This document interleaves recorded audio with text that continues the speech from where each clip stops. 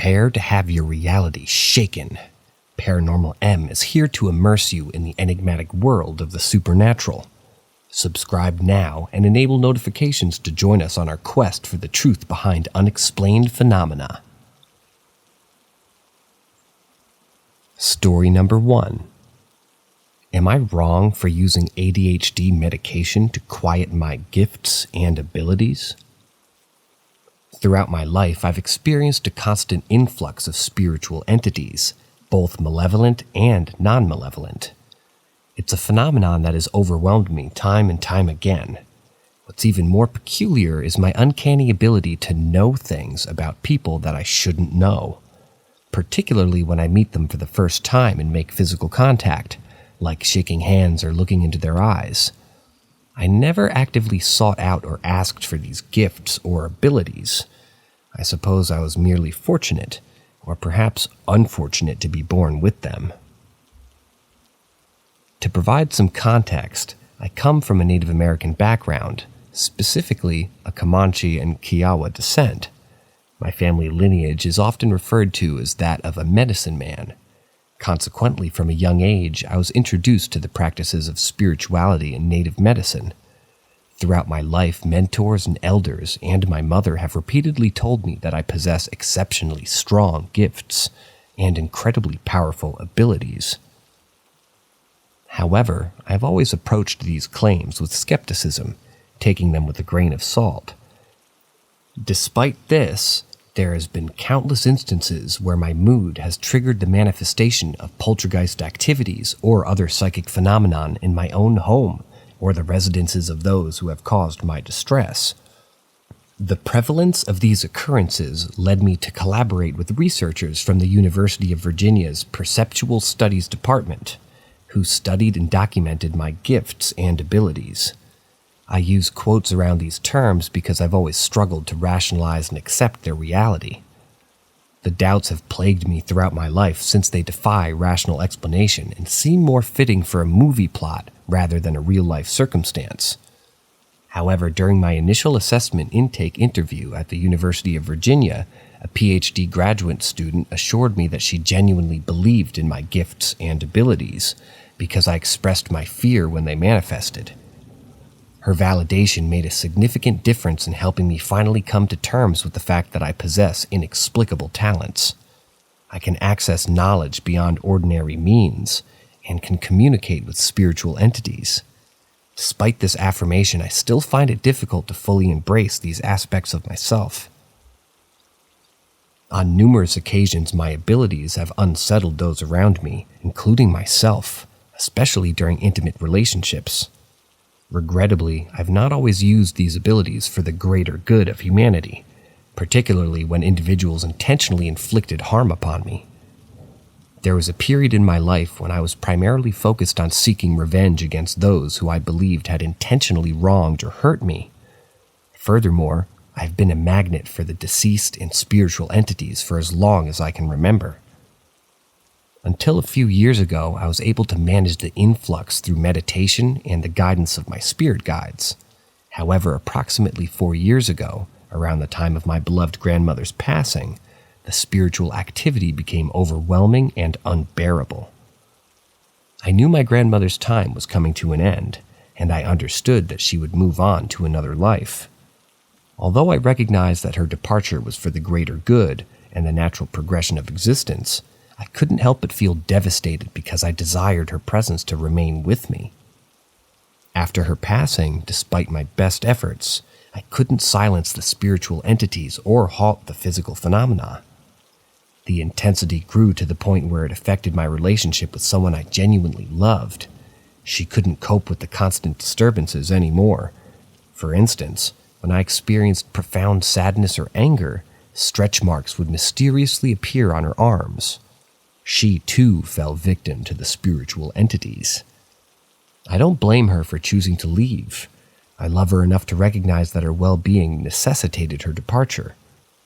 As these events reached a climax, I stumbled upon an article discussing how some individuals lose their gifts or abilities while using ADHD or other mental health medications. I also recalled that during high school and college, when I was prescribed Ritalin for my ADHD, my gifts and abilities were relatively manageable.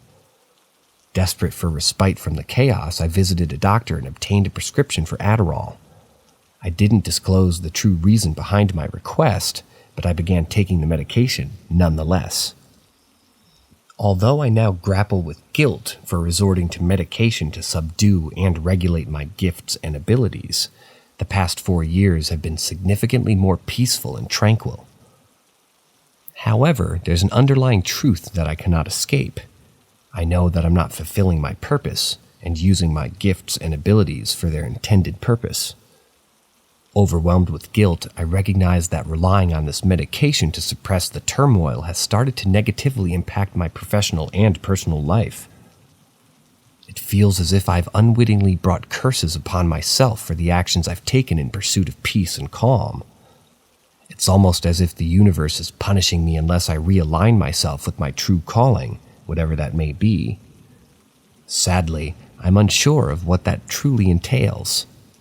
Throughout my life, I've been repeatedly told that I'm here to help and heal both individuals in the physical realm and those in the spiritual plane. Nevertheless, I never sought these abilities or responsibilities that come with them. I never asked for any of it, and truthfully, I doubt whether I deserve such a tremendous burden. I am aware that many people would cherish having what some refer to as psychic gifts and abilities. To them, I would caution, be careful what you wish for. Little do they know that they may already possess such abilities, but have yet to uncover them fully. Personally, I despised glimpsing at someone and instantly knowing that their spouse, parent, or significant other was subjecting them to physical abuse. How many times did I embarrass myself by approaching a stranger, reassuring them that they didn't have to remain a victim, urging them to seek help, only to face their bewildered gaze as they questioned how I knew the secrets of their private lives. I loathed witnessing people's impending deaths, undiagnosed illnesses, or disastrous choices concerning major life decisions. It was tormenting to perceive all their fears, doubts, and vulnerabilities. Above all, I detested the relentless battles with malevolent entities and the awkward explanations of poltergeist and psychokinesis phenomenon that ensued wherever I entered a new relationship. Hence, my decision to seek refuge in ADHD medication. I confess that I now bear the weight of guilt for utilizing this medication to maintain a semblance of peace and tranquility over the past few years. Truth be told, I fear my own abilities. I've always been afraid of them too. Consequently, I'm at a loss as to how to proceed from here. I mean, I do know what I should do, but I lack the knowledge of how to accomplish it. Furthermore, I'm keenly aware that time is not on my side. Individuals with these gifts and abilities often take on the issues that plagued the deceased during their lifetime, such as disease and depression. I know there will be someone reading this who has experienced the same struggles and doubts that I'm currently enduring.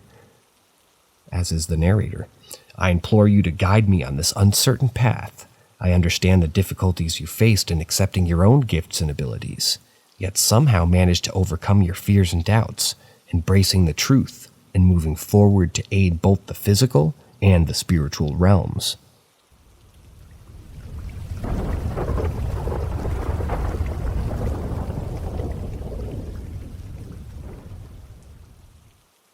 Story number 2. I saw the moon disappear. It was a memorable night on August 14th, 2021, etched vividly in my mind forever. The clock struck approximately 11:12 p.m., and my boyfriend and I found ourselves driving home, engulfed by the darkness of the late hour. Little did we know that this ordinary drive would soon lead us to witness an extraordinary event, an inexplicable disappearance of the entire moon. The moon that night was a breathtaking waxing crescent, almost on the cusp of being completely full. However, as we gazed upon its luminous beauty, an astonishing phenomenon unfolded before our eyes. The bottom portion of the moon began to vanish gradually, as though a celestial eclipse was taking place. Filled with a surge of excitement, I pleaded with my boyfriend to pull over, craving the opportunity to closely observe this awe-inspiring occurrence. Even though I was unsure if an eclipse was scheduled for that particular night, mind you. Unable to contain my curiosity, I swiftly took out a pen and paper, noting the precise time and date, August 14th, 2021, at approximately 11:12 p.m. Little did I know that this impulsive act would become a point of amusement for me later, as I chuckled at my own inclination to record the event immediately as it transpired. Driven by a mix of excitement and confusion, I turned to the trusty search engine on my smartphone, hoping to uncover information about a lunar eclipse scheduled for that night. Yet, to my astonishment, my searches yielded no results. My mention of a lunar eclipse on August 14th, 2021 emerged from the depths of the internet. Undeterred, I embarked on an exhaustive search, typing in various combinations of keywords in a desperate attempt to unveil any hidden information regarding this enigmatic lunar event. To my disappointment, every search ended in frustration as the screen remained devoid of any relevant details. Even when I consulted the official NASA pages, renowned for their wealth of astronomical knowledge, I found no mention of a lunar eclipse occurring on that particular night.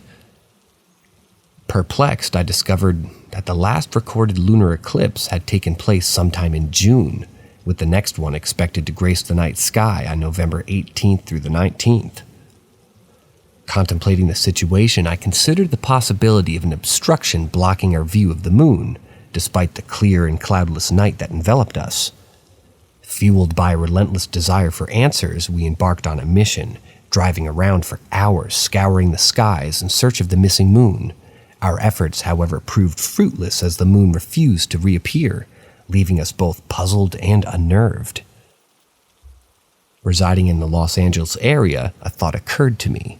I turned to the realm of social media, specifically Twitter, to gauge whether anyone else had encountered a similar experience. Scrolling through the platform, I stumbled upon a handful of tweets from individuals residing in the surrounding areas. They too claimed to have witnessed a disappearance of the moon, albeit a few nights prior. These tweets added an additional layer of intrigue to the mysterious occurrences that we had witnessed.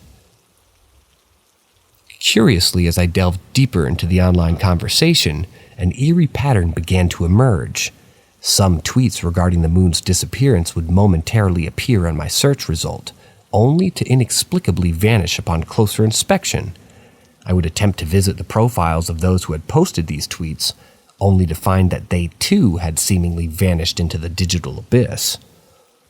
Even when I retraced my steps and conducted repeated searches, these elusive tweets and their creators remained elusive, their existence swallowed by the depths of cyberspace. A disconcerting realization took hold.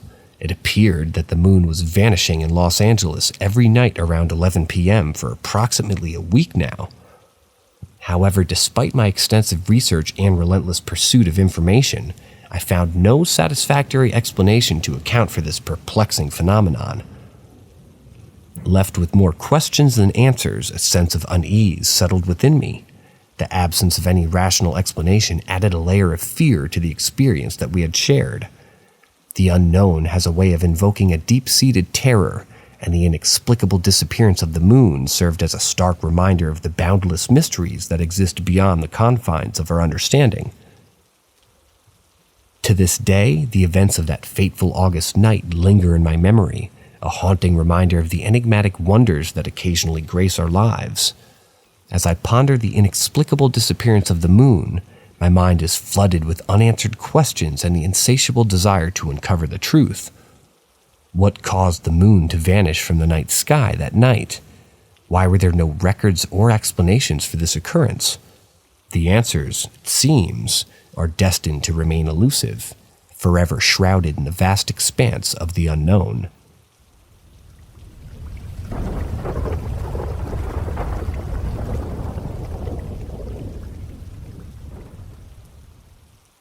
Story number 3. Weird photo from Monk's Kirby. So there's this story that's been lingering in my mind for quite some time. It's about a peculiar photograph that I came across when I was younger. The memory of it stayed with me all these years, and I've been meaning to share it in detail in hopes of unraveling its mystery. Let me take you back to that particular moment. I remember it like it was yesterday. We were on a family trip, exploring a new place and creating memories together. As we wandered around capturing the beauty with our camera, I couldn't wait to see the photos. Being the impatient child that I was, I nagged my mom relentlessly, urging me to let me be the first one to look through the pictures. Finally, the moment arrived. I eagerly scrolled through the shots that we had taken, and amidst all the orbs and interesting sights, one photo in particular caught my attention. It was a photograph with a peculiar white blob occupying a significant portion of the frame. My initial reaction was a resounded, "Whoa!" I couldn't believe my eyes. Curiosity got the better of me, and I promptly handed the camera to my mom and sister, who stared at the photo in astonishment. What made it even more bewildering was the fact that this picture had been taken from inside the car, through the window. The little sliver in the bottom left corner resembled the car's mirror, forming a distinctive, outside of a parenthesis shape. The photo fascinated me to the extent that I printed a copy and profoundly brought it to my primary school, eager to share my extraordinary find with my friends. However, as time went on and I grew older, the photograph seemed to disappear. Despite my best efforts to locate it, I couldn't find it anywhere for years. It was a frustrating experience for sure, especially since the camera that had been used for numerous holidays, leading to the deletion of old photos to make space for new ones. During my teenage years, I became increasingly obsessed with the lost photo. I believed that it must hold some sort of significance, and I would frequently implore my mom to revisit the location so I could take more photos and explore further. However, she was hesitant due to the unsettling vibes she experienced during our initial visit. Yet, I managed to convince her on a few occasions, albeit mostly during daylight hours, but those subsequent visits yielded no results as well. I couldn't capture anything remotely similar to that enigmatic image. Months ago, the memory resurfaced in my mind once again, and I decided to confront my mom about it. To my surprise, she mentioned that she might have emailed a photo to a friend. Intrigued by the revelation, I immediately drove into her email account, fervently searching for any trace of the missing photograph. And voila! After literal years of searching, I finally found it. I couldn't believe my luck. Now here I am, a 21-year-old, with this long-lost photo back in my possession. However, rediscovering it didn't bring the relief or closure I had anticipated. Instead, it left me with an overwhelming sense of uncertainty, unable to explain the peculiarities captured in that particular image. I found myself leaning toward the idea of the paranormal. I'm no expert, and without a plausible explanation, I can't help but wonder if there's something otherworldly about it. In my quest for answers, I decided to reach out to a random YouTube channel that specialized in covering ghostly encounters and unexplained phenomena. Eagerly, I sent them the photo, hoping for some insights or explanations. Unfortunately, I received no response, leaving me somewhat disheartened.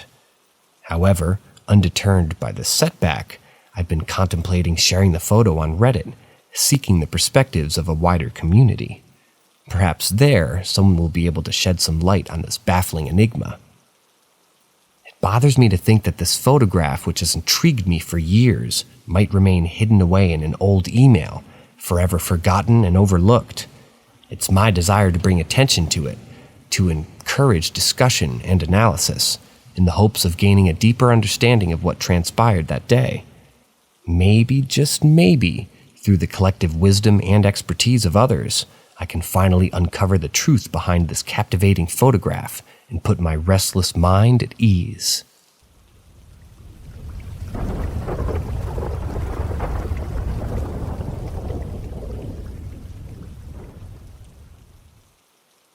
Story number 4. Creaking mattress and crawling noises. The incident with the creaking mattress had already left me on edge, and now my sister's account of the crawling noises only added to my growing unease. I couldn't shake off the feeling that something inexplicable was happening in our house, something beyond the realm of logical explanation. Despite my initial skepticism, my sister's genuine fear and the vividness of her description made me reconsider. She recounted how she had heard distinct thumping sounds, as if someone or something was dragging itself across the floor. The thought sent shivers down my spine as I imagined the eerie scene that she must have encountered outside the bathroom. The house itself had a history that whispered tales of strange occurrences. Local legends spoke of restless spirits and unexplained phenomena that had taken place within its walls. While I had always dismissed such stories as mere superstition, the recent events compelled me to confront the possibility that there might be more to them than I'd previously believed. With a mixture of trepidation and curiosity, I decided to dig deeper into the house's past. I spent hours scouring through old records, newspapers, and online archives, searching for any clues that might shed light on the mysteries that seemed to envelop our home.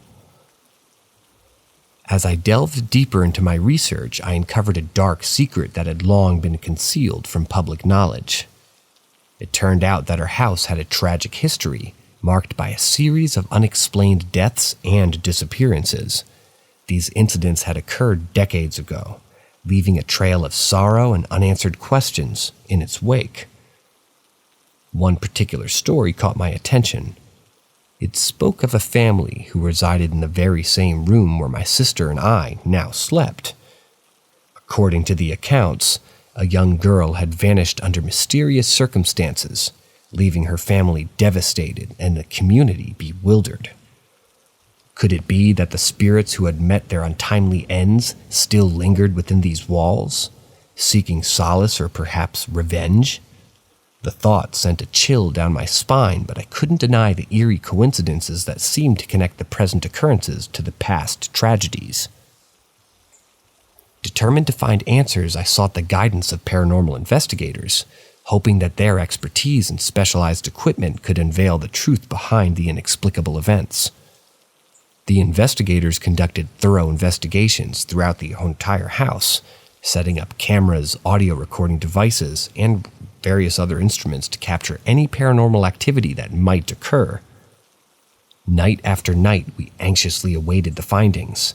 As the investigators reviewed the collected evidence, a sense of anticipation filled the air. Finally, they presented us with their conclusions. The audio recordings contained faint whispers, unintelligible voices that echoed through the silence of the night. The cameras had captured fleeting shadows moving across the room, their forms barely distinguishable but undeniably present. The investigators confirmed that the house exhibited signs of supernatural activity, validating our experiences and fears. Armed with this newfound knowledge, we faced a difficult decision. Should we flee from the house, seeking refuge in a place untouched by the ethereal? Or should we confront the spirits head-on, determined to bring peace to their restless souls? In the end, we chose the latter. We embarked on a journey of spiritual exploration, seeking guidance from mediums, conducting cleansing rituals, and attempting to establish communication with the otherworldly entities that shared our home with us. It was a daunting and often terrifying path, but one that we felt compelled to take.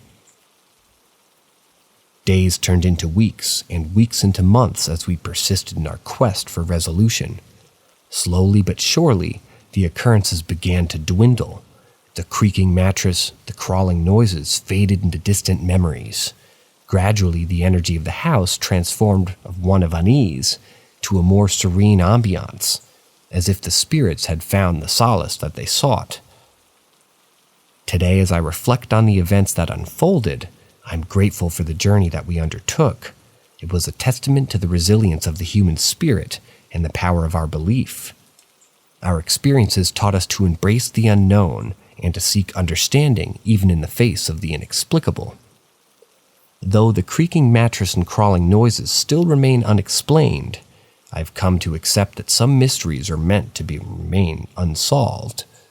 Perhaps it's in these enigmas that the true essence of life resides, reminding us of the boundless wonders that exist beyond the realm of comprehension.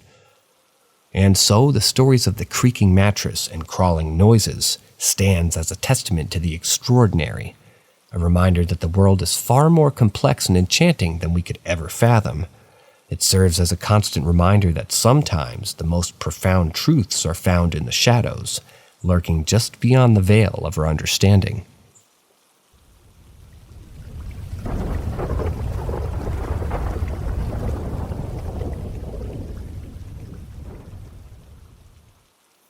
Story number 5. Unexplained experiences throughout my life, with the most recent occurring now. Let me begin by sharing my most recent experience, which has left me perplexed and somewhat unnerved. As an artist, I have a small black Christmas tree adorned with battery-powered purple lights on my art desk. It's been a festive addition to my workspace for several years without any peculiar incidents, until recently. On the first day of setting up the tree, the lights abruptly went out, signaling the demise of the batteries. Being a chronic procrastinator, I neglected to replace them promptly. However, to my surprise, the following night at precisely 2:45 a.m., the tree's lights unexpectedly flickered on, emitting a vibrant glow that lasted for a full minute. I brushed it off as a coincidence, assuming the batteries still might have a faint trace of power. When I attempted to switch the lights back on, they remained unresponsive. Considering it a mere fluke, I dismissed the incident as a whole. Yet, it continued to occur with astonishing regularity. For the first 3 nights, at the exact stroke of 2:45 a.m., the lights reignited, bathing the room in their ephemeral radiance before plunging into darkness once more. The 4th night, my husband, who had a night shift scheduled the following day, happened to be awake with me when this inexplicable phenomenon transpired. He witnessed it for the first time, assuming I had replaced the batteries unbeknownst to him. However, the truth was that I had not purchased any replacements yet, and her home was devoid of a spare battery. I recounted on how this nightly occurrence has been transpiring consistently, and while he believed me, he also expressed skepticism about the exact timing. Nonetheless, his skepticism was challenged the following night, as he was once again present when the tree illuminated at that precise hour. To clarify, the tree's lights are equipped with a simple on-off switch, devoid of any timer or programmed mechanism, leaving me perplexed and unable to offer a rational explanation. To my dismay, my husband, formerly a staunch skeptic, proposed a theory that struck me deeply. He suggested that perhaps the timing of these events correlated with the time of my father's passing earlier this year. My father had lived in the apartment above ours, and unfortunately, the coroner didn't provide an exact time of death. Although my father's passing had already brought immense grief, this particular hypothesis intensified my emotional distress. The notion that my father's spirit or some other supernatural force might be influencing the behavior of the tree was a disconcerting thought, one that I found difficult to grapple with. Moving on to a previous occurrence which unfolded a few months before my father's demise, and just weeks prior to the loss of our beloved dog. As a night owl, I frequently found myself engrossed in art projects or engrossed in books until the early hours of the morning, eventually retiring to bed around 6 a.m. During one such late-night episode, I was diligently drawing in the living room, while my husband peacefully slumbered in the bedroom. Our loyal companion Misty, our faithful canine companion, joined me, as she always did. Suddenly, we both heard a series of hurried footsteps echoing from behind the closed door, reminiscent of someone rushing to reach it. Startled, Misty reacted instinctively, her fur standing up on end as she sprinted towards the door. Initially, I presumed my husband had an urgent need to use the bathroom, prompting his hasty approach. However, much to my bewilderment, the door never swung open. I cautiously proceeded to check on my husband, only to find him sound asleep in bed. Perplexed, I rationalized that he must have been sleepwalking, and I resumed my artistic endeavors. Yet to my astonishment, the energy in the room felt different, as if a presence lingered in the air. Misty, usually an exuberant and fearless dog, now cowered in the corner, her tail tucked between her legs. Concerned, I decided to investigate further. Leaving my art supplies behind, I cautiously ventured into the hallway. following the path where the footsteps had seemingly disappeared. The house was silent, the only sound being the faint hum of the refrigerator in the kitchen. I felt a chill run down my spine as I reached the closed door leading to the basement. It was a part of the house I rarely visited, as I held a sense of mystery and apprehension towards it. Summoning my courage, I turned the doorknob and descended the creaking stairs. The musty smell of the basement filled my nostrils, and the dim light bulb flickered overhead. As I reached the bottom step, I noticed a peculiar draft, as if a window had been left open. However, all the windows were securely shut, leaving me puzzled. I cautiously walked further into the basement, my footsteps echoing on the cold concrete floor. It felt as if the temperature dropped several degrees, and an eerie silence enveloped the space. Then, in the corner of the room, I noticed an old wooden chest covered in dust and cobwebs. It seemed out of place, as if it had been forgotten and neglected for years. Curiosity overwhelmed me, and I approached the chest, wiping away the thick layer of grime. As I opened it, a rush of emotions washed over me. Inside were old photographs, handwritten letters, and trinkets from the past. It was a treasure trove of memories belonging to someone who had once inhabited this house. In that moment, it became clear to me that there was more to this house than met the eye.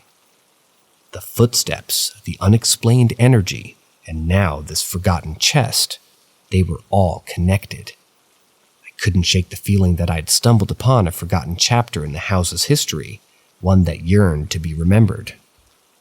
With a renewed sense of determination, I delved deeper into the mysteries of this house. I researched its history, spoke to longtime neighbors, and even visited the local library to search for clues. As the pieces started to come together, a story began to unfold, a tale of love, loss, and unfinished business. It turned out that the house had once been home to a young couple, Sarah and William, who had lived there in the early 1900s. Tragedy had struck their lives, leading to their untimely separation. Sarah, unable to move on, had remained in the house, her spirit forever tied to its walls. As I dug deeper into their story, I discovered that Sarah had loved to paint. She had an artist's soul just like me. It seemed that our paths had somehow intertwined, bridging the gap between the past and present. With a newfound purpose, I decided to honor Sarah's memory and help her find peace. I dedicated myself to restoring the forgotten chest, carefully preserving the memories that it held. I also set up an art studio in the basement, a space where Sarah's spirit could find solace and create once again. As days turned into weeks, and I immersed myself in Sarah's world, the house began to change. The energy shifted from one of restlessness to one of tranquility. The footsteps ceased, replaced by a sense of calm. One evening, as I sat in the basement surrounded by Sarah's paintings and my own, I felt a presence beside me. I glanced up to see a faint ethereal figure, a woman with a gentle smile. It was Sarah, finally at peace. In that moment, I knew that my journey had not only brought closure to Sarah, but also to myself. I had discovered the power of connection, the ability of art and history to transcend time, and as I continued to paint in the basement, I couldn't help but feel grateful for the enigmatic footsteps that had led me on this extraordinary path of discovery and healing.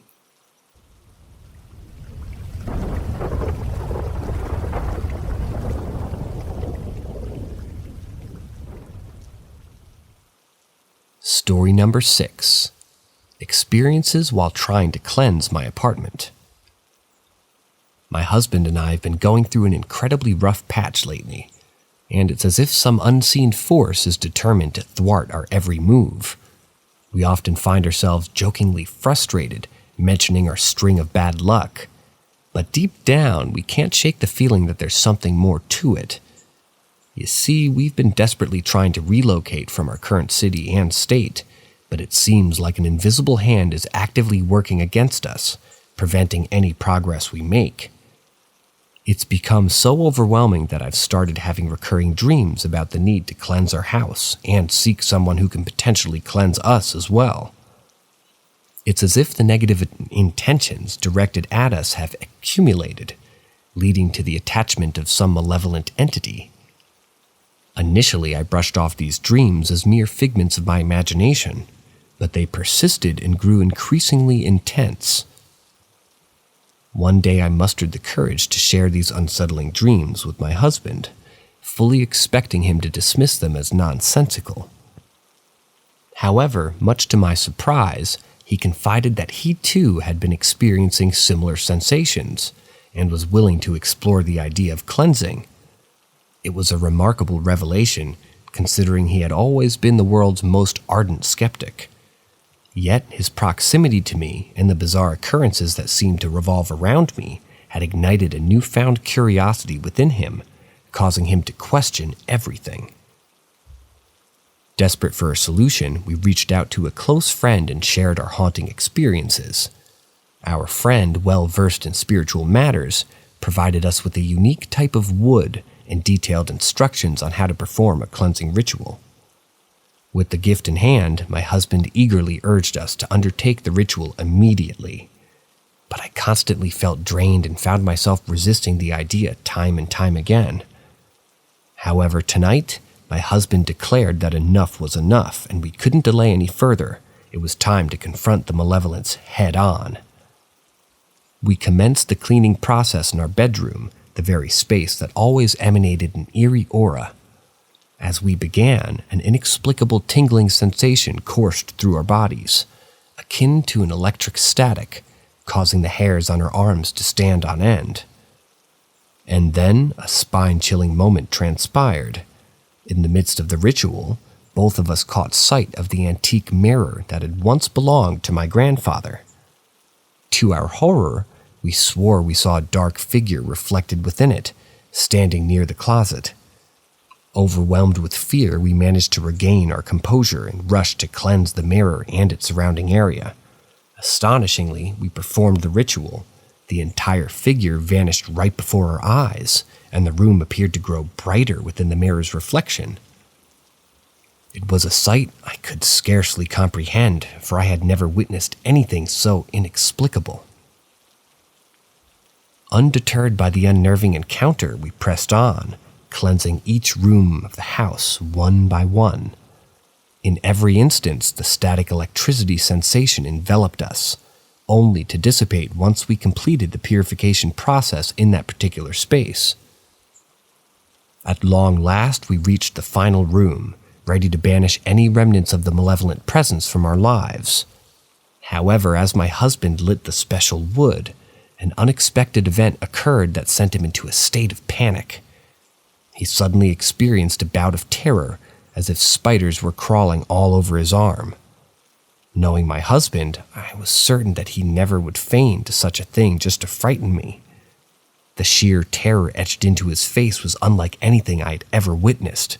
Lasting only about 20 seconds, his panic subsided after he frantically swatted at his arm, as though attempting to dislodge the imaginary spiders. He later confided that it was the most bizarre experience he had ever encountered. He insisted that in that moment, he had seen an enormous spider on his arm, yet simultaneously, it had not been there at all. We hastened to complete the cleansing in the room and subsequently the entire house. Although my husband remained shaken for quite some time, I could tell that something profound had shifted. The apartment now exuded an inexplicable lightness that I'd never fully grasped until that moment. It was as if a heavy burden had been lifted, and the reference to the space feeling lighter suddenly made perfect sense. Now, dear reader, I implore you for your insight. Have you ever come across such extraordinary occurrences? Is there any knowledge that you possess that could shed light on our experiences? We're contemplating and conducting the cleansing ritual a few more times, just to ensure the malevolent entity has truly been banished from our lives. Any guidance or advice that you can offer would be greatly appreciated as we strive to navigate this extraordinary journey towards liberation and peace.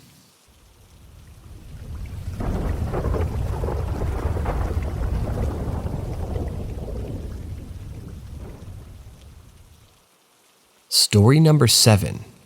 A Visit for a Tragedy. When I was just a young child, I had the privilege of hearing a captivating story from my beloved step-grandfather. He resided in the vibrant city of Albuquerque, New Mexico, and his tales always had a way of capturing my imagination. Today, I shall retell this particular story from his perspective, hoping to bring us closer together through this shared experience. Many years ago, my wife and I returned home after a delightful evening of revelry with our friends. Despite the lateness of the hour, I decided to indulge in one last drink before retiring to bed. Sneaking quietly out into the backyard, I relished the soothing moonlight as I savored the taste of my chosen libation.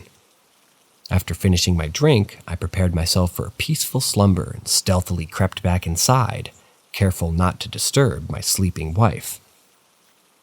As I settled into bed, on the cusp of falling into a blissful sleep, I was suddenly startled by the creaking sound of my bedroom door opening.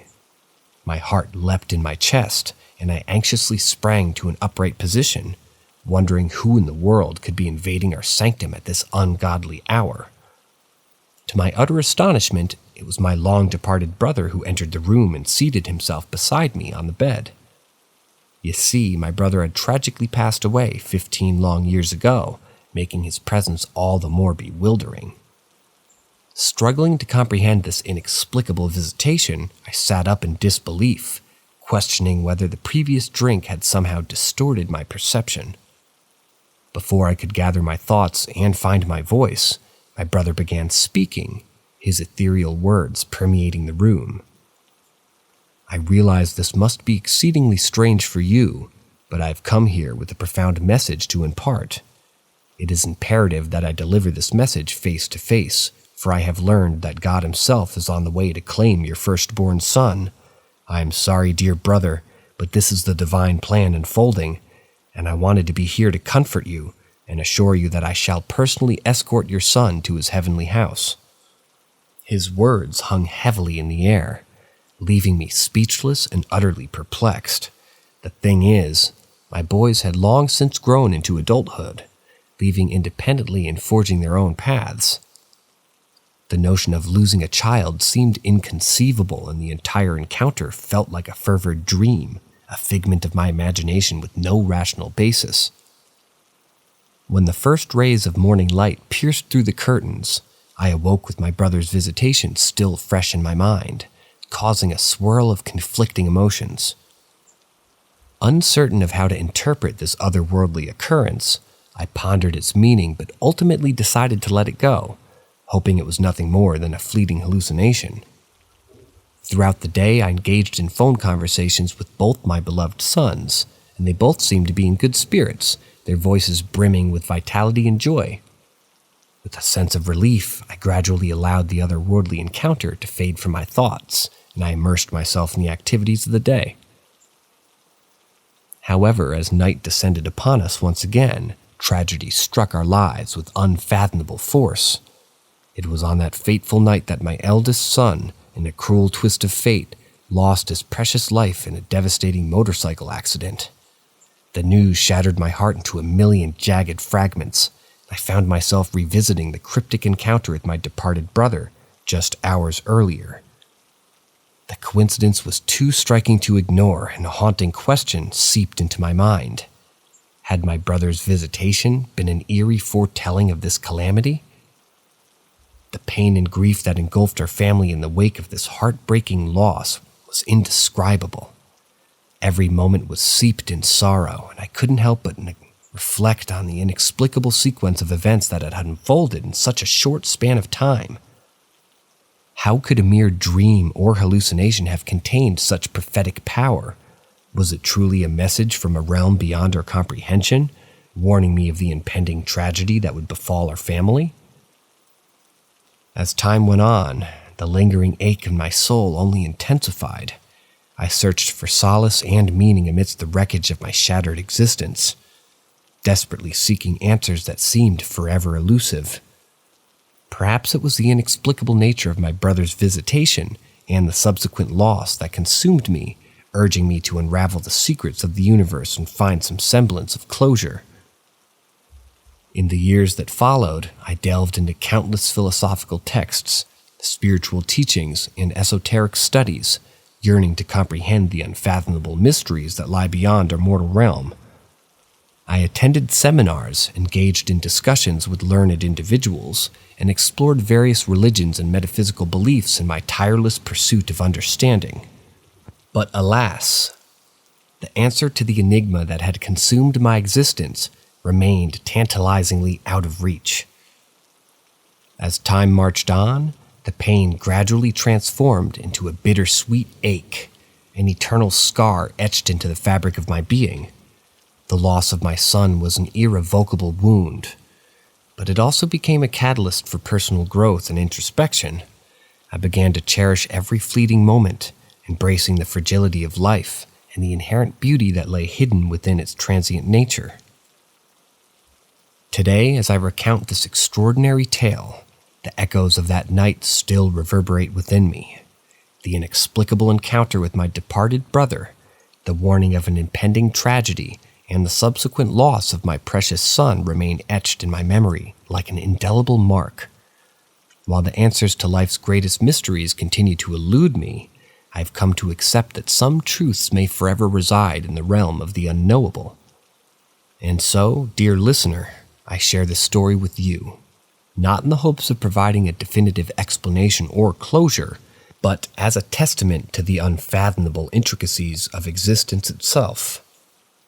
Life, as I've come to realize, is a tapestry woven with both joy and sorrow, laughter and tears, and the unyielding bonds that connect us all. As we navigate this enigmatic journey, we may find solace in the inexplicable and strength in the face of life's most profound uncertainties.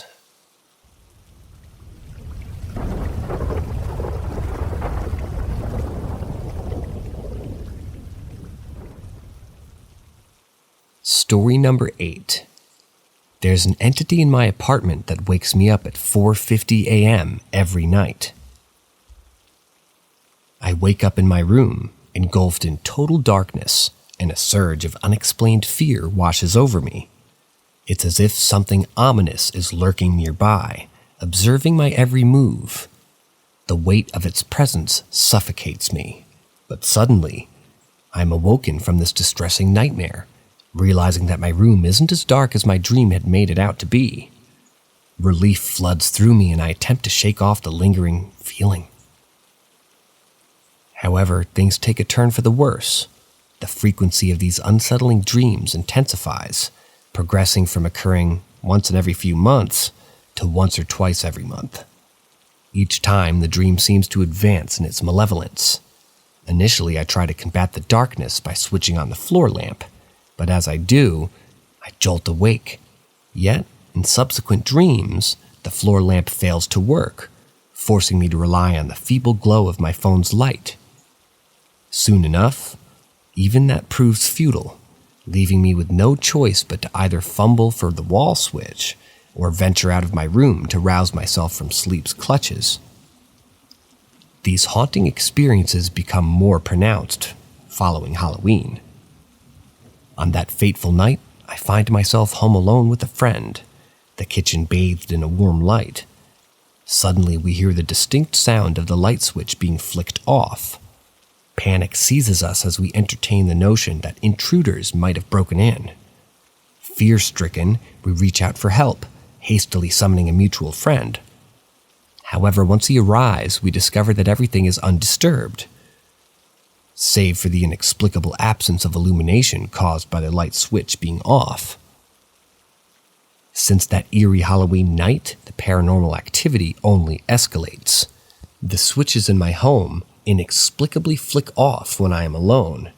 Doors swing open and slam shut in the dead of the night, and one particularly chilling instance involves a candle spontaneously bursting into flames. These occurrences coincide with the exasperation of my dreams, which grow increasingly sinister with each passing night. Desperate for answers, I start keeping track of the time of these unsettling incidents. To my astonishment, they consistently manifest between the hours of 4:50 a.m. and 5 a.m. There was one exception, a solitary instance at 5:50 a.m. when I happened to be sleeping in a different room. This peculiar consistency further fuels my trepidation. The nightmares and nocturnal terrors reached their zenith last month, coinciding with my decision to rearrange the furniture in my room, including moving my bed to a new location. As if the ethereal entities resent the intrusion upon their domain, they retaliate with unrelenting torment. The dreams now morph into bouts of sleep paralysis where I find myself imprisoned in a state of immobility, accompanied by eerie glimpses of dark shadows lurking just beyond my field of vision upon awakening. Last night, an insomnia held me captive. Sleep evaded me until 4 a.m. Succumbing to the mounting anxiety, I reluctantly ingested a melatonin pill, a desperate attempt to stave off the impending dread associated with the approaching 4:50 a.m. mark. As I slowly drifted into slumber, my eyelids fluttering, I happened to catch a glimpse of my room with a slightly ajar view. To my shock, I witnessed a human-like shadow materialize, emerging from the very wall adjacent to my bed and stealthily traversing the expanse of my room. My heart leaps into my throat, and with sheer instinct, I lunge to the floor light, illuminating the room in an instant. But as the warm glow bathes the space, there is no trace of the shadowy figure. Nonetheless, the lingering sensation of being watched persists. Entwined with an inexplicable dread, the clock reads 4:10 a.m., and my pulse races. Today, my mother gathers her friends in the kitchen, their laughter and conversation temporarily alleviating the tension that permeates our home. However, in a horrifying twist of events, a glass suddenly shatters into a myriad of shards, seemingly without cause or warning. Even my mother, someone notoriously skeptical about such supernatural phenomena, cannot deny the mounting evidence before her eyes. Intrigued and disturbed by my accounts, she begins contemplating the idea of seeking assistance from a priest, hoping that a spiritual intervention might bring an end to the relentless disturbances plaguing our lives. As we share our experiences, it becomes evident that she too has been jolted awake at precisely 5 a.m. on numerous occasions, adding yet another perplexing layer to this chilling enigma that has ensnared our household.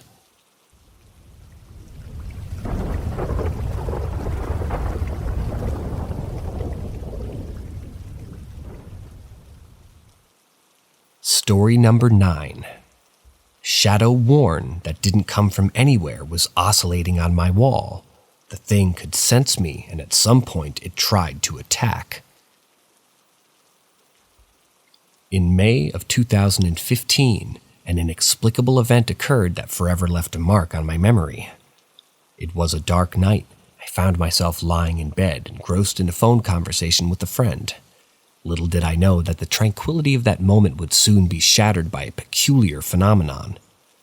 As I chatted away, my gaze inadvertently shifted toward the wall in front of me. To my astonishment, I noticed a faint worm-like shadow moving in a strange, oscillating manner. Perplexed by this bizarre occurrence, I couldn't help but exclaim, "What on earth is that?" Sharing my bewilderment with my friend, they suggested that it might be a spider web. Curiosity piqued, I cautiously approached the enigmatic shadow, only to witness a surprising reaction. As I drew closer, it seemed to sense my presence, and instead of retreating, ascended toward the ceiling with remarkable speed.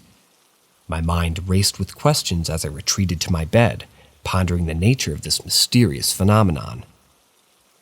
However, when I glanced back at the wall, much to my astonishment, the shadow had returned to its original position, oscillating just as before. Determined to uncover the source of this strange spectacle, I grabbed a whisk and patiently awaited the shadow's midpoint in its oscillation. Swiftly, I placed the whisk over the shadow, hoping to capture or disturb it in some way. To my dismay, the shadow remained unperturbed, unfazed by my feeble attempts to interfere with its presence. Realizing that the shadow must originate from an object or entity, I pondered its elusive nature. In an attempt to unveil its origin, I decided to darken the room by switching off the light and resorting to the illumination of my phone. Much to my surprise, the shadow persisted, unaffected by the change in lighting conditions.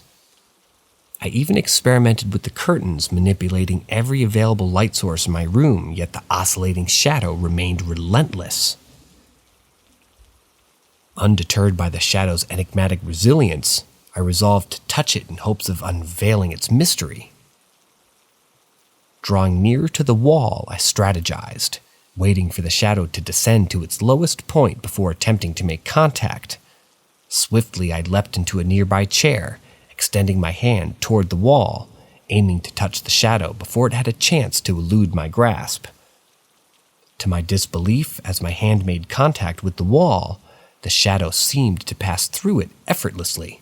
Astonished, I observed as the shadow materialized above my hand when it rested against the wall, only to vanish instantly when I slowly withdrew my hand, leaving a mere 2 to 3 centimeters of separation. Such an inexplicable occurrence defied any logical explanation, for no light source at my disposal could account for this strange phenomenon. At this juncture, I resigned myself to the fact that my life would now be perpetually intertwined with the presence of this shadow worm, ceaselessly oscillating upon my wall. Though I had found an odd sense of tranquility in accepting its existence, an insatiable curiosity lingered within me, urging me to explore further before surrendering to sleep. Remarkably, as the shadow approached the ceiling, in its oscillating trajectory, its movement transformed into a serpentine dance, remarkably swift and elusive. I observed this peculiar behavior from the vantage point of a chair, standing on its sturdy foundation and cautiously reaching toward the ceiling, my hand extended. Anticipating the shadow's arrival, I instinctively withdrew my hand in a swift motion, and to my astonishment, a portion of the shadow detached itself from the wall, almost as if it were trying to pursue me. It lasted only a moment, a mere centimeter of separation, but it was a pivotal moment that sent shivers down my spine. In that fleeting instance, I bore witness to a shadow that lacked any discernible surface behind it, an anomaly that filled me with an overwhelming sense of fear. Sleep should have been an impossibility after such a harrowing encounter, but exhaustion eventually overpowered my racing thoughts. Despite the lingering unease, I reasoned that if the shadow had intended to harm me, it could have easily done so already. Drifting into an uneasy slumber, I experienced haunting dreams plagued by the image of this enigmatic shadow.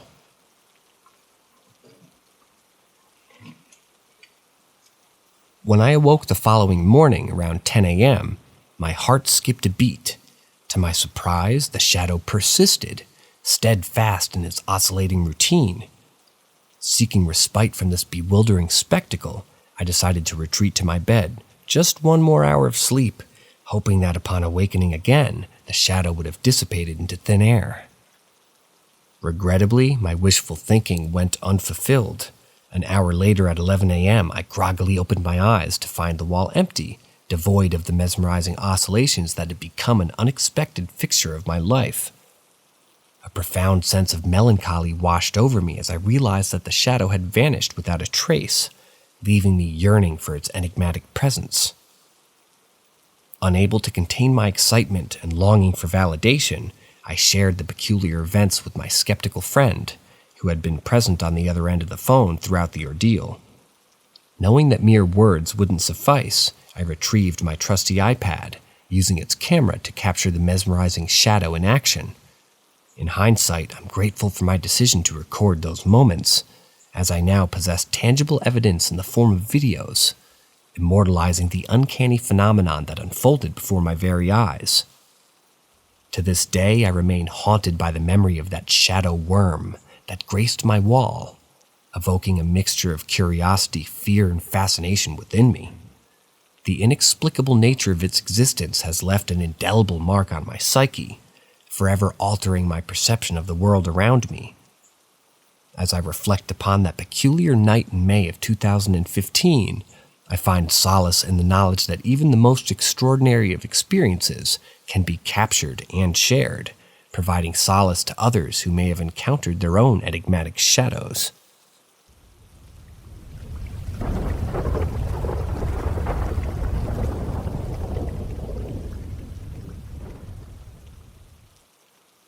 Story number 10. Graveyard Sickness. Recently, I had a rather peculiar experience during one of my classes. To my surprise, it was held in a cemetery. You see, we had the unique opportunity to meet with a guest speaker who would enlighten us about the notable individuals laid to rest in the hallowed ground. Although the prospect of exploring a cemetery might sound eerie to some, the program was designed to focus on the remarkable achievements of those interred there, rather than delving into anything gory or unsettling. However, as soon as we arrived at the cemetery, strange occurrences began to unfold, sending a shiver down my spine. One of my colleagues suddenly fell ill, her condition rapidly deteriorating to the point of near unconsciousness. Concerned for her well-being, she had no choice but to retreat to her car to rest. Moments later, another classmate experienced a bizarre transformation. His complexion drained of all color, leaving him as pallid as a sheet of paper. The poor soul began swaying precariously before succumbing to gravity, prompting a group of us to rush him to his aid and prevent him from hitting the ground. As you can imagine, tension filled the air at this point, yet despite the growing unease, the program persevered. It was during this unsettling period that a fellow student voiced her worries about the possibility of some sort of noxious gas or toxic air affecting our class, attributing the sudden illnesses to an environmental factor. Although the rest of us had not yet experienced any discomfort, I noticed that several other of my classmates, who were typically blessed with sun-kissed tans, owing to their coastal proximity, were gradually assuming a deathly pallor of gray and white. In fact, they were beginning to resemble the man who had fainted moments earlier. As we ventured deeper into the cemetery, the atmosphere became even more ominous. From the surrounding forest, we could hear the distant, bone-chilling screams of a woman. What perplexed us further was the fact that we were mere miles away from any schools or playgrounds. Residing in an area characterized primarily by a series of segregated graveyards. Stretching as far as the eye could see, there were at least 2 or 3 miles of graves, creating an ethereal landscape. I must admit, I myself became disoriented that day, wandering aimlessly for a good 20 minutes while deliberately attempting to locate my classmates on the main road. However, my efforts were in vain, and the only soul I encountered during that time was a woman walking her dog. These cemeteries were ancient, their occupants long forgotten by the living, resulting in few visitors aside from historians and genealogists. Curiously, our guest speaker seemed entirely oblivious to the haunting cries emanating from the depths of the forest.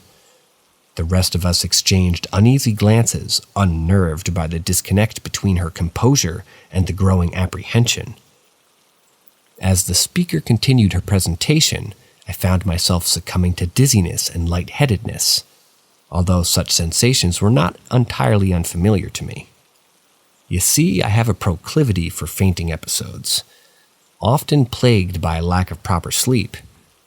However, what puzzled me the most was that my previous healthy classmates, who have never experienced such medical conditions or fainting spells, were now suffering alongside me. They were individuals of slender build and robust health, ruling out any psychological causes.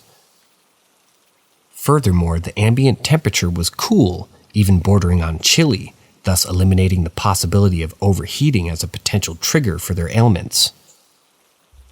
As I pondered this perplexing turn of events, I couldn't help but associate it with the proximity of Halloween, a time when folklore suggests that the boundary between our world and the next becomes thin, allowing for supernatural phenomenon to manifest more easily. In an attempt to gain some clarity, I resorted to the infinite wisdom of the internet, conducting a thorough search, Much to my surprise, I discovered that fainting episodes within graveyards are not as uncommon as one might think. This revelation left me yearning for a plausible explanation, whether it be rooted in the natural or the supernatural realm. So, dear listener, I implore you, do you possess any knowledge or insights that could shed light on this mystifying phenomenon? Is there a logical reason behind these synchronous episodes of pre-syncope and syncope? Or are we at the mercy of forces beyond our comprehension?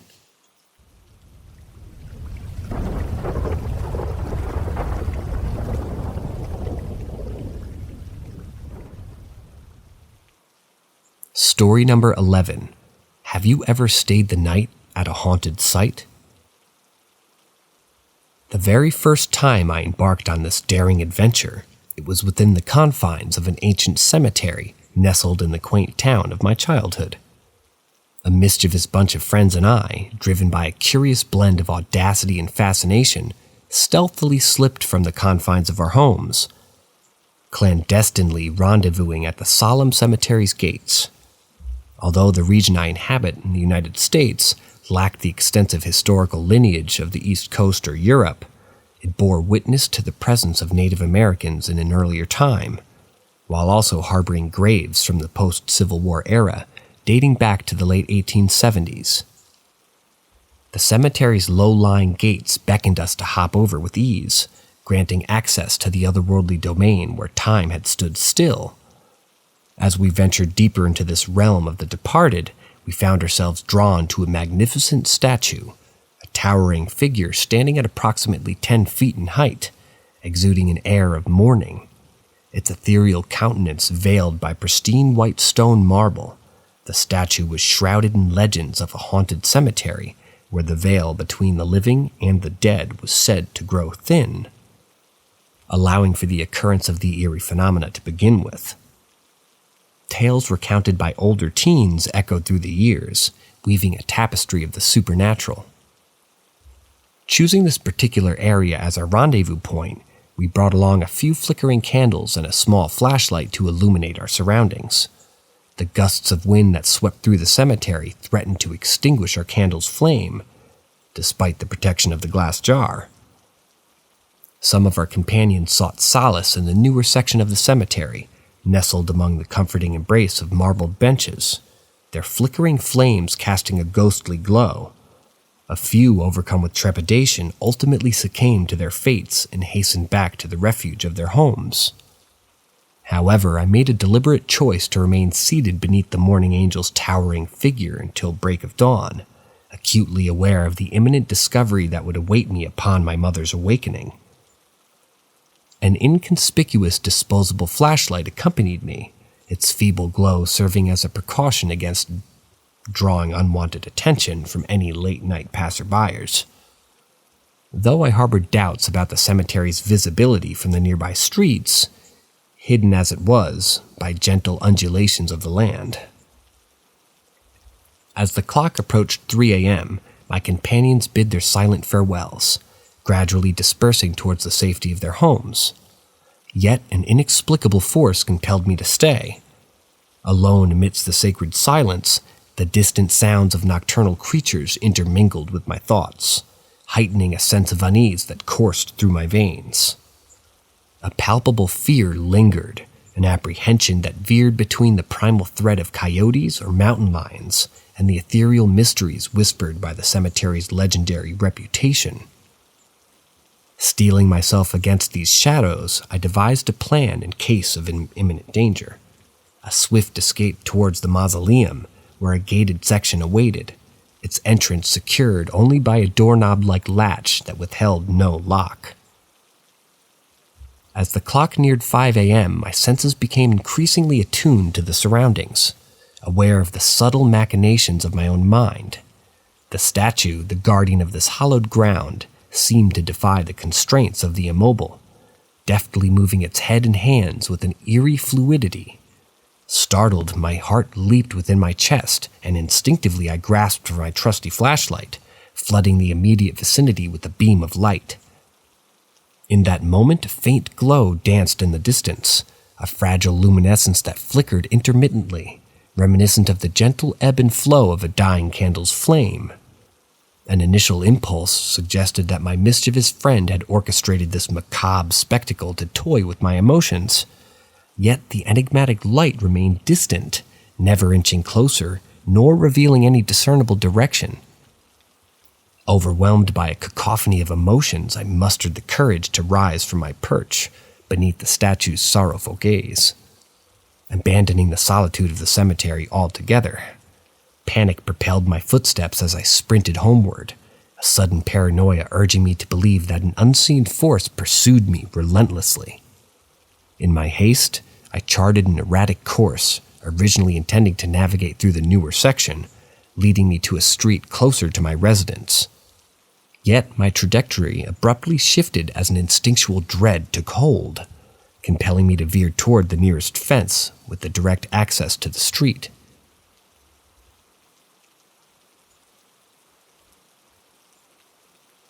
In the throes of this desperate escape, I momentarily disregarded the fact that this particular section harbored an aged chain-like barrier, necessitating another swift change in any direction. An indomitable force tugged at my subconscious, as if the cemetery itself sought to ensnare me within its timeless embrace. Struggling against the unseen adversary, I vaulted over the wrought iron fence, spurred on by an urgency that forbade me to look back, consumed by an unyielding terror that engulfed my whole being. Arriving at the opening of my street, I came to an abrupt halt, feeling the world spin around me. An overwhelming nausea threatened to overcome me as my mouth turned arid, a stark contrast to the cascading sweat that drenched my body. Gasping for breath, I doubled over, my heart pounding incessantly within my throat. Every fiber of my being yearned to expel the anguish, yet I restrained myself, acutely aware that any sound might betray my presence. Mustering the last shreds of composure, I proceeded homeward, a spectral figure veiled by a cloak of darkness.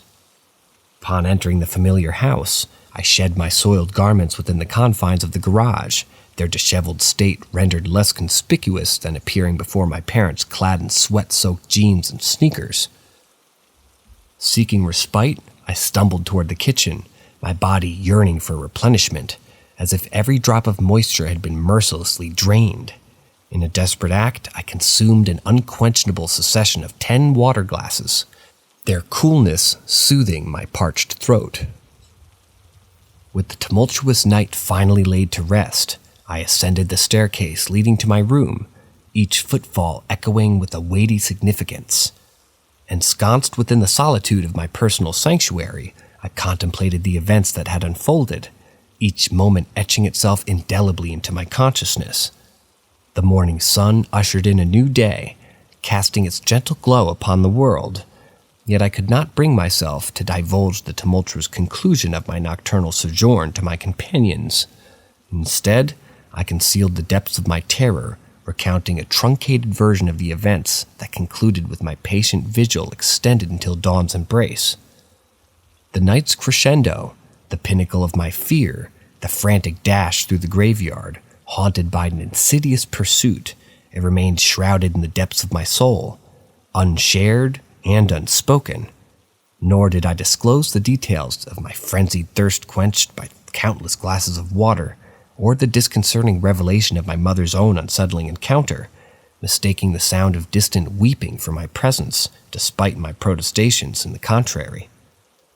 In silence, I bore the weight of this nightmarish experience, weaving its memories into the tapestry of my existence, and thus, a secret chapter of my youth remained forever etched within the confines of my heart, an enigmatic tale that would continue to flicker its flame of mystery, forever burning in the depths of my being.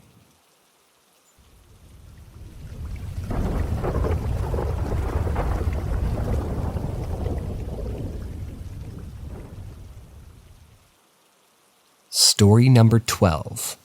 An old family legend turns out to be true. Ever since I was a kid, there's been a haunting story on my mother's side of the family, one that's been passed down from generation to generation. My older siblings, cousins, and even my youngest aunts and uncles have all been captivated by this tale. It's somewhat of a ghost story, but as with many family stories, the times and details tend to become murky over time. Nevertheless, I can vividly recall the first time this story was told to me, and it was set in the early 1920s. Allow me to recount it for you. According to the tale, a family member, whether it was my great-grandmother or great-grand-aunt, the specifics seem to vary, was just a young child when their family finally embarked on a journey. They were traveling, possibly at the part of the Dust Bowl movement, and their ultimate destination was California. As evening approached, the family decided to pull over and enjoy a picnic before setting camp for the night. Little did they know that this fateful decision would forever change their lives. In the dead of night, the child, my great-grandmother or great-grand-aunt, was awoken by a blood-curdling scream and the sound of frantic yelling. Frightened and filled with trepidation, she instinctively sought refuge by hiding behind a nearby tree. Peering out from her hiding space, she witnessed a scene of unspeakable horror. The rest of her family, her parents and siblings, and possibly even distant relatives, were mercilessly hacked to death with a ghastly axe. The image of that nightmarish sight would forever be etched into her young mind. The story continued, weaving a chilling legend around this horrifying event. It was said that if anyone dared to camp at the site of the massacre, they would hear the anguished screams of the victims echoing through the night. The Axeman killer responsible for this heinous crime was never apprehended, leaving the tale with an unresolved sense of mystery and dread. Fast forward to a couple of years ago, when I delved into my family history through Ancestry.com and embarked on a journey of research and discovery. It was during this investigation that I stumbled upon a revelation that confirmed the truth behind our haunting family history. Seeking confirmation, I turned to a great uncle who shared with me the verified details. As it turned out, my great-grandmother was a survivor of the Apache massacre that occurred in New Mexico back in 1861. Intrigued by this newfound knowledge, I made a pilgrimage to the site of the tragic event, only to find that there was not even a Wikipedia page dedicated to this dark chapter in history. According to the records, the Apache tribe had mercilessly attacked settlers who were en route to California, targeting their wagon train as it passed through the area. Tragically, my great-grandmother's entire family had fallen victim to this savage onslaught. She was the sole survivor, a fragile witness to the brutality that had unfolded before her innocent eyes. In a desperate bid to ensure her survival, her mother had hidden her away, shielding her from the wrath of the marauding Apache warriors. Miraculously, she had managed to escape their notice and evade their merciless blades. Days later, as fate would have it, she was discovered by a garrison militia that happened to be patrolling the area. Recognizing the magnitude of the tragedy and the vulnerability of this young child, they took her under their protective wing. Eventually, she was handed over to the care of the nearby Catholic Church, where she would find solace and stability in the midst of her immeasurable loss. And so, this harrowing tale, which has been passed down through generations of my family, had its roots in the dark and tragic event that took place over 6 decades before the 1920s. The details may have become distorted and maybe embellished with time, but the core of the story remained, a testament to the resilience and fortitude of my ancestors in the face of unimaginable horror. It was a chilling reminder of the deep scars that history can leave on a family, echoing through the ages and shaping the narratives that define who we are. Story number 13. My dog is scared of something on the next street. I've always been fascinated by the heightened senses of animals compared to humans. Their ability to perceive smells and sounds far beyond our reach is well known. But I often wonder, could their sensory capabilities extend even further into the realm of the paranormal? Every day, my wife and I take our dog on 2 walks, one in the morning and another in the evening. We reside in the heart of a bustling neighborhood surrounded by streets on all sides. During our evening strolls, as dusk slowly transitions into night, something peculiar happens. Our beloved canine companion sometimes becomes visibly agitated, despite the absence of any apparent threat. Normally, she's a friendly and sociable dog, showing interest in other dogs as she encounters or simply observing the neighborhood cats. Barking is a rarity for her, except in one particular circumstance, when she comes across men wearing hoodies. But her aversion to the street directly in front of her house is the most perplexing of all. No matter how much we encourage her, she steadfastly refuses to venture out into the street.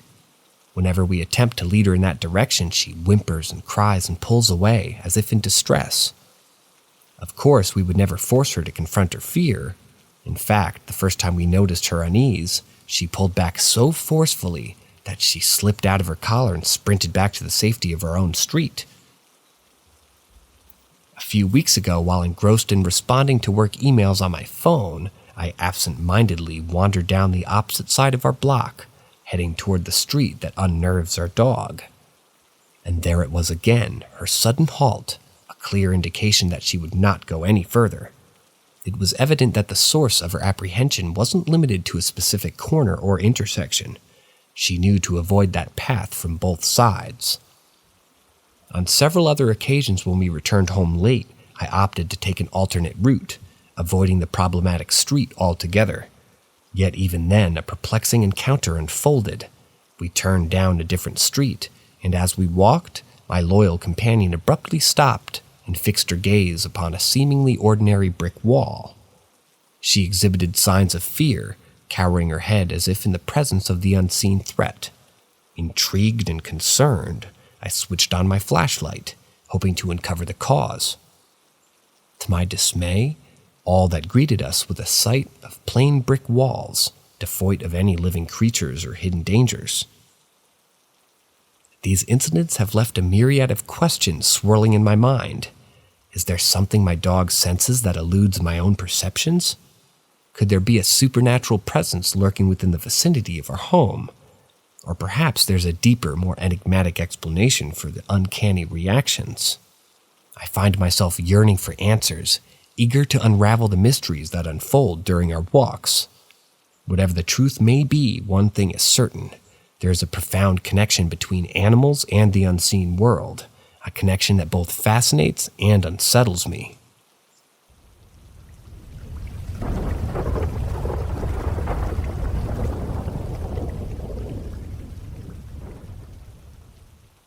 Story number 13. My dog is scared of something on the next street. I've always been fascinated by the heightened senses of animals compared to humans. Their ability to perceive smells and sounds far beyond our reach is well known. But I often wonder, could their sensory capabilities extend even further into the realm of the paranormal? Every day, my wife and I take our dog on 2 walks, one in the morning and another in the evening. We reside in the heart of a bustling neighborhood surrounded by streets on all sides. During our evening strolls, as dusk slowly transitions into night, something peculiar happens. Our beloved canine companion sometimes becomes visibly agitated, despite the absence of any apparent threat. Normally, she's a friendly and sociable dog, showing interest in other dogs as she encounters or simply observing the neighborhood cats. Barking is a rarity for her, except in one particular circumstance, when she comes across men wearing hoodies. But her aversion to the street directly in front of her house is the most perplexing of all. No matter how much we encourage her, she steadfastly refuses to venture out into the street. Whenever we attempt to lead her in that direction, she whimpers and cries and pulls away as if in distress. Of course, we would never force her to confront her fear. In fact, the first time we noticed her unease, she pulled back so forcefully that she slipped out of her collar and sprinted back to the safety of her own street. A few weeks ago, while engrossed in responding to work emails on my phone, I absent-mindedly wandered down the opposite side of our block, heading toward the street that unnerves our dog. And there it was again, her sudden halt, a clear indication that she would not go any further. It was evident that the source of her apprehension wasn't limited to a specific corner or intersection. She knew to avoid that path from both sides. On several other occasions when we returned home late, I opted to take an alternate route, avoiding the problematic street altogether. Yet even then, a perplexing encounter unfolded. We turned down a different street, and as we walked, my loyal companion abruptly stopped and fixed her gaze upon a seemingly ordinary brick wall. She exhibited signs of fear, cowering her head as if in the presence of the unseen threat. Intrigued and concerned, I switched on my flashlight, hoping to uncover the cause. To my dismay, all that greeted us was a sight of plain brick walls, devoid of any living creatures or hidden dangers.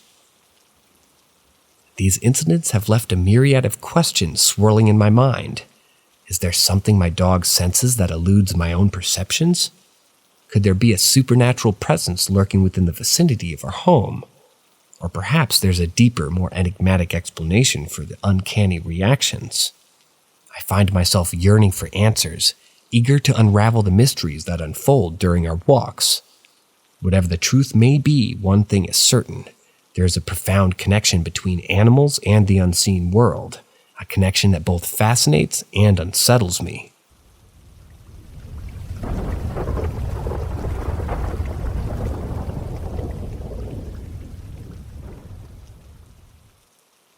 Story number 14. I have a plan. Any additional advice to expel a demon in my house? Throughout my life, I've encountered countless paranormal entities, ghosts, shadow people, and various other beings that exist beyond our understanding. While some of these encounters have been frightening, none have ever felt as menacing as the current situation I find myself in. The moment I first came face to face with this demonic presence inside my trailer, a wave of fear washed over me. It's a chilling realization that I was dealing with something truly dangerous, something exceptionally bad. In fact, I can confidently say that this is the most malevolent and terrifying paranormal entity I've ever encountered in my entire life, and I'm desperate to rid myself of its presence. To give you some context, I went through a very dark period in my life toward the end of November. The weight of my struggles became so overwhelming that I attempted to take my own life. Fortunately, I survived and spent some time recovering in the hospital. After my release, I sought refuge with my mother for a couple of weeks to regain my strength and find solace. However, when I finally returned to my trailer, that's when all of this turmoil began. I suspect that the extreme negative energy I emitted during that traumatic time, as well as the act itself, somehow acted as an invitation for this demonic entity to enter my life. Interestingly enough, it's not followed me to my mother's house. Although I am still on edge here, my fear mainly revolves around the potential of encountering the presence rather than actually experiencing its manifestations. It seems that it confines itself to my trailer, and that's where the sinister entity lingers, unable or unwilling to venture beyond those boundaries. I visited my trailer today, and the moment I stepped inside, an unnerving sensation overwhelmed me. It was abundantly clear that a disturbing presence still resides within those walls. I've pondered over the strange occurrences that have unfolded, but I won't delve into the specifics in this post. Instead, I reach out to you all for help in finding a way to banish this malevolent force from my life. If any of you are interested in hearing the detailed account of what I've endured, I can provide additional information either through an edit to this post or in a comment. However, the primary purpose of this plea is to seek guidance on how to expel this demonic entity that seized control over my existence. Tomorrow morning, I will muster up the courage to move back into my trailer. The nervousness that courses through my veins is almost paralyzing. Thankfully, I have some trusted friends who possess an affinity for the occult. I have confided in them about the torment that I'm enduring, and they have kindly offered to assist me in developing a plan to rid myself of this wicked presence. Our strategy includes sprinkling salt at every entrance, windows, and the door, creating a barrier to repel the entity. Additionally, we intend to open the windows and perform a sage cleansing throughout the interior of the trailer. I am uncertain if it would be beneficial to include the exterior of this cleansing ritual. Perhaps you could offer some insight on the matter. Moreover, we plan to draw multiple witches' knots and hang them above every window and door, imbuing the space with a protective energy. To further combat this malevolence, my friends will join me on a Friday night. Today is Wednesday, and I'll be returning home on Thursday. During their visit, we will construct a powerful talisman known as a witch's bottle and carefully place it in the appropriate location on the property. The bottle is believed to have the ability to capture and contain negative energies, thus further purifying the environment.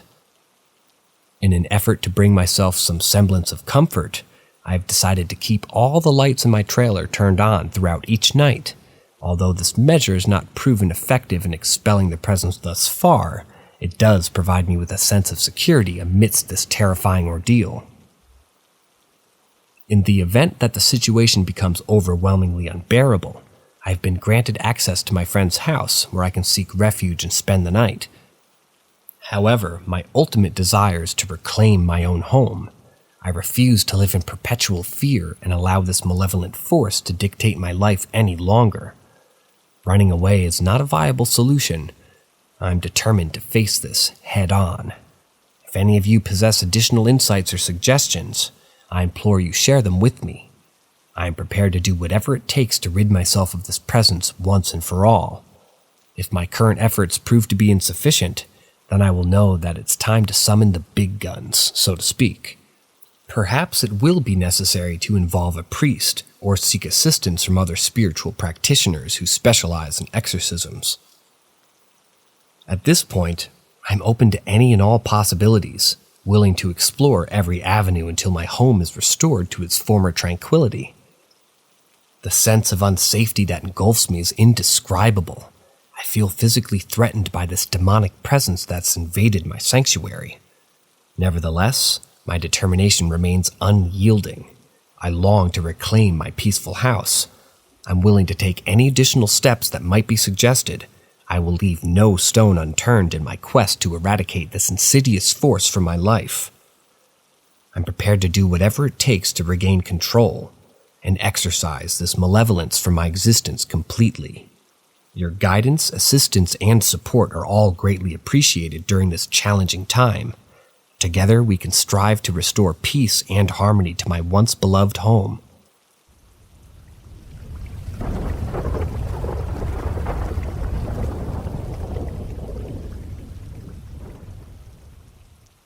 Dare to enter the twilight zone of the paranormal?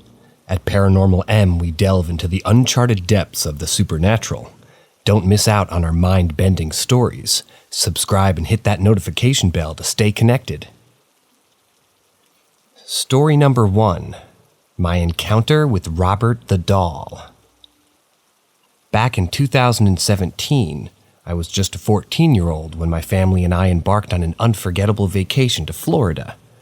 It was 3 weeks of pure bliss, filled with pristine beaches, refreshing pools, delectable restaurants, and mouth-watering local cuisine. Little did I know that this trip would etch an indelible mark on my memory, forever seared by a spine-chilling encounter with an infamous doll. During one fateful evening, as I mindlessly browsed through YouTube, I stumbled upon a video by Squeezy, my favorite videographer at the time. In that video, he regaled his audience with the well-known tale of Robert the Doll. Intrigued, I delved deeper into the story. It began at the turn of the last century, when an African maid, employed by the affluent Otto family, bestowed a doll upon their young son, Robert. From the moment Robert laid eyes on the doll, he became inseparable from it. So enamored was he that he even changed his own name to Eugene, solely to christen his doll with its rightful name. However, ominous legends quickly swirled around this seemingly innocent plaything.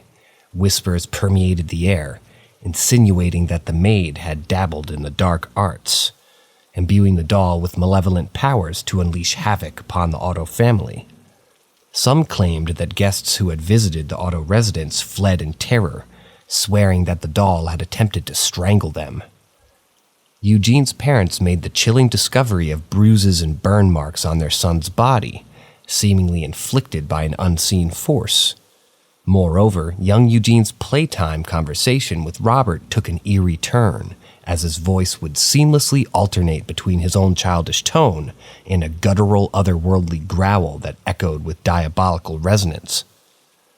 The Robert doll had instilled fear in the hearts of the entire neighborhood, its presence nothing short of bone-chilling. Skipping over the more terrifying details that set the stage for my own personal encounter, I'll fast forward to the moment that solidified my determination. As the squeezy video reached its conclusion, he revealed that the Robert doll could now be witnessed firsthand in a museum located in Key West, Florida, within the Art and Historical Museum. Astounded by this revelation, I wasted no time verifying its authenticity. To my astonishment, it turned out to be true. With my heart racing, I immediately sought out my parents and excitedly implored them to alter our itinerary, so that way we could take a detour on our way back to France. After some deliberation, it was decided I would have the extraordinary opportunity to meet Robert the doll on the final full day of our trip. Key West, the southernmost city in the United States, lay at the end of a highway flanked by a vast expanse of ocean. It was an isolated paradise surrounded by natural beauty. However, the isolation lent itself to an incredibly potent local folklore, with Robert serving as a central figure.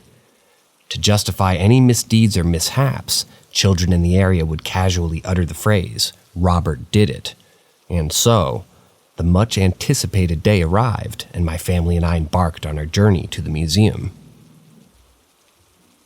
As we approached the museum, an eerie aura seemed to shroud the premises. The once majestic fort now stood dilapidated and weathered, its walls eroded by time, wind, and the relentless sea. Seagulls scoured the desolate parking lot, feasting on the remnants of their fallen brethren. Undeterred, we entered, only to be greeted by a middle-aged, red-headed woman behind the reception desk.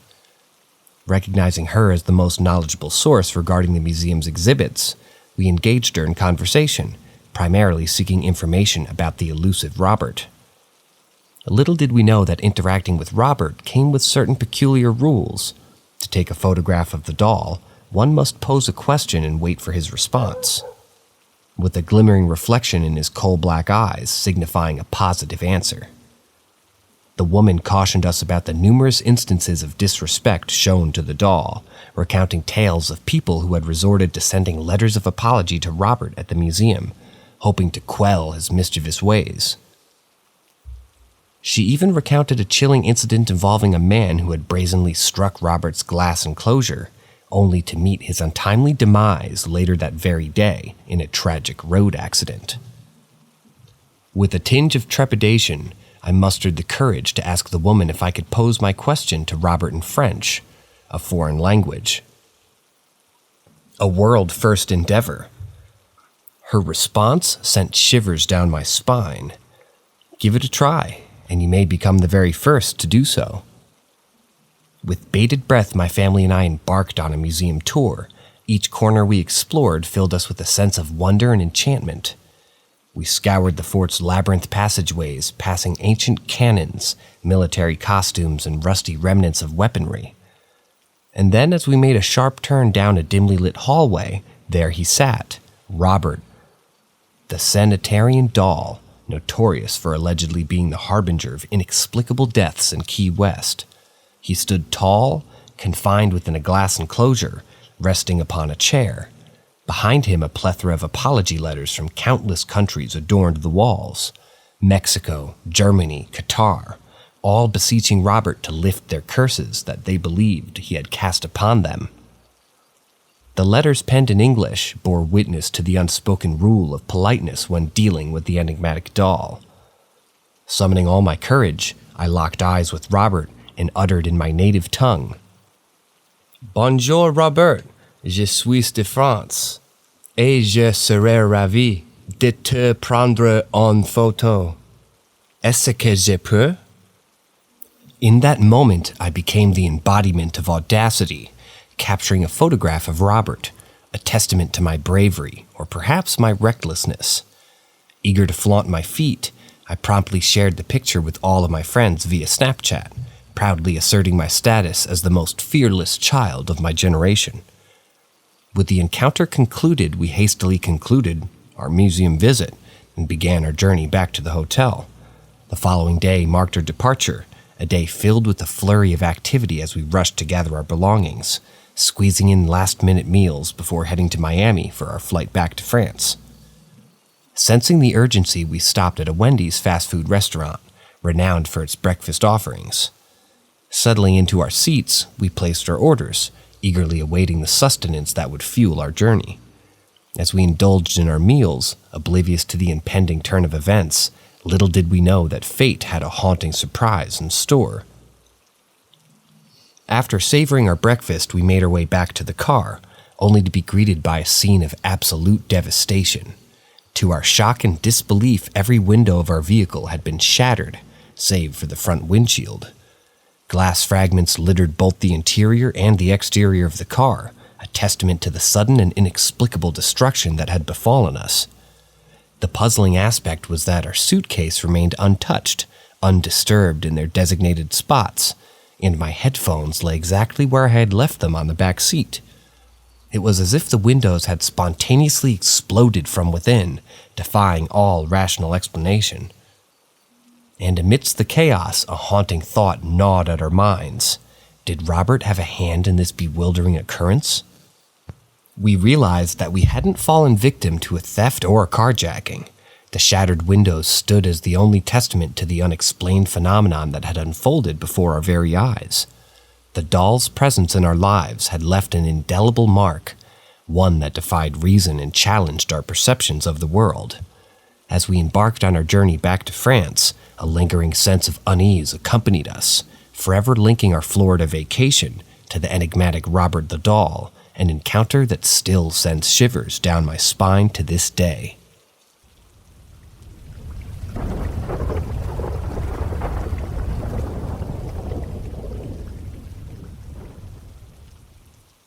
Story number 2. My first paranormal experience via mobile phone. It was the year 2008, and I was a mere 13 years old at the time. Life seemed so simple back then, filled with the innocence and wonder of youth. I had a peculiar female friend, who I'll refer to as Suzanne, who had a knack for the unconventional. While she possessed a genuinely kind heart, her idiosyncrasies were hard to ignore. One peculiar habit that she had involved, lighting 2 candles in front of the mirror in her bathroom, claiming that it helped her just chill there, as she put it.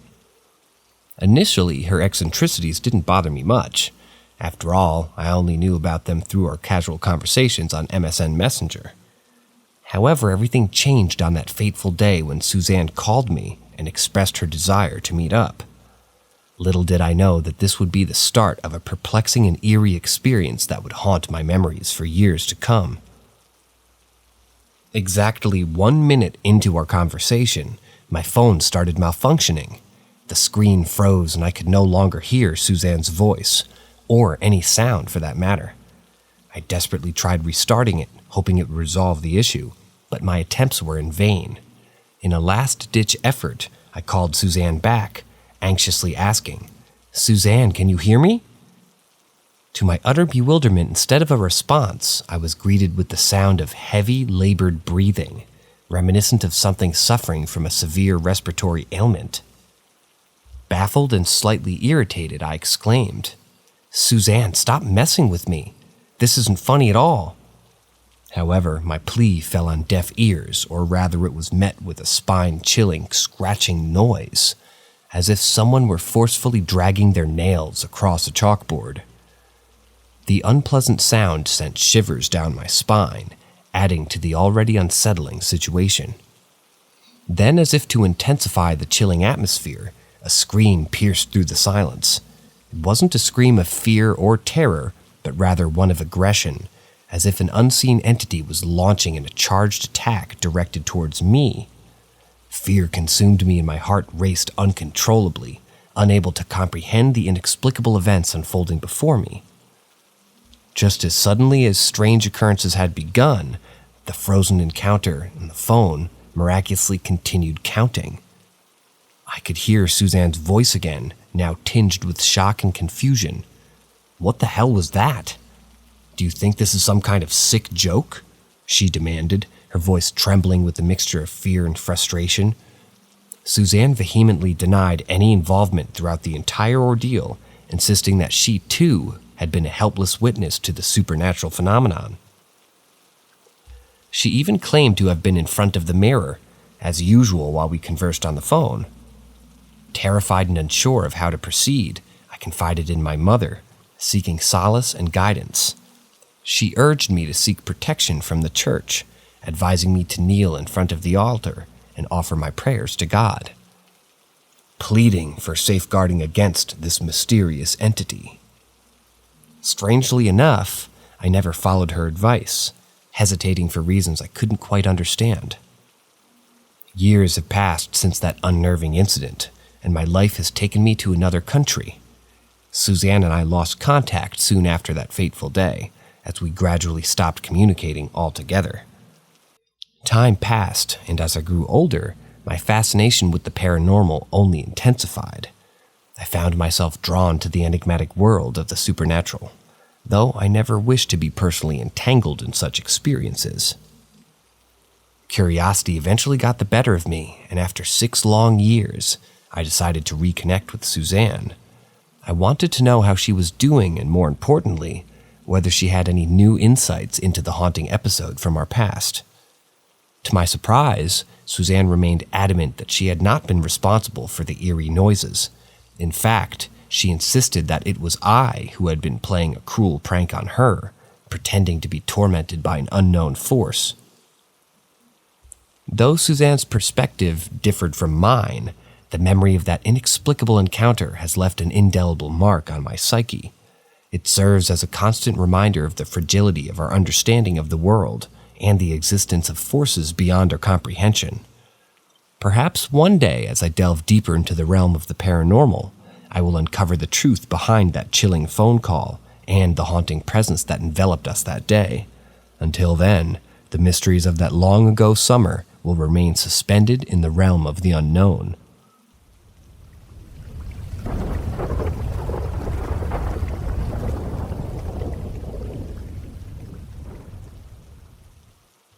Story number 3.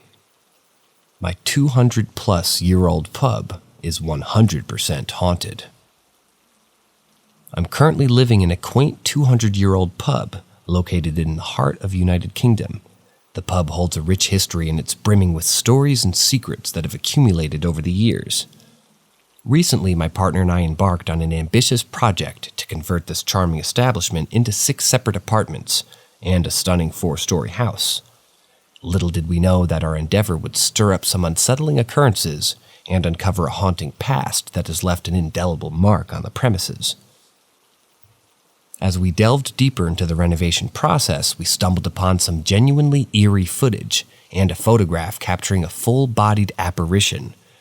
These spine-chilling pieces of evidence seemed to validate the strange happenings we had been experiencing since the inception of our project.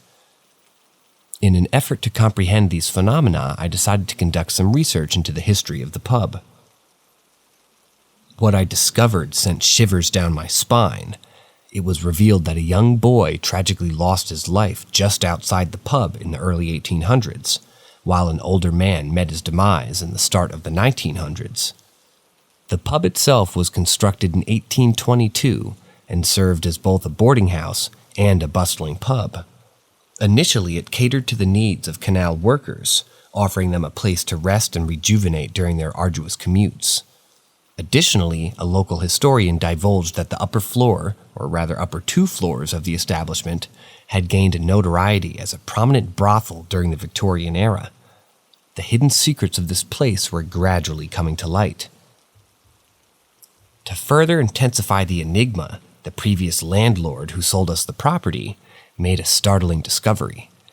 Concealed behind a bricked-up wall on the roadside of the pub, nestled between the 2nd and 1st floors, was a minuscule room. This tiny chamber, which remains unnerving even after being plastered over, was positioned just off a bend in the stairs. The landlord stumbled upon it when he first moved here in the 1970s. Inside the room, he found a box filled with aged newspaper clippings, providing further intrigue to the pub's mysterious history. The landlord's account corroborated my suspicions of the presence of an older male spirit and a younger female entity. However, the notion of children lingering in the spirit realm remained unsubstantiated, as I had never heard nor witnessed any evidence of their presence.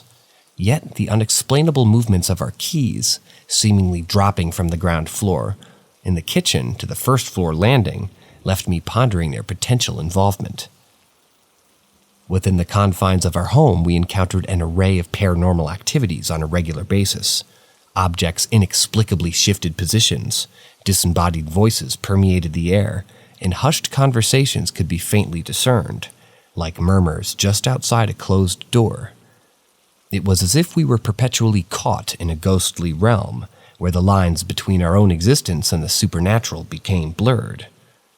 My partner and I would frequently find ourselves wandering aimlessly throughout the house, believing that the other was engaging in a conversation with either ourselves or an unseen presence.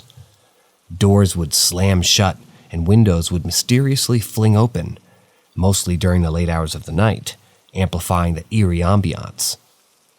The kitchen door in particular would creak and mimic the sounds of people entering and exiting, an occurrence that I personally attributed to residual energy lingering within the space. However, the most distressing encounter occurred within the realm of my dreams. Over the past year, I've been plagued by vivid, horrific nightmares that unfailingly culminate in me hurling myself from the window of the topmost bedroom. The dream remains constant, yet each time I experience it, different fragments become more pronounced in my memory. The sheer terror that envelops me in these nocturnal visions is indescribable. Moreover, a spectral lady has made recurring appearances in both my waking life and my dreams. Draped entirely in black garments, she wears a hat atop her head and dons a long corseted dress with layers of black petticoats. The corset is embellished with purple ribbons, while her hair is swept to one side and partially obscured by a delicate netting veil.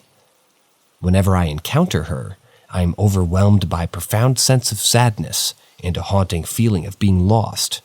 Her ethereal presence materializes at the base of the staircase leading to the bedrooms, an area that coincidentally serves as the focal point for the mysterious key movements. She proceeds to ascend the stairs, and as I trail behind her, my gaze fixed on her figure, she reaches the summit of the staircase. It is at this point that my gaze shifts toward a small loft hatch situated at the top, a space that I've never dared to explore. In a heart-wrenching climax to this recurring sequence, I witness the lady suspend herself from the very loft hatch, her lifeless form swaying eerily in the darkness. Adding to the manifold spectral encounters, I felt a distinct presence while standing in the kitchen on the ground floor. On several occasions, I sensed the weight of a man behind me, as if his very essence pressed against the floorboards. I could feel his breath upon my neck and hear him utter words in a hushed tone, causing me to spin around in anticipation, only to find no one there. The sensation was so vivid that I would even mistake it for the physical presence of my boyfriend, often turning abruptly, convinced that he had silently been approaching me. Furthermore, this enigmatic figure would occasionally communicate with me as I teetered on the precipice between sleep and wakefulness. I distinctly recall the moments when he would call out my name or gently admonish me to go to sleep now. These inexplicable occurrences left me both bewildered and unnerved. Seeking answers and solace, I decided to enlist the services of a medium who conducted a thorough walkthrough of our residence. To my surprise, she attested the presence of an elderly male spirit, whom she described as being protective in nature. Moreover, she detected that lingering spirits of 2 children, a boy and a girl, were present. However, at that particular juncture, the medium failed to acknowledge the presence of the lady who had haunted my dreams and manifested her ethereal form within the house. Prior to this encounter, I'd experienced a peculiar incident in the kitchen where an uncanny sensation of being observed washed over me. and it felt undeniably linked to the lady from my dreams. It's challenging to articulate, but the palpable difference between the masculine and feminine energies was unmistakable. In a bold act, I addressed the presence out loud, urging her to find peace and move on from this earthly plane. In response, a resounding thought echoed within my mind, stating, "I don't deserve peace." Determined to offer reassurance, I verbalized that everyone deserves peace, and implored her to follow the light of the candle I had lit specifically for her. Throughout the night, the candle flickered with a gentle glow, symbolizing a beacon of hope for her spirit.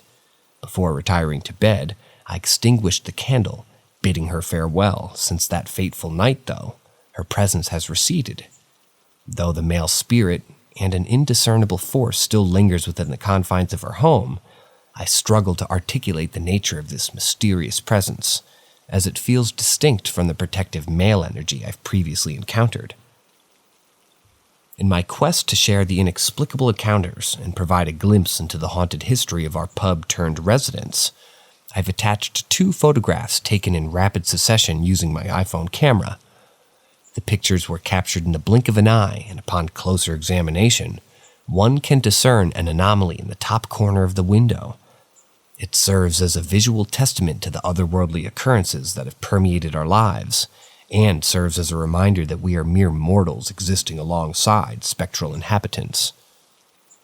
As we continue with the conversation of this historical establishment, we are acutely aware that our actions have disrupted the tranquility of the spirits that once roamed undisturbed. While we strive to create a beautiful abode from the remnants of the past, we remain cognizant of the phantoms that coexist within its walls. Our lives have been forever altered by the ethereal presence that manifests in whispers and apparitions, a constant reminder that the past is not easily relegated to mere history books.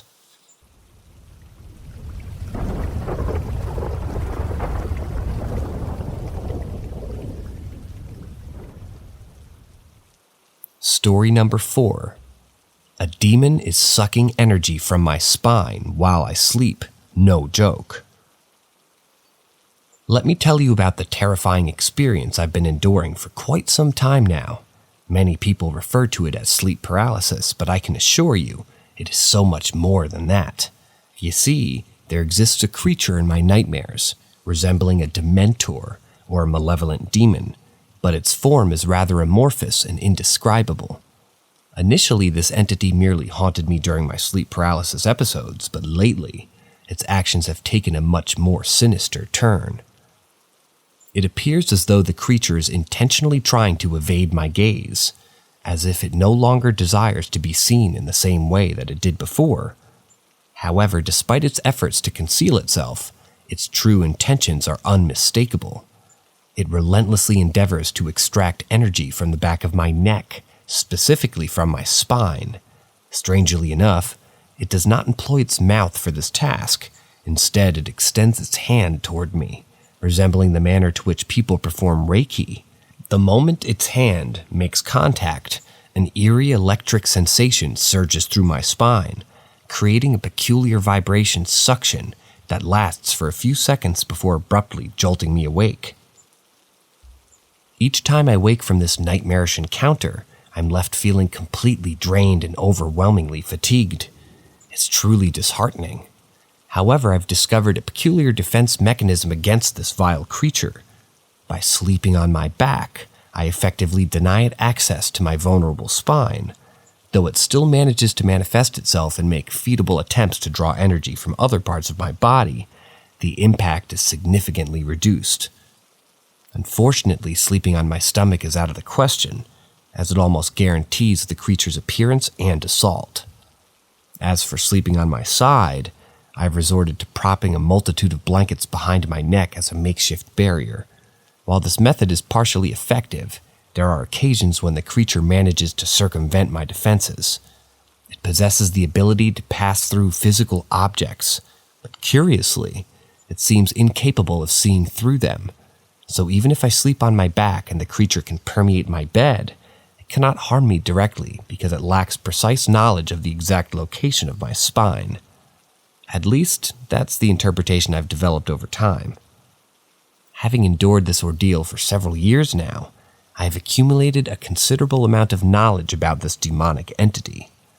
It visits me approximately once a week, though sometimes its appearance becomes more frequent. I have attempted various remedies, including reciting prayers, which did provide temporary relief, granting me a brief respite from its torment. Alas, the creature returned, undeterred as if it held a personal vendetta against me. The perpetual battle against this malevolent force has left me exhausted, both physically and mentally.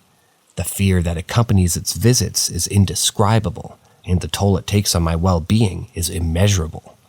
I can only hope that one day I will find a permanent solution to rid myself of this haunting presence and finally restore tranquility to my nights. Until then, I remain vigilant, clinging to whatever semblance of protection I can gather in the face of this otherworldly adversary.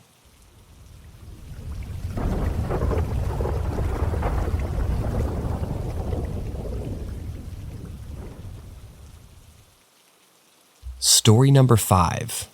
It really wanted attention. Moving into a new house in a typical Australian suburb with my 2 kids, who were about 7 and 8 at the time, was an exciting but nerve-wracking experience.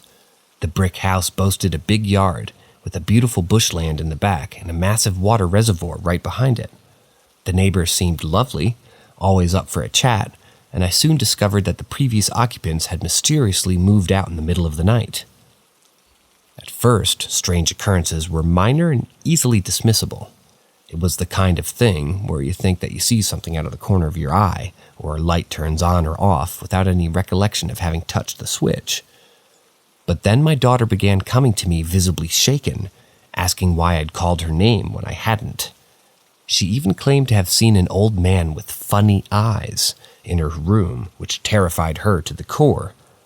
My son, who is on the autism spectrum, adamantly refused to step foot into the spare room, not even to retrieve his beloved iPad, which was his most prized possession. He would stand resolutely at the threshold, unwilling to cross that invisible barrier. As time went on, the paranormal activity escalated, sending chills down my spine. Appliances would inexplicably turn on by themselves, like the kettle or the TV, while lights would flicker on and off right before my eyes. The most perplexing part was that our garage door, an old-fashioned manually operated roller door, would often open on its own, as if manipulated by an unseen force. Occasionally I would hear heavy breathing, seemingly originating from right behind me, even though there was no one there. Our dog, usually a faithful and fearless companion, would growl and bark incessantly at something inside the house, but would refuse to enter. It was as if he sensed a presence that we couldn't perceive. On the nights when the children stayed with their father, I would retreat to my bedroom and close the door, seeking solace and safety. Yet despite my best efforts to shield myself from this unexplained phenomena, I would hear knocking on the door. Deep down, I knew better than to open it, fully aware of the malevolent forces lurking beyond. When the kids were back home, I would occasionally hear distant voices and the sound of footsteps on the carpet, prompting me to switch on my bedside lamp, believing it was one of my children in need of comfort. But to my astonishment, no one would be there. Alarmed, I would rush to check on my little ones, only to find them peacefully asleep, completely oblivious to the eerie occurrences that plagued our home. Returning to bed, I would hear the phantom footsteps once more, accompanied by an overwhelming sensation of a presence so close as if an unseen entity's face was about to touch mine. Fearful but determined, I resisted the impulse to open my eyes, hoping that by ignoring it, the presence would eventually dissipate. However, there came a point when 2 terrifying incidents transpired, prompting me to make the difficult decision to abandon the house, despite the financial losses it entailed.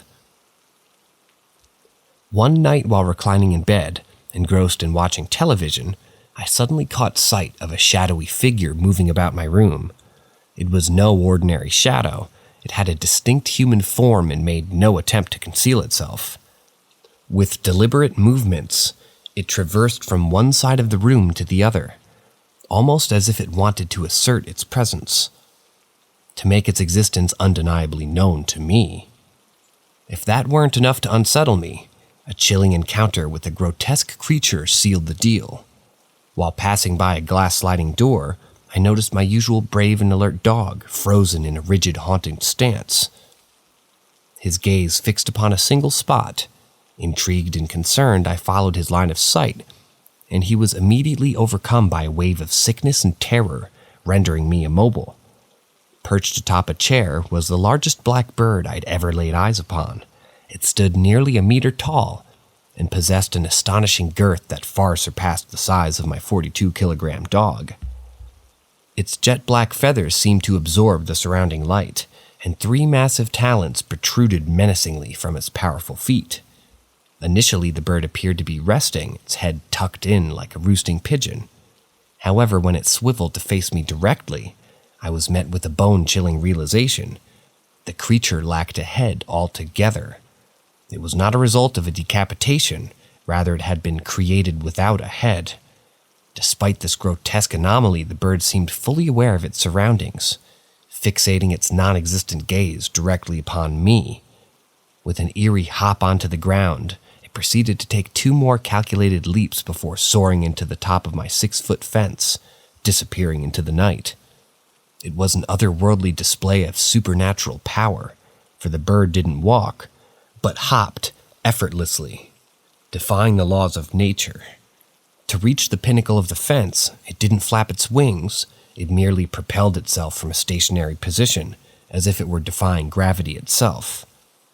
These unnerving experiences were the last straw for me and my family. We wasted no time in vacating the haunted house, leaving behind the unresolved mysteries and paranormal terrors that plagued our existence. Thankfully, since our departure, we've encountered no further brushes with the paranormal, offering us a much-needed respite from the chilling specters of our past. It now makes perfect sense why the previous residents had abruptly abandoned their home in the dead of night, fleeing from an unseen realm that had encroached upon their lives.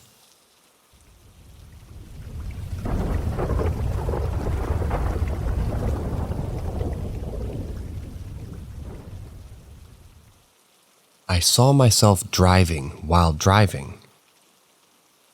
Every Sunday for as long as my memory serves me, a family tradition has been in place, a lunch gathering at my grandparents' house. In the past, my aunt used to accompany me, but since I obtained my driver's license a mere 3 weeks ago, I have taken it upon myself to navigate the familiar route. To achieve this, I've been utilizing my grandfather's old car, which holds a certain sentimental value for me. Their residence lies approximately 30 minutes away from my own home, situated in a somewhat secluded area that makes the journey there quite distinctive. Typically, there are minimal vehicles encountered along the way, primarily occupied by individuals who reside in the vicinity. Today was no exception as I embarked on my solitary expedition towards my grandparents' abode amidst the gentle rainfall. The day after Christmas, the streets were noticeably devoid of the usual traffic. However, as I made my way along the road, something peculiar caught my attention. A car traveling in the opposite direction. Initially, I paid it little heed, but due to the solitude of my journey and my heightened caution as a newly licensed driver, I couldn't resist casting a glance in its direction to ensure everything was in order.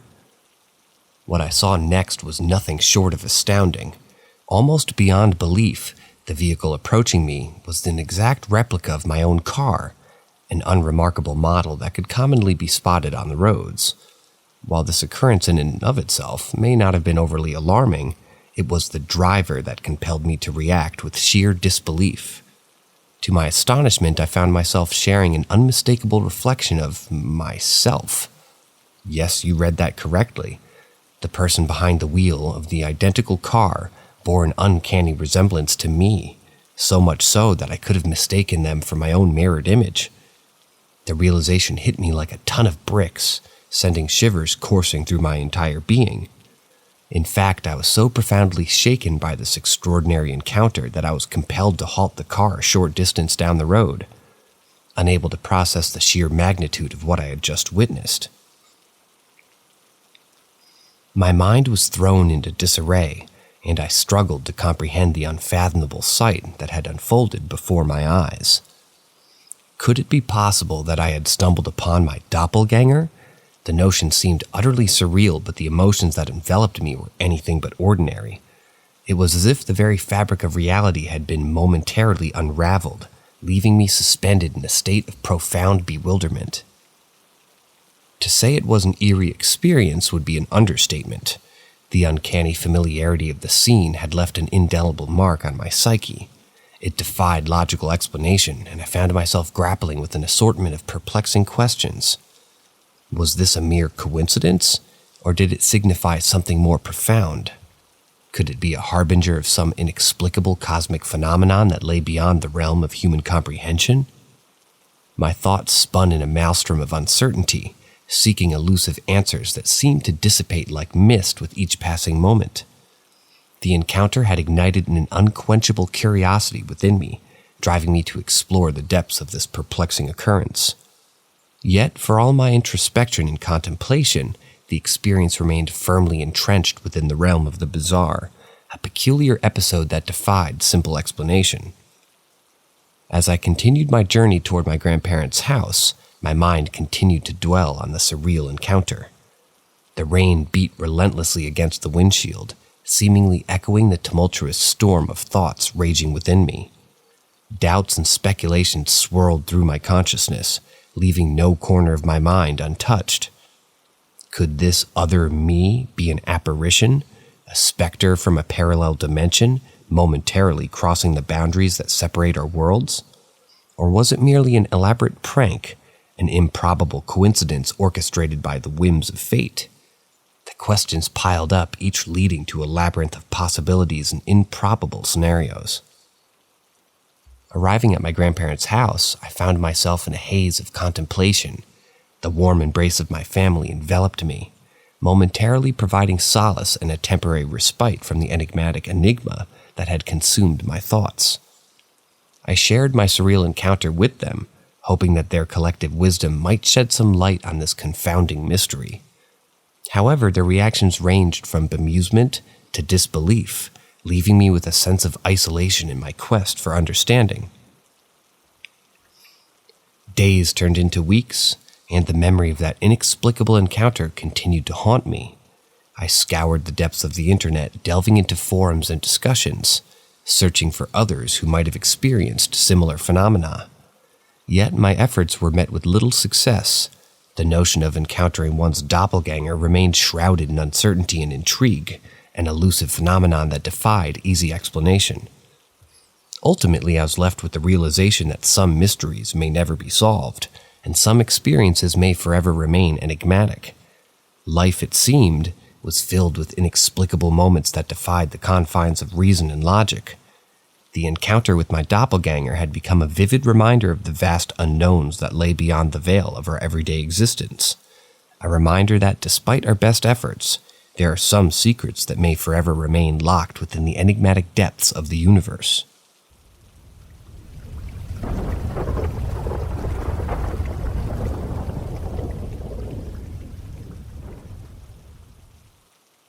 Story number 7. I saw my camp's historic ghost. In the year 2011, an extraordinary incident unfolded during my adventurous summer at the age of 19. At the time, I was staying with a group of friends, eagerly awaiting our summer job at a Boy Scout camp nestled in the picturesque landscape of New York.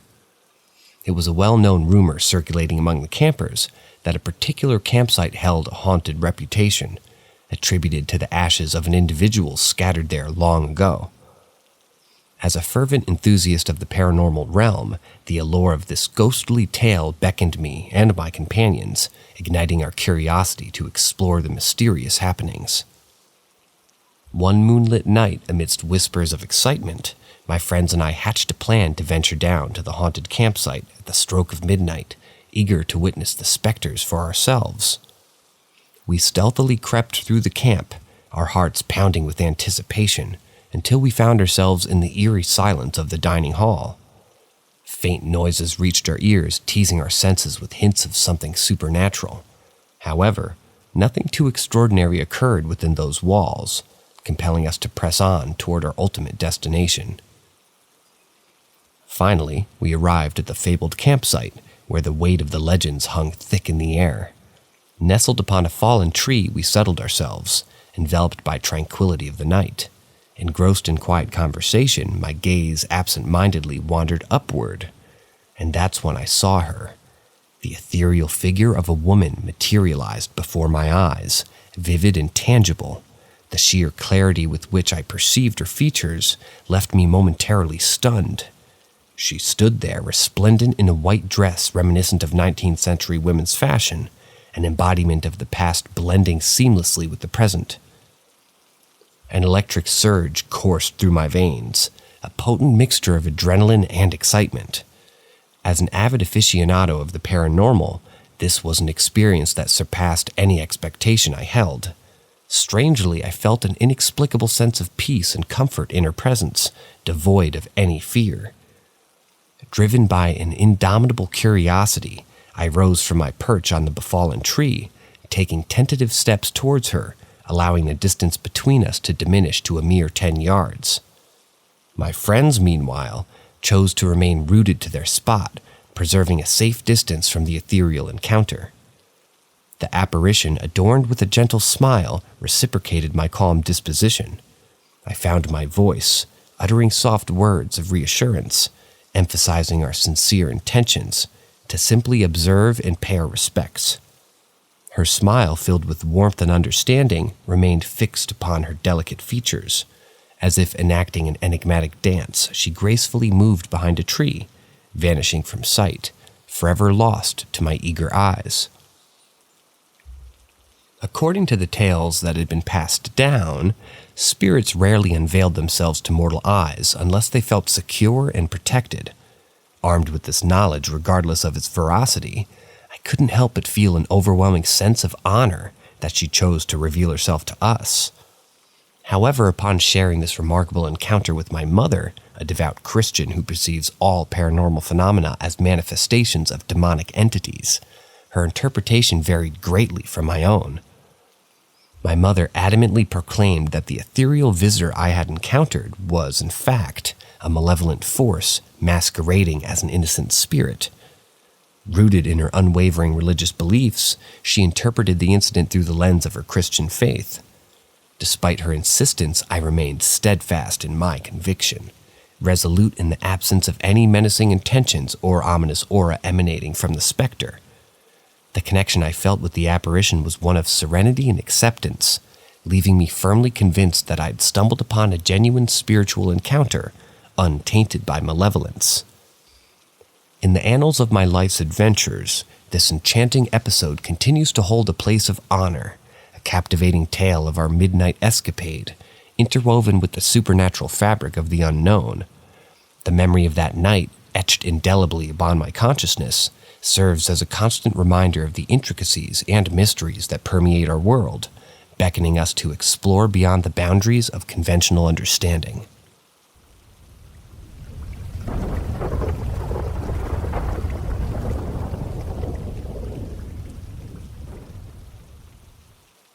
Story number 8. I think my apartment is haunted, and I don't know how I should feel about it. Last September, I embarked on a life-altering adventure when I moved into an ancient mansion nestled within the timeless streets of a small historic city in France. The moment I set foot inside, my heart skipped a beat as I was immediately captivated by the mesmerizing beauty of the ceiling moldings and the majestic marble fireplaces that adorned the grandiose rooms. The mansion exuded an undeniable aura of antiquity, effortlessly transporting me back in time with its weathered wooden floors and ceilings that whispered tales of centuries past. The aesthetics of this place, I must confess, ignited a deep-seated passion within me. Rumors had it that the mansion was constructed during the illustrious 1800s, a time when opulence and extravagance were the calling cards of the elite. I, fortunate enough to secure residence on this coveted first floor, basked in the glory of soaring ceilings that had once played host to a bourgeois as they entertained their esteemed guest. However, a second floor above me lay abandoned, shrouded in an eerie silence, while below me lay the remains of the mansion's ancient kitchens, now transformed into dusty and desolate storage rooms. The unsettling ambiance that clung to these lower realms sent shivers down my spine. Despite my initial infatuation with the mansion, there was one aspect that unsettled me. An enigmatic locked door situated beside my bed's headboard. This door, I later discovered, concealed a secret passageway used by the mansion's diligent servants to access their humble abodes hidden beneath the attic. Its presence caused a mild discomfort, yet little did I know that it was merely a prelude to a series of peculiar occurrences that would gradually unveil themselves. The saga began with a curious event involving light bulbs. It seemed that within the month of my arrival, I had to replace not one, but two, but a baffling 4 light bulbs. Initially, I dismissed this as a mere coincidence, for it's not uncommon for bulbs to wear out over time. However, as the lights would flicker and extinguish themselves without warning, never to shine again, a nagging sense of unease wormed its way into my consciousness.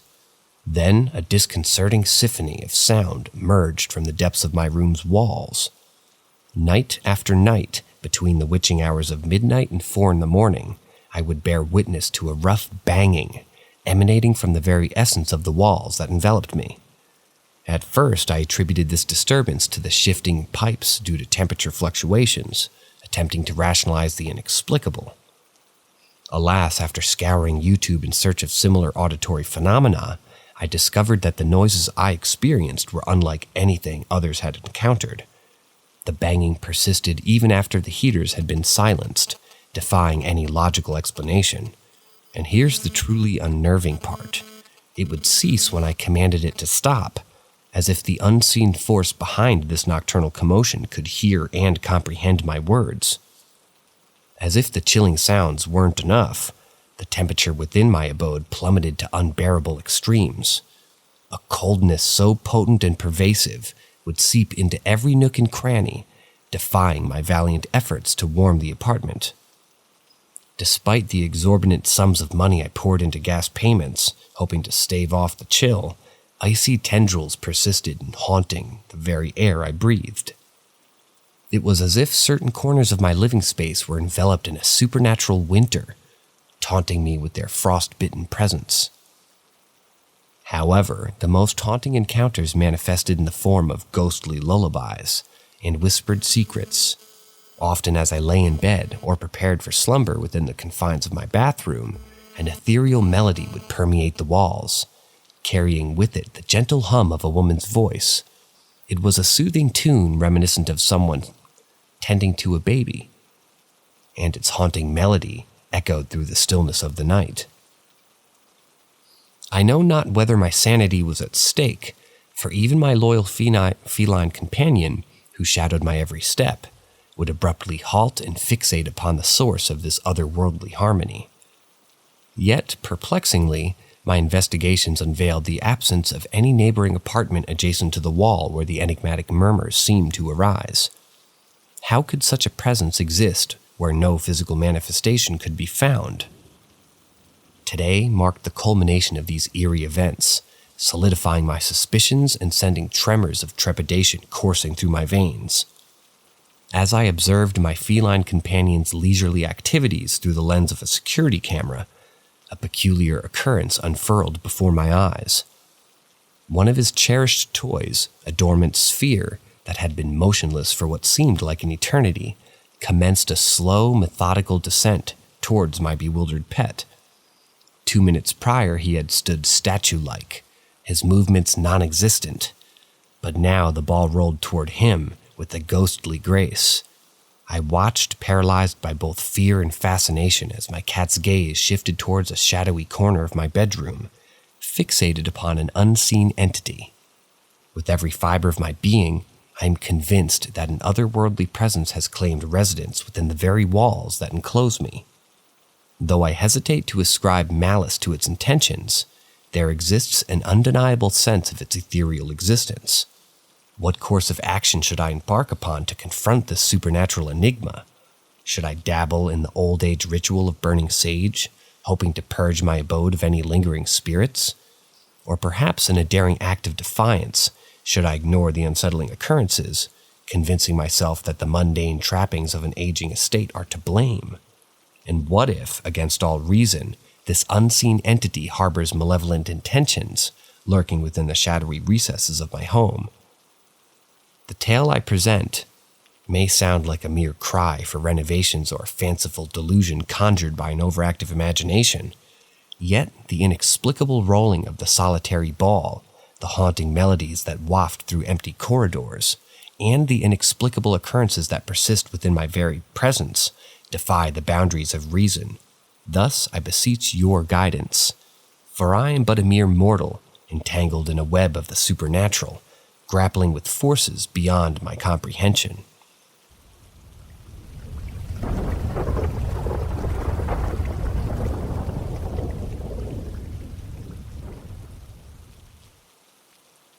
Story number 9. I still have no explanation for this irrational fear. When I reflect on my childhood, a vivid memory surfaces, encapsulating the sheer audacity and fearlessness that defined my early years. Even as a little kid, I seemed impervious to fear, embarking on daring exploits that most would shy away from. Before I even set foot in first grade, I fearlessly roamed the wilderness, capturing snakes with my bare hands. Bullies, regardless of their age or size, were no match for me, as I never backed down from a fight.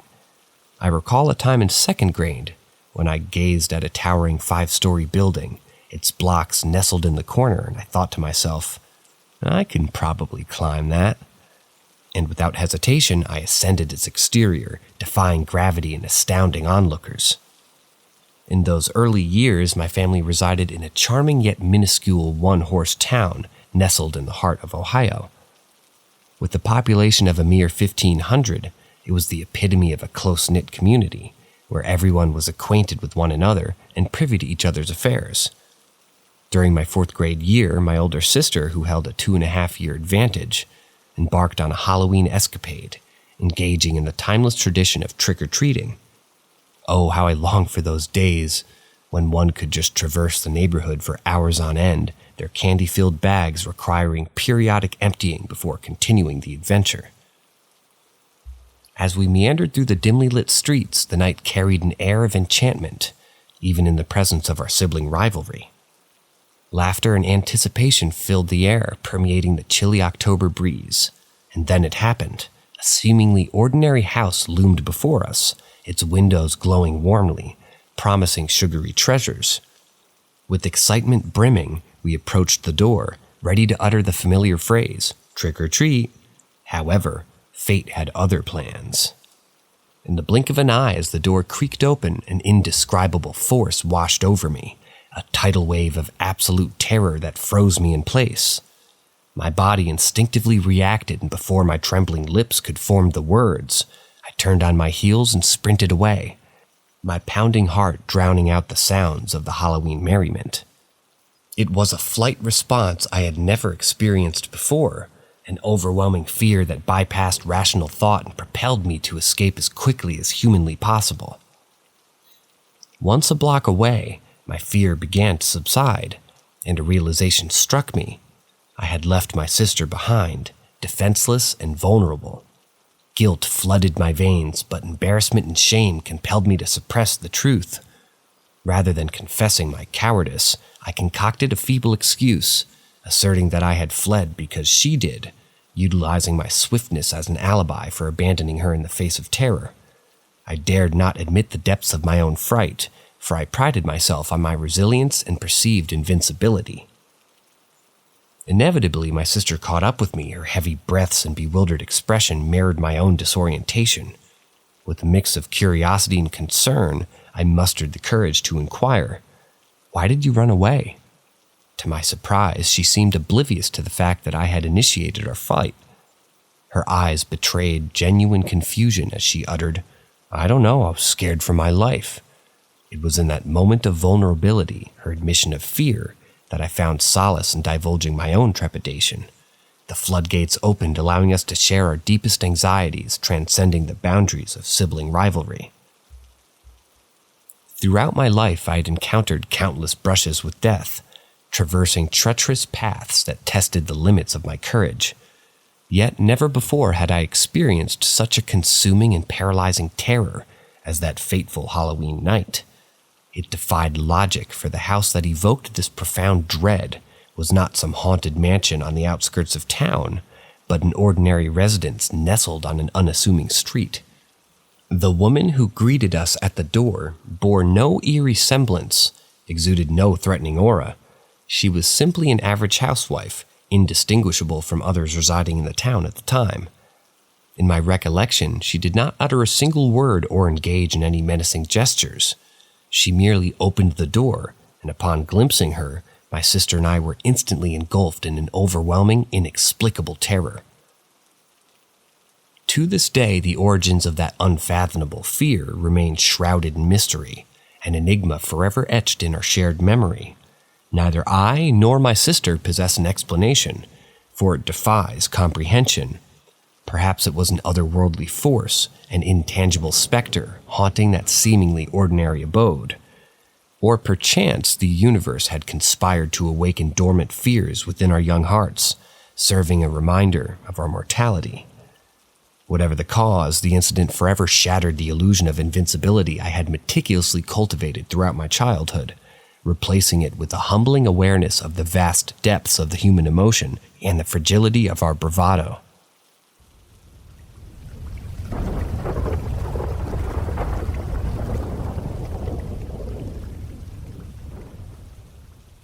Story number 10.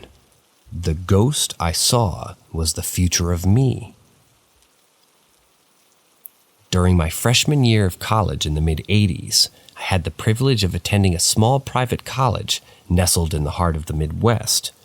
This institution, founded in the mid-1800s, boasted a rich and captivating history, rife with paranormal tales that had become stuff of legend. Little did I know that I would soon find myself entangled in a spine-chilling encounter that would forever leave its mark on me. Situated on a picturesque campus, our college was nestled in a peculiar geographical formation, a large bowl-shaped landscape. The student center occupied the central position within this natural concavity, while the dormitories and classrooms perched atop a higher ground encircling the quote-unquote bowl. Consequently, every journey to the dorms or classrooms involved a brisk uphill walk, affording us a splendid view of the edifices as we ascended. It was on a fateful night around 10 p.m., as I meandered back to my dorm room, that the extraordinary unfolded before my very eyes. Casting a casual gaze towards my windows, which consisted of 2 sets of double windows spaced about 5 feet apart, I noticed a figure moving across them from right to left. The image was partially obscured, yet I discerned the silhouette of an adult male, towering at approximately 6 feet tall, adorned with long, dark hair and a flowing beard. Strikingly, he exuded an uncanny resemblance to the iconic depictions of Jesus Christ. The figure traversed from the right set of windows, disappearing momentarily behind a section of brick wall, only to re-emerge in front of the left windows. Initially, anger surged within me. Who dared to invade my sanctum? Thoughts of a trespasser raced through my mind as I sprinted up the incline toward my dormitory. Perched on the 3rd floor, my windows occupied a central position within the building. I rushed through the door, mindful of its self-closing mechanism, which required the placement of a substantial object to prevent it from slamming shut. The doors, to compound matters, were perpetually locked. If one left their room without their key, they would be locked out and compelled to pay a $5 fee. Upon re-entering my room, I quickly surveyed the surroundings, seeking any signs of disturbance. To my immense relief, nothing seemed amiss, and my belongings remained untouched. My precious stash remained intact, undisturbed by the phantom visitor. Driven by a need for answers, I descended the stairs in haste to consult my best friend and former roommate, who still possessed a key to my room. Upon reaching his door, I noticed he and his girlfriend in a state of undress, clearly preoccupied within the confines of their own space. It became abundantly clear that he had not ventured outside recently, extinguishing any suspicion of his involvement. With mounting frustration, I dashed back upstairs, knocking urgently on the door of our resident advisor, rudely interrupting his slumber.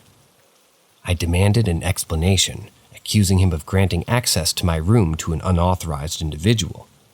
Bewildered and groggy, he vehemently denied any knowledge of the incident, affirming that he had been fast asleep all along.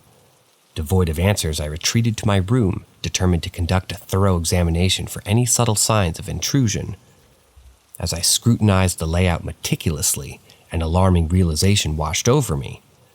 It struck me with an undeniable force. I suddenly comprehended that it would have been impossible for anyone to traverse both the left-hand windows. My desk, occupying the space between the two windows, jutted out into the room, forming an insurmountable barrier. Anyone attempting to walk in front of the windows would have been compelled to pass directly through my desk, a feat that defied the laws of physics. Reluctantly, I reconciled myself to the possibility that this encounter belonged to the realm of the inexplicable, another mysterious incident in our college's paranormal chronicles. It was a perplexing occurrence that, for a fleeting moment, gripped me with fear and bewilderment. Nevertheless, as the years elapsed, the memory gradually receded into the recesses of my mind, and life resumed its course. Fast forward 5 years later, while engrossed in my daily routine of preparing for work one morning, a seemingly mundane act shattered the tranquility of my existence. As I stood before the bathroom mirror, gently brushing my teeth, I glanced up, only to be confounded with the sight that froze my blood and sent chills cascading down my arms. Staring back at me, reflected in the mirror, was the same face, the identical visage of the enigmatic figure that had traversed my college room years before. Time had etched its marks, and I now sported shoulder-length hair and a beard, a feature that often prompted teasing from my friends, who playfully likened me to Christ-like appearances I had witnessed. For a brief moment, my world tilted on its axis, my whole world. The implications were spine-tingling, hinting at a connection that transcended rational comprehension. Yet, as swiftly as the realization had surfaced, a wave of rationality washed over me, extinguishing the flames of apprehension. Perhaps it was merely a curious twist of fate, a bizarre coincidence, destined to leave me perplexed but ultimately inconsequential. And so I found solace in dismissing this unexplainable phenomenon as nothing more than a peculiar incident that had woven itself into the tapestry of my existence. A brush with the inexplicable, an enigma that refused to yield its secrets.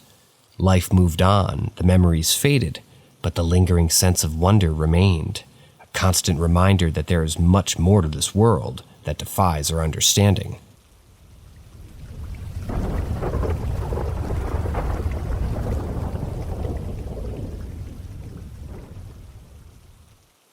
Story number 11. Abandoned Prison. It was another mundane day in our small hometown, and my girlfriend and I were yearning for excitement. We often found ourselves growing bored with the familiar surroundings, craving adventure and the thrill of the unknown. Our solution? Exploring abandoned places scattered across our state, some of which were even rumored to be haunted. These eerie locations held a certain allure for us, drawing us in with their mysteries and untold stories. One day as I sat browsing on my computer, I stumbled upon a remarkable discovery. A prison tucked away about 3 hours from our town piqued my interest. Its history whispered tales of dark secrets and paranormal occurrences. Intrigued, I shared my findings with my girlfriend, and together we decided to embark on a journey to this forsaken penitentiary. We settled on the upcoming 4th of July, assuming that the holiday would ensure an empty and desolate atmosphere, allowing us to explore undisturbed. Our expectations were surpassed as we arrived at the prison grounds. The imposing structure loomed before us, its sheer size accentuated by the numerous buildings scattered throughout the compound. From cell blocks to indoor workout areas, the architecture showcased the haunting remnants of its past. Guard towers and impenetrable fencing enclosed the premises, discouraging any attempts to enter without resorting to breaking the chain links. Cautiously, we parked our car beside a cluster of trees in the front parking lot, wanting to remain inconspicuous, of course. With a sense of trepidation mixed with excitement, we made our way toward the main building's entrance, the very gateway once used for prisoner intake. Much to our surprise, the front door yielded effortlessly to our touch, swinging open with an eerie creak. This unexpected ease of entry sent a shiver down our spines, but we pressed onward, driven by our shared curiosity. Passing through the entrance, we found ourselves fully immersed within the prison's desolate interior. The atmosphere was a stark contrast to the outside world, a vast open space with interconnecting sidewalks and courtyards, linking the various buildings together. Yet, there were subtle signs that something was amiss. Dead crows lined the sidewalks, their lifeless bodies a macabre welcome. It was as though they had flown over the prison only to succumb to an inexplicable fate, falling from the sky like dark omens. Even the graffiti adorning the walls consisted of cryptic symbols, a language foreign to our understanding. Undeterred by the uncanny surroundings, we continued our exploration. Through a newfound unease was settling upon us. As we traversed the prison's complex layout, my eyes caught sight of letters adorning the building, A, B, C, each marking a regular cell block. Cautiously, we passed by Block B. A peculiar thought lodged itself in my mind. Perhaps it was the narcissistic allure of seeing my initial displayed prominently, but I couldn't shake off the notion that we should investigate further. Though peculiar, I heeded this impulse, allowing it to guide our steps. The cell blocks formed the shape of a towering T, with a central guard station and a ladder leading up to the second floor. An isolated realm where guards could monitor the inmates without risking direct interaction. The upper area connected to a dimly lit hallway, housing a boiler room and a door leading to a downward staircase. I ascended those stairs, my heart pounding in my chest, a mixture of anticipation and anxiety coursing through my veins.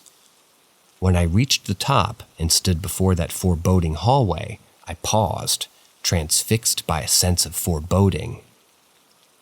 With trembling hands, I illuminated the hallway's depths with the feeble glow of my phone's flashlight. Despite the bright daylight streaming in from outside, my light seemed to vanish after a mere inch, swallowed by the oppressive darkness. A chill ran down my spine, a frisson of fear slicing through the scorching southern heat that typically enveloped me. Compelled by an inexplicable urge, I voiced the question that lingered in my mind. If there is anyone here with us, make yourself known. The words hung in the stale air, and in the pitch-black abyss a sound emerged. A faint scurrying, akin to a small animal seeking refuge. A wave of relief washed over me as I attributed the noise to a harmless creature, attempting to rationalize away the unsettling atmosphere. However, my solace was short-lived, abruptly shattered by a bone-chilling symphony of footsteps thundering toward me. The approaching footsteps echoed through the corridor, a cacophony of colossal feet propelled by an otherworldly force, sprinting directly in my direction. Pure instinct took over me as I bolted out of the building, my girlfriend trailing behind me. Panic and adrenaline surged through our veins as we sprinted down the stairs, desperate to escape the pursuing terror. Breathless and trembling, we finally emerged from the confines of that ominous place. As we stood outside, our gazes locked, we shared an unspoken understanding. The presence we encountered within those walls was unequivocally unwelcome. Despite our harrowing experience, we mustered the courage to venture cautiously around other parts of the prison grounds. Yet, an ever-present sensation of being observed lingered, casting a shadow upon our every move. The weight of an unseen gaze pressed upon us, an intangible presence that whispered secrets we dared not comprehend. It was with immense relief that we finally exited through the same front door that had beckoned us inward. Stepping into the outside world felt akin to shedding a suffocating shroud of malevolent energy. Still trembling, we sought solace in the familiarity of our car, its interior offering a refuge from the haunting memories that clung to our consciousness.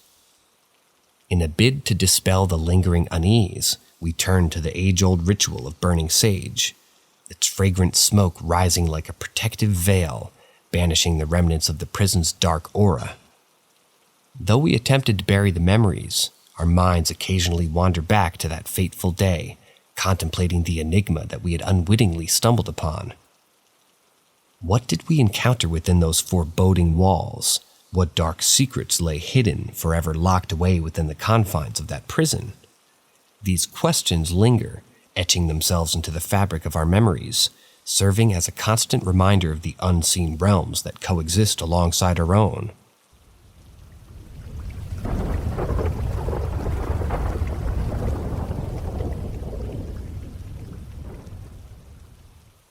Story number 12. Scary apartment. True story, I wish it wasn't. 3 years ago, my mom and I found ourselves in a tough financial situation, forcing us to reside in a modest one-bedroom apartment. Located in Tacoma, Washington, our dwelling was a quaint but aging Victorian home that had been divided into 4 separate units. Ever since I was a child, I possessed an uncanny sensitivity to energy, whether it emanated from individuals or places. Consequently, I could easily detect any hint of negativity in my surroundings. From the moment that we moved into that apartment, I sensed an inexplicable unease. I cannot say that it felt evil, but there was an undeniable offness to the whole place. A few months into our stay, I decided to spend the night at my boyfriend's place, an uncommon occurrence for me. Around 9:30 p.m., my phone rang, and upon answering, I immediately discerned my mother's distress. She asked if I was at my boyfriend's and whether I was all right. Assuring her that I was perfectly fine, I inquired about the reason behind her concern. She proceeded to recount a disconcerting experience that she had just encountered. It seemed that she had retired to bed, preparing to drift off to sleep, when she suddenly heard my voice shout her name. Initially, I questioned whether it had been nothing more than a frightful dream, but she insisted that she had barely settled into bed, wide awake, and then my voice had reverberated through the room, as if I were standing right outside the doorway, bellowing for her attention. Though we both attempted to dismiss the incident from our minds, my mother became increasingly convinced that there was an ominous presence in our apartment, purposely attempting to intimidate her. A week later, she decided to try and cleanse the apartment using Palo Santo, a sacred wood known for its purifying properties. Once again, she performed the ritual while I was away, but she called me, trembling with fear, imploring me to return home. Upon my arrival, she relayed the events that had unfolded during her attempt to rid the apartment of negativity. She had followed the customary procedure, starting from the front door and making her way to the living room, bedroom, bathroom, and finally the kitchen. As she reached the threshold of the living room, where we had a small table and chairs, she froze in terror. The chair she typically sat on was inexplicably pulled out from the table, its back legs teetering precariously as if someone or something had deliberately disturbed it. I tried my best to reassure her, promising that we would begin searching for a new place to live. However, we both knew that our financial constraints would likely prolong the process. A month passed, and one evening as I lounged on the couch while my mother prepared dinner, her sudden scream jolted me into action. Hastily, I rushed into the kitchen only to find her visibly shaken. She recounted a perplexing incident that had just occurred. My mother had placed the knife she was using on the cutting board and momentarily turned her attention to the sink, intending to retrieve another vegetable. Yet, when she pivoted back to the cutting board, the knife had inexplicably vanished. Perplexed, she checked the counters and searched around the sink, but there was no trace of the knife. Frustrated, she opened a drawer to receive another knife, but when she turned back to the cutting board, there it was, a disconcerting reappearing act that defied all rational explanation. Feeling overwhelmed by fear, we made the decision to leave the next day and seek temporary refuge with a friend. Witnessing my brother's profound terror, I couldn't shake the feeling that this was not a mere product of her imagination or a consequence of age-related issues. She remained mentally lucid, and I genuinely believed that if we had continued to reside in that apartment, something truly malevolent would have befallen her.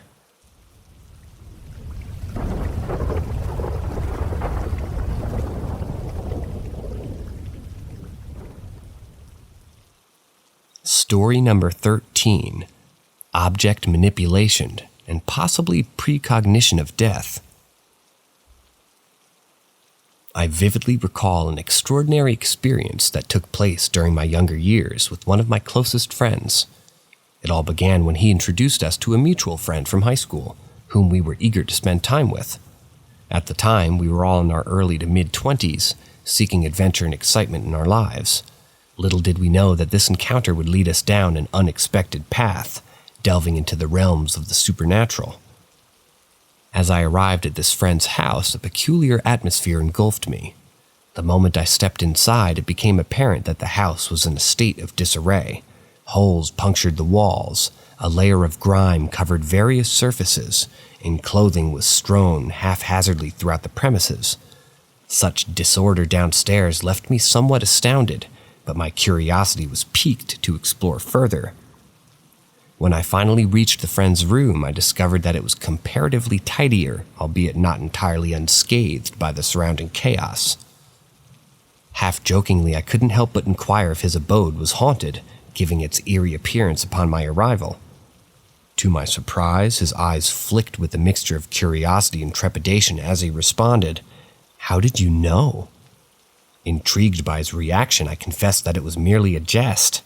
Nevertheless, he proceeded to share a series of spine-chilling experiences that he had encountered within these walls. From hearing the disembodied voices to witnessing objects being inexplicably slashed, and the presence of menacing sounds, he was living in constant fear. He wholeheartedly believed that some malevolent force was targeting him. Being both a skeptic and an empathic by nature, a wave of conflicting thoughts washed over me. I couldn't bear to witness the distress that enveloped my friend, so I resolved to disprove the existence of any supernatural presence. Rummaging through potential strategies, I noticed the necklace adorning my neck, and an idea took hold. "Listen," I began. "If this entity possesses the level of menace and strength you claim, then surely it should be capable of manipulating my necklace if you goad it to do so." Slightly hesitant, yet willing to embark on this peculiar experiment, he agreed, saying, "I'm not sure, but let's give it a try." Once again, my skeptical mind took charge, and I meticulously orchestrated the setup. I instructed both of my friends on their positions while I settled upon my friend's bed, prepared to scrutinize every minute detail. Clutching the necklace firmly, I braced my arms, ensuring maximum stability, and I studied the pendant's initial natural spin. After a couple of minutes, I signaled that I was ready to proceed. My friends commenced their taunting, urging the supposed spirit to set the necklace into motion. With my gaze fixated on their hands, ensuring no trickery was at play, I awaited the unfolding of this inexplicable phenomenon. Their voices grew louder and more fervent, repeatedly chanting, "Spin it, spin it." Astonishingly, the feeble rotation of the necklace intensified, gradually expanding in magnitude until its rope-like chain began brushing against my fingertips. It was a bewildering sight, as though an unseen force was physically spinning the pendant, with an intensity that surpassed what I initially anticipated. Yet my relentless skeptical mind remained unsatisfied. I demanded that my friends instruct the spirit to halt the necklace's motion. Astonishingly, in response to their plea, the necklace gradually decelerated from its forceful spin, reverting to its initial light rotation. The pendant came to an eventual stop, leaving me pondering the extraordinary series of events. However, even this demonstration failed to quell my doubts, for I was plagued with my own insatiable curiosity and self-doubt. I foolishly thought to myself, "All right, it went right as expected, but if I instruct them to tell the spirit to spin it left, that should be impossible now." Thus, I proposed the seemingly impossible, urging my friends to command a change in direction. To my astonishment, the necklace's natural spin abruptly halted, transitioning into a vigorous counterclockwise rotation akin to its earlier display of force. Overwhelmed by a mixture of fear and fascination, I finally relinquished my grip on the necklace, allowing it to drop onto the bed. It was an intense sequence of events that had transpired precisely as directed. Rational explanations eluded me as I tried to make sense of this inexplicable occurrence. The best my logical mind could conjure was the possibility that, unbeknownst to me, I had unconsciously manipulated the necklace myself. However, this explanation seemed far-fetched, as I had consciously prepared myself, ensuring that no involuntary movements could be attributed to my actions. In hindsight, I regretted not placing the necklace upon an inanimate object, which would have eliminated any suspicion of human interference. Alas, my failure to anticipate such an astounding turn of events left me dumbfounded. Determined to seek answers, I yearned to replicate this perplexing phenomenon, intending to conduct further tests within the confines of my friend's haunted house. However, fate intervened, and tragedy struck just a week later when this friend succumbed to a fatal drug overdose. The loss devastated us all, leaving an indelible void in our lives. With his untimely passing, any opportunity to revisit the enigmatic occurrence surrounding the necklace experiment was tragically snuffed out, forever shrouded in the realm of the unexplained. To this day, the memories of that inexplicable event continue to haunt me. I've exhaustively racked my brain, desperately seeking a natural explanation for the inexplicable. The notion that I had inadvertently manipulated the necklace remains the most plausible, though unsatisfying explanation. However, I cannot dismiss the peculiar synchronization between the words uttered by my friends and the necklace's response. It defies the boundaries of rationality, challenging my fundamental understanding of the whole world. In my quest for answers, I've considered alternate possibilities. Perhaps it was an elaborate ruse carefully staged to deceive me. Yet, I find it difficult to believe that both my friends would go to such great lengths to deceive me, especially considering their genuine astonishment and apprehension throughout the entire encounter. Another hypothesis that has crossed my mind is the presence of some unknown magnetic phenomenon or energy that influenced the necklace's movement. However, such explanations veer into the realm of speculation and stretch the limits of plausibility, failing to adequately account for the precise and responsive nature of the necklace's actions. As time marches on, I have yet to come to accept that this inexplicable occurrence may forever remain an enigma. The memory of that fateful day serves as a humbling reminder of the vast mysteries that lie beyond our comprehension. It's a testament of the unfathomable nature of the universe, reminding us that even with our vast knowledge and understanding, there are phenomena that elude explanation, leaving us to marvel at the awe-inspiring wonders that surround us.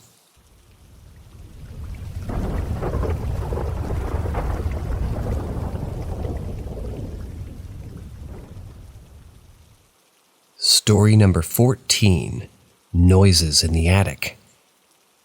Living in my top-floor apartment with segmented attics, inaccessible to anyone else but myself, has been a source of concern for me for quite some time now, approximately a year and a half to be precise. It all began with these peculiar occurrences that have been transpiring at random intervals throughout each day. I would hear these faint yet distinct sounds, resembling a scurrying or scratching, as if emanating directly from above me. Initially, my assumption was that it must be rats or birds that had somehow found their way into the attic. However, as time went on, doubts started creeping into my mind, casting uncertainty upon my original explanation.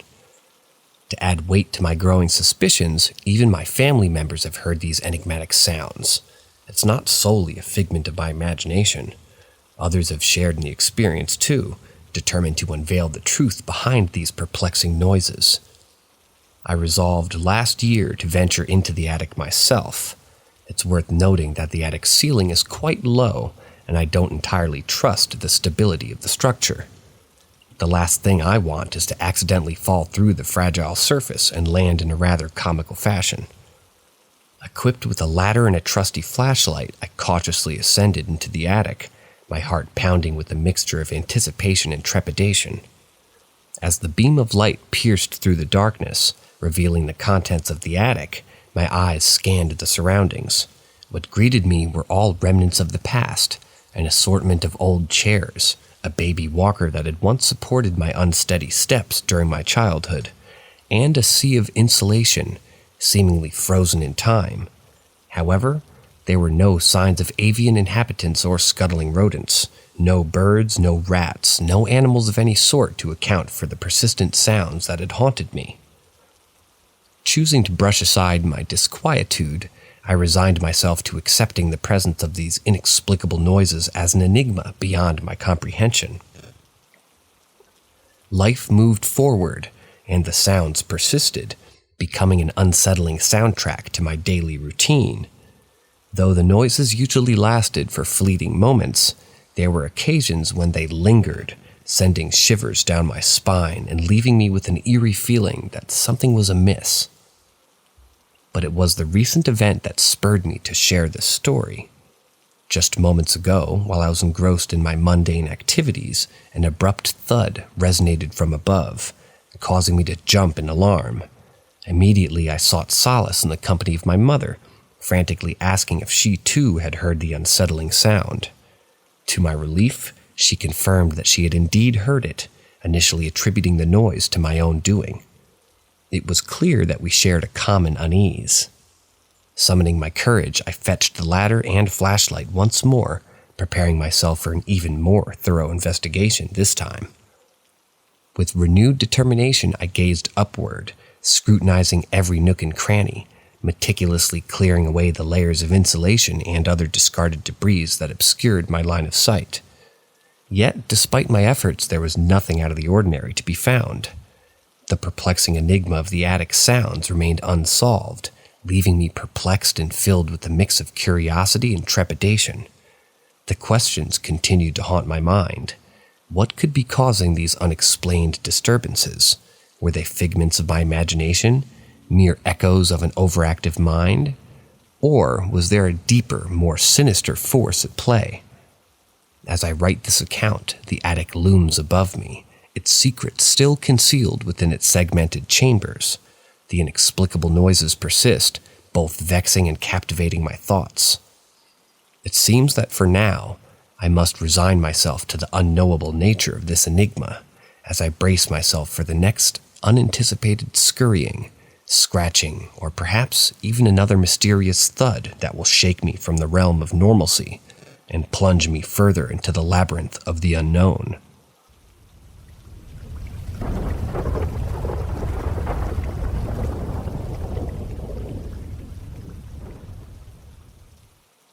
Story number 15. New House, New Ghosts. A couple of years ago, I made the decision to embark on a new chapter in my life and move into an apartment. Little did I know that this decision would lead me down a path filled with strange encounters and unexplainable occurrences. The first sign of what was to come happened on the very first day of moving in when I encountered my housemate, whom I had only met once before. As I opened the front door to my new abode, I was greeted with a peculiar sight. At the end of a seemingly endless entranceway hallway, I spotted my housemate standing there. Now, when I say endless, I must admit that I'm slightly exaggerating. The truth is, the hallway was rather long, extending for about 7 meters, but the amplification of the length in my memory was due to the shock of the encounter that awaited me. Despite my initial surprise, I greeted my housemate with a warm smile. However, instead of reciprocating the gesture, she hastily ran up the stairs and disappeared from sight. I assumed that she had simply forgotten about my move-in date, and my unexpected presence had startled her. Being the understanding person that I am, I decided to give her some space and let her settle in at her own pace. So I made my way upstairs to my room, eager to start unpacking my belongings and make the space truly feel like home. As I busied myself with the task at hand, my phone suddenly rang.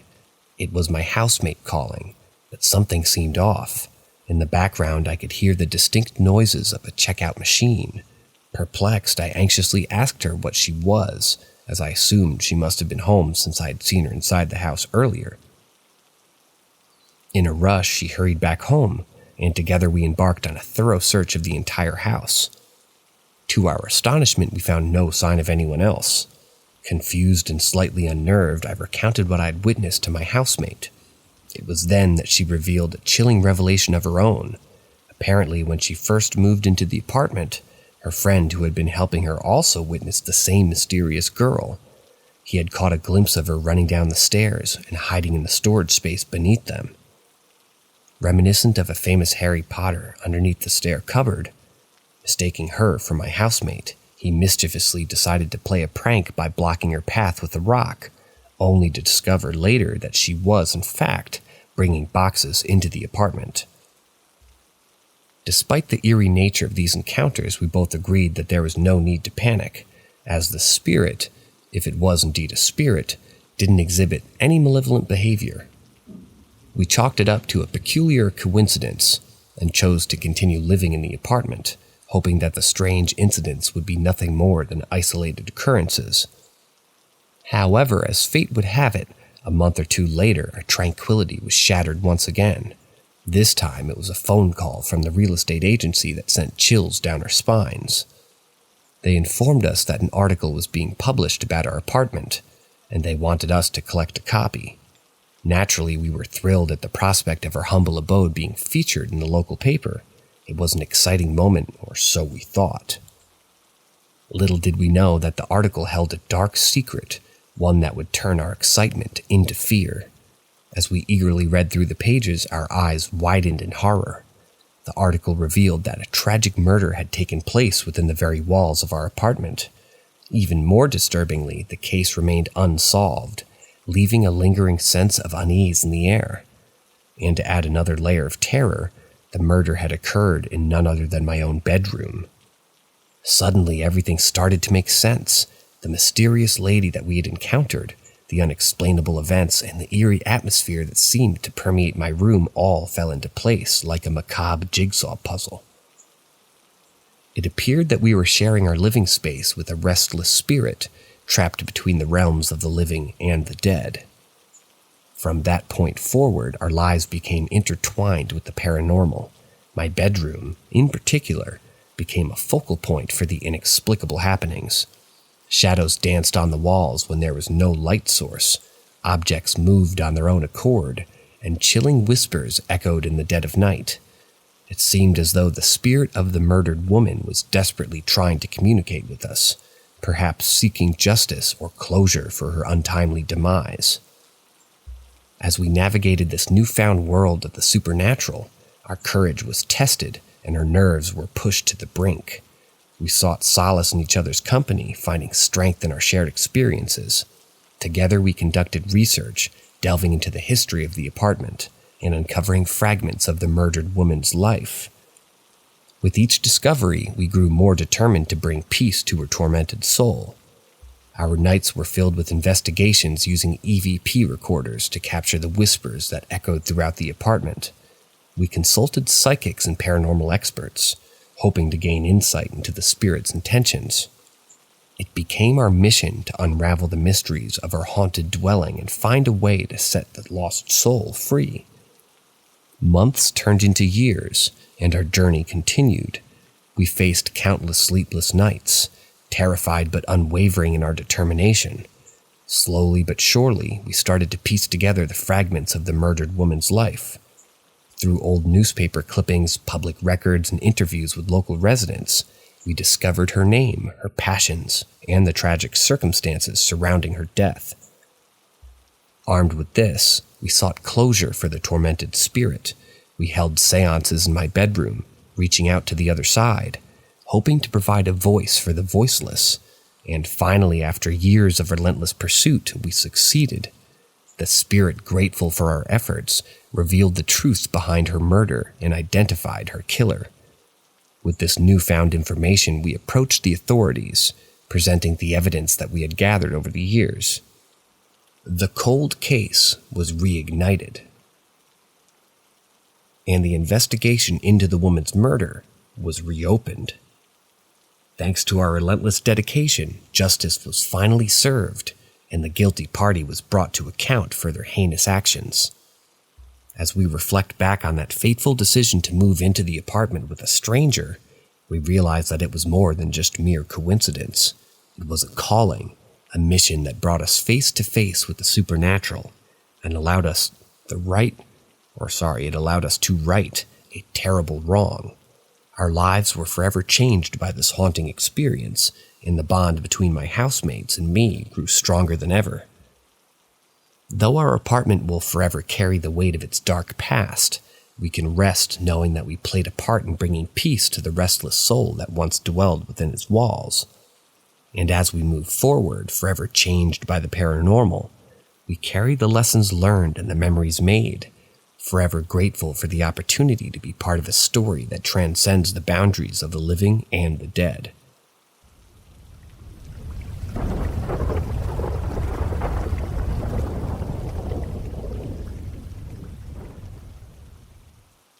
Story number 16. Uncle who passed a year ago visited me. My uncle passed away on the 27th of last year, and his absence has left a void in my life. Growing up, I spent a significant amount of time with my aunt and her family, so naturally I had cherished memories with my uncle. However, as I ventured off to university, I had moved away, causing our encounters to become less frequent over the years. When my uncle was diagnosed with cancer, I made it a priority to support my aunt in any way that I could, following the circle of caring rules anyway. Although I didn't consider myself a part of the inner circle, I made sure to send her incredible care packages and regularly checked in to see if there were any additional ways I could provide support.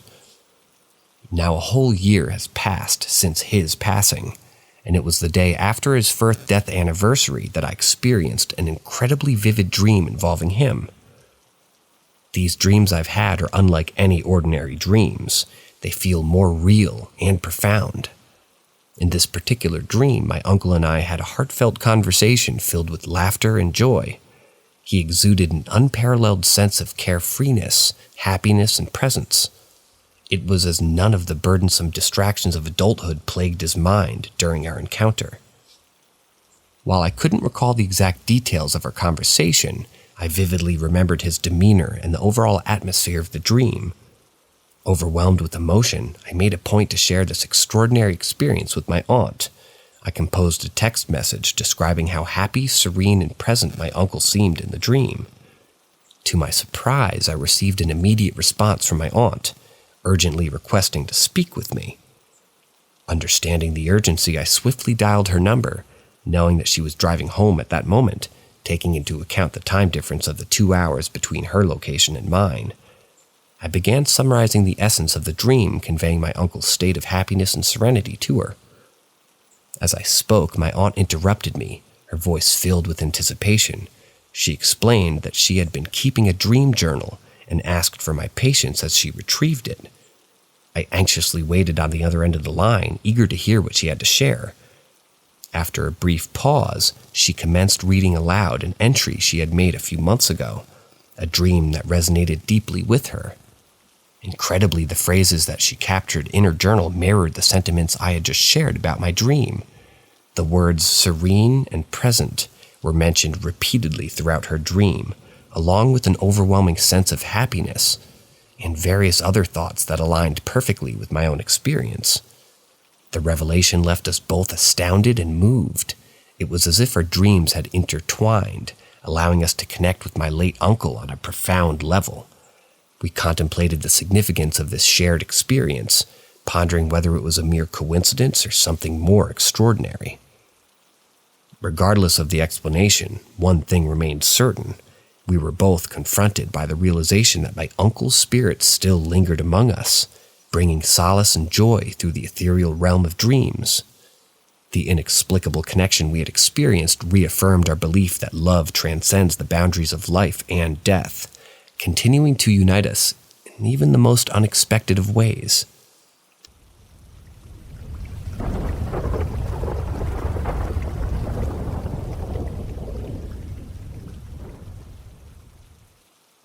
Story number 17. House Ghosts and Their Pecking Order. I'm fortunate to call this charming home, which was built in the 1800s, my own. Its historical significance is undeniable, as it stands as a testament to the neighborhood's growth during that era. Over the years, not only have new homes been added to the area, but some remarkable historic houses have been relocated here as well. My journey in this house began in 1999 when I moved in with my boyfriend at the time. He had been residing here for several years before he encouraged me to join him. However, our story took an unexpected turn when I changed the locks in 2007, leading to his eventual departure, but that tale is best left for another time. Throughout my life, I've possessed a heightened sensitivity to the energies of others, accompanied by a remarkable ability known as clairaudience. This peculiar gift has allowed me to perceive scents and aromas that are beyond the reach of the ordinary senses. Additionally, I've experienced moments of clairvoyance where I could predict both random and, at times, profound events. The spectrum of these predicaments span from pleasant occurrences to those that hold more ominous auras. When I first settled into the house, I'd already been engaging in various practices aimed at enhancing my spiritual well-being. Yoga, healing touch, and guided meditation were regular components of my routine. It was during these tranquil moments that I encountered a rather perplexing phenomenon. On multiple occasions, I would be jolted out of a peaceful slumber by the sound of a deep voice whispering ancient words directly into my ear. Though I could appreciate the attempt at communication, it undeniably sent shivers down my spine. After enduring several near heart attacks, I summoned the courage to address the unseen entity. "Please," I implored, "stop communicating with me audibly. Your words instill fear within me. Instead, find alternative means, such as images or any other form of contact." Remarkably, from that moment on, I never heard another utterance from that particular presence. As the fall season descends upon us, the activity of the house's resident spirits intensifies. During this time, I become aware of the presence of two distinct entities, each exuding their own unique energy. However, I cannot shake the feeling that there is yet another, a silent observer lurking within the shadows. The primary ghost appears to be mischievous in nature, as evidenced by the antics that transpired throughout the autumn months.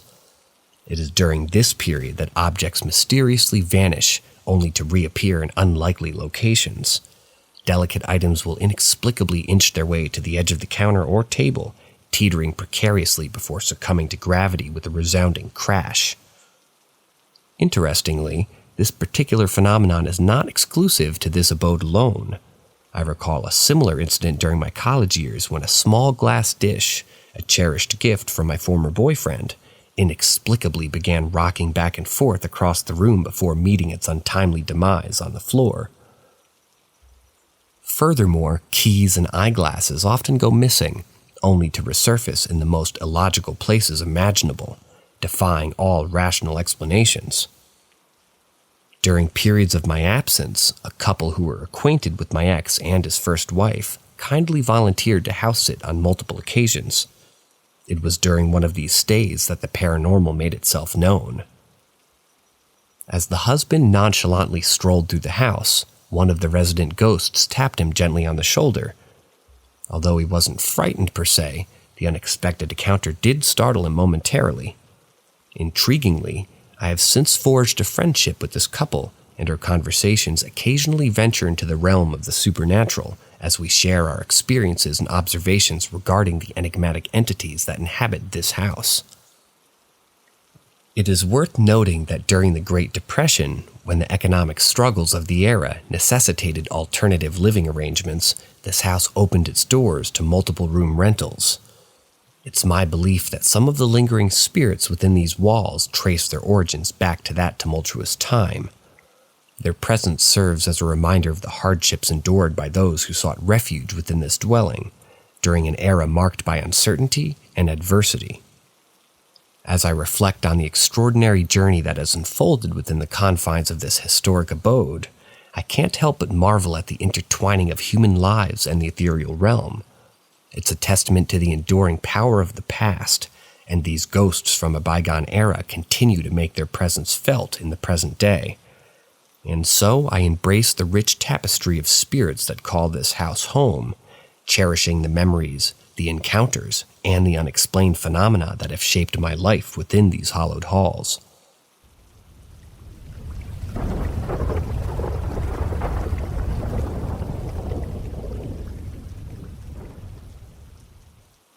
Story number 18. There's something in my house that is determined to make me go crazy.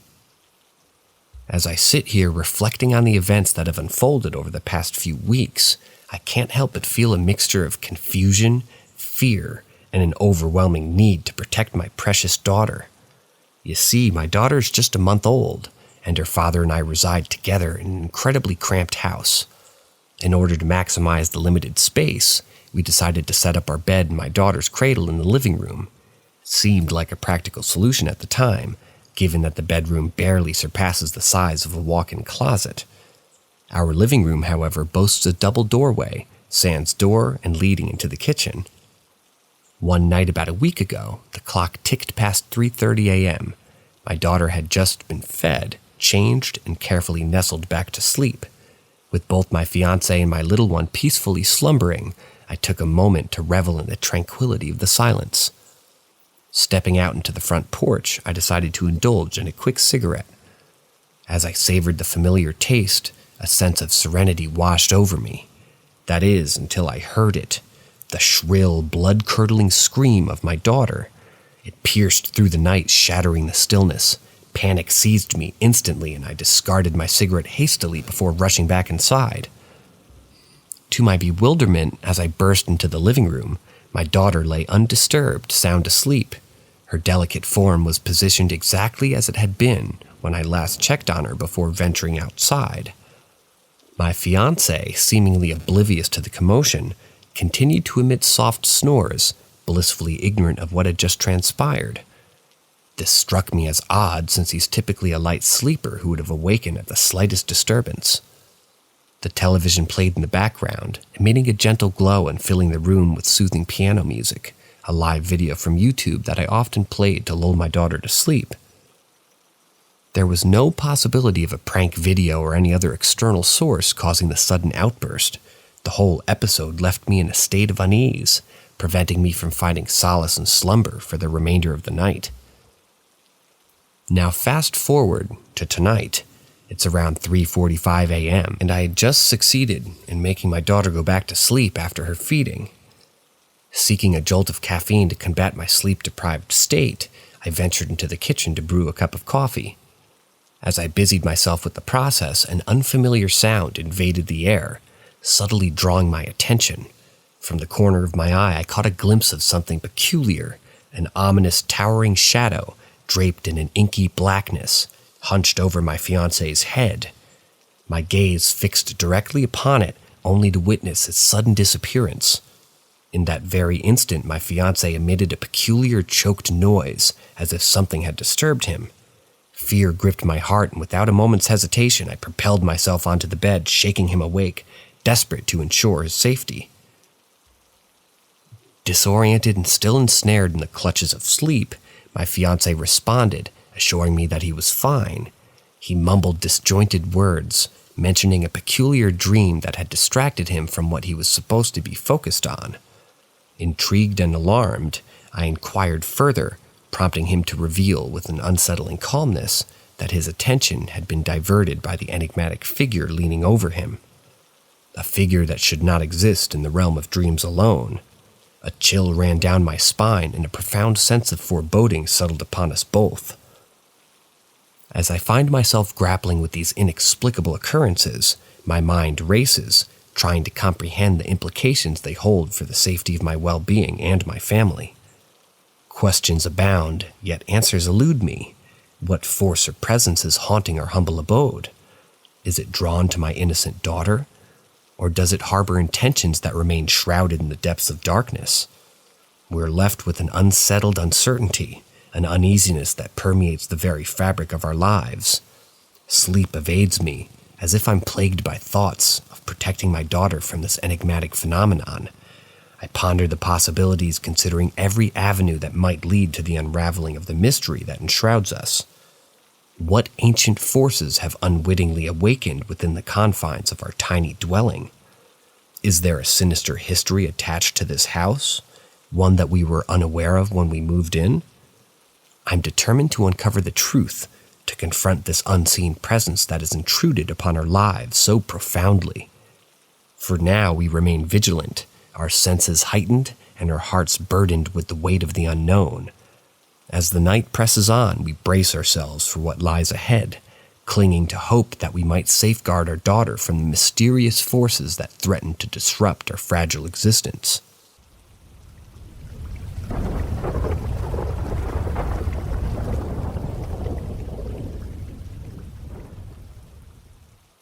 Story number 19, Lost Time at Lost Lake.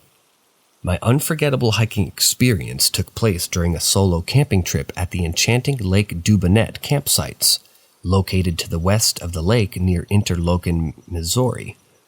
Eager to explore the surrounding natural beauty, I embarked on a hike near the nearby Lost Lake, a name that proved eerily fitting for what I was about to encounter. As I ventured deeper into the wilderness and drew closer to the Lost Lake, a peculiar realization began to dawn upon me. The forest was engulfed in an unsettling silence, devoid of any sound.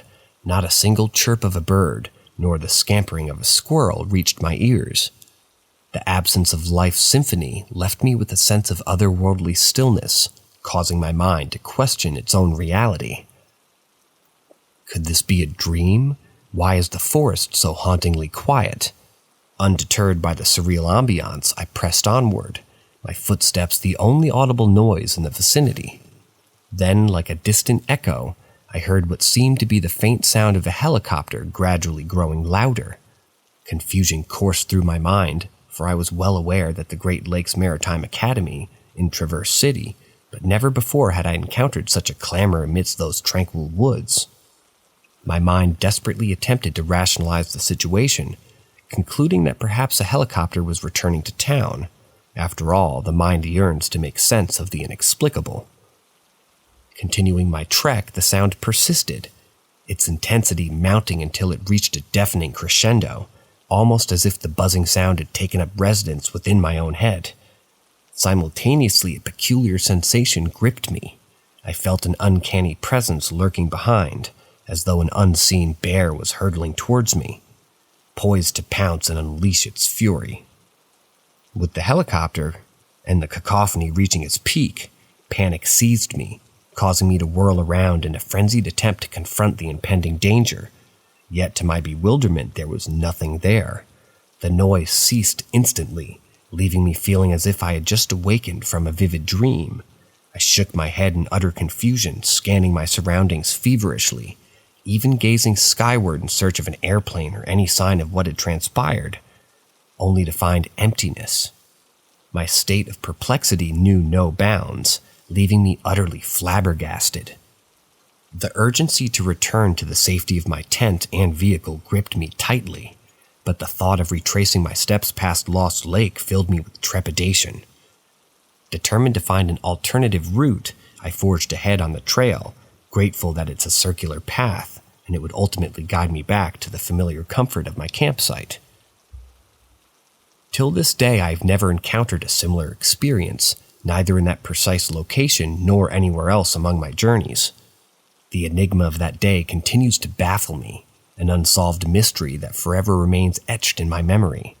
In my quest for answers, I found solace in watching shows like Ghost Adventures, where individuals have shared encounters resembling the inexplicable events of my own story.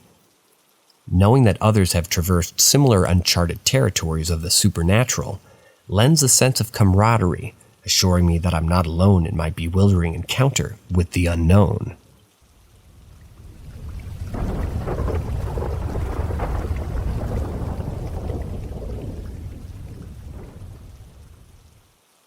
Story number 20. Hi all, very certain my home is haunted and looking for some advice. Last April, I made the exciting move into my current house, and let me tell you, I absolutely love it. It's got this charming old world vibe, being built back in the 1920s, and it comes with some fantastic features. For starters, there's a semi-finished basement, and I've been working on it, and I can't wait to transform it into my dream space. Then there's the big garage, perfect for all my DIY projects, and the huge yard that my dogs just adore. All in all, it's good stuff all around. However, as much as I adore my new home, there's something peculiar about the basement that has caught my attention, as well as that of my friends. It's an odd feeling, almost as if I'm being watched whenever I'm down there. Even my pets, a dog and a cat, refuse to venture into the basement unless I accompany them. I've noticed some strange behaviors from them as well. My dog, whose kennel is in the living room area of the basement, has started growling and snarling while inside of it. This is particularly concerning because he's never had any issues with his kennel before. In fact, I try to avoid kenneling him unless absolutely necessary. Furthermore, he often barks at the kitchen and basement, staring at them with an intensity that I find quite unnerving. It's truly bizarre behavior. Over the past couple of months, things have taken a turn for the even more unsettling.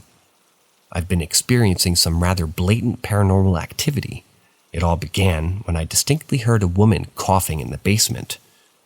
Naturally, my immediate thought was that someone might be squatting down there, taking advantage of its large size and numerous hiding spots.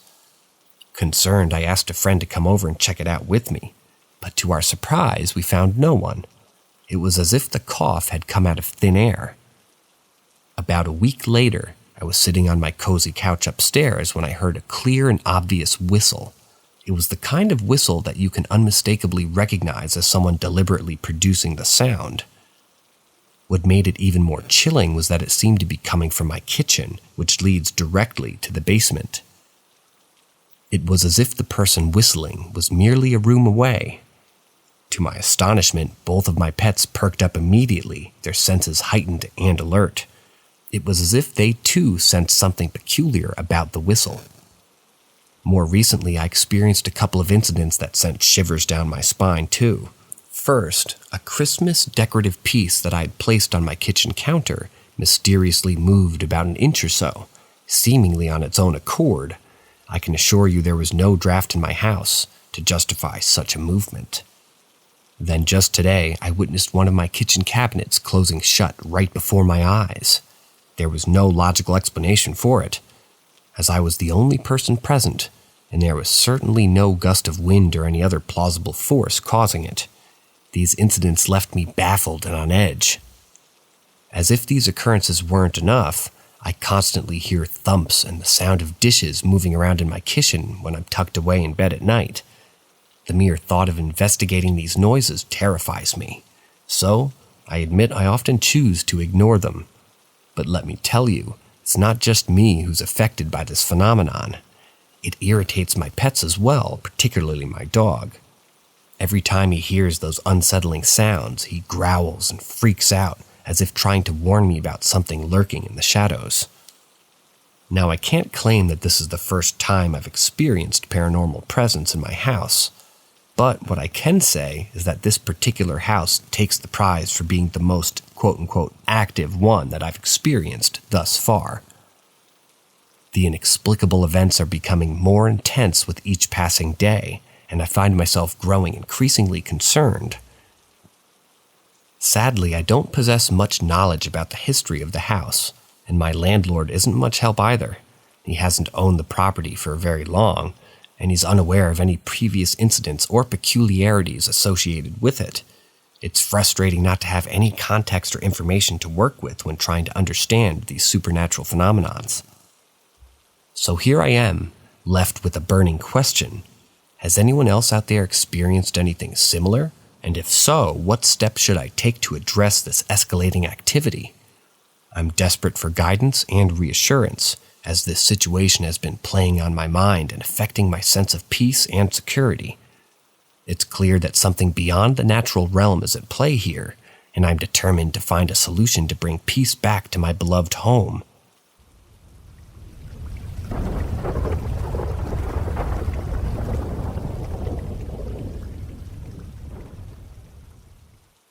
Story number 21.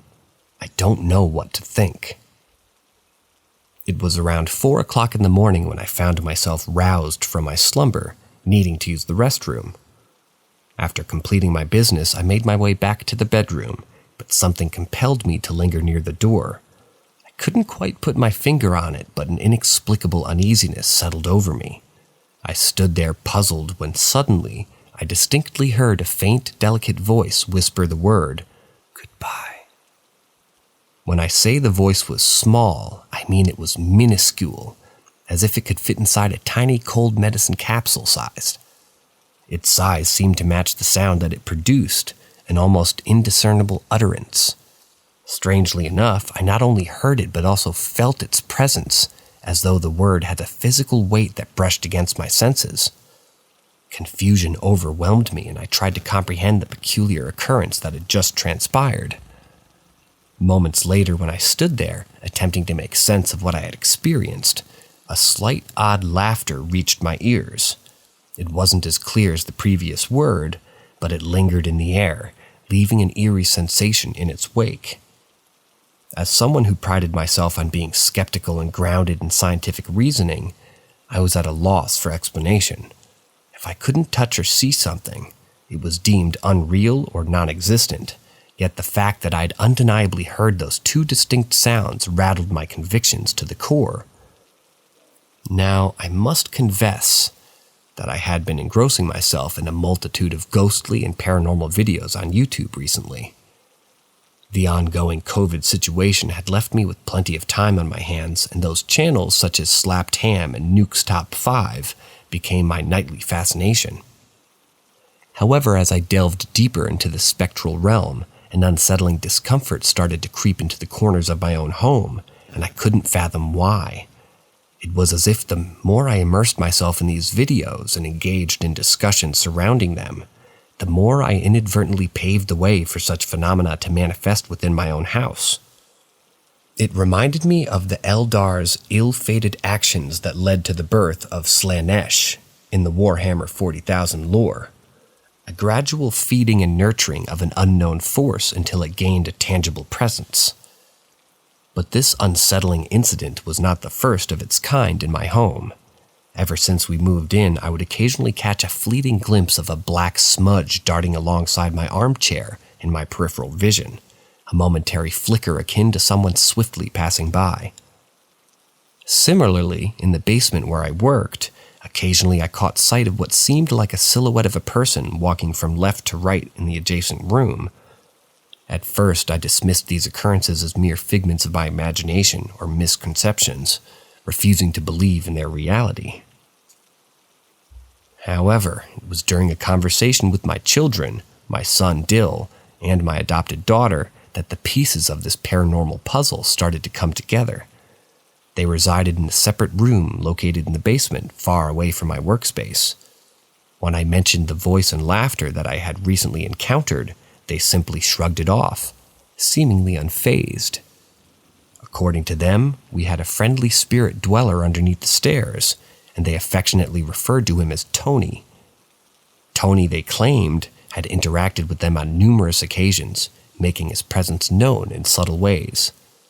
He had even knocked a lamp off a table once, and on certain nights, he would wake them from their slumber, engaging in conversations, although they never mentioned receiving any audible responses. Surprisingly, Tony appeared to be a benevolent presence, with even our dogs showing no sign of distress or agitation in its company. Now I find myself at a loss as to what course of action to take. On one hand, I fear that by acknowledging and paying more attention to these occurrences, I may inadvertently amplify them. Yet, on the other hand, I miss the simple entertainment of watching my beloved ghost videos, although now they hold a disconcerting aura. The thought of burning sage to cleanse the house or seeking the assistance of a priest for a blessing does cross my mind, but I hesitate to take such drastic measures. All I desire is to restore a sense of comfort and normalcy to my home, where I can freely enjoy my ghostly videos without this unnerving backdrop of uncertainty.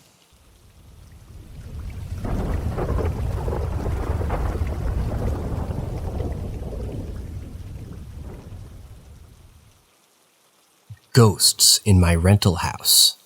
Story number 22.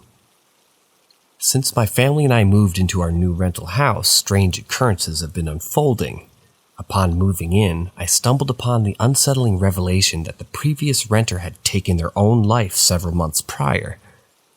Initially, I didn't notice anything out of the ordinary, but over the past week, I've had a series of experiences that I feel compelled to share.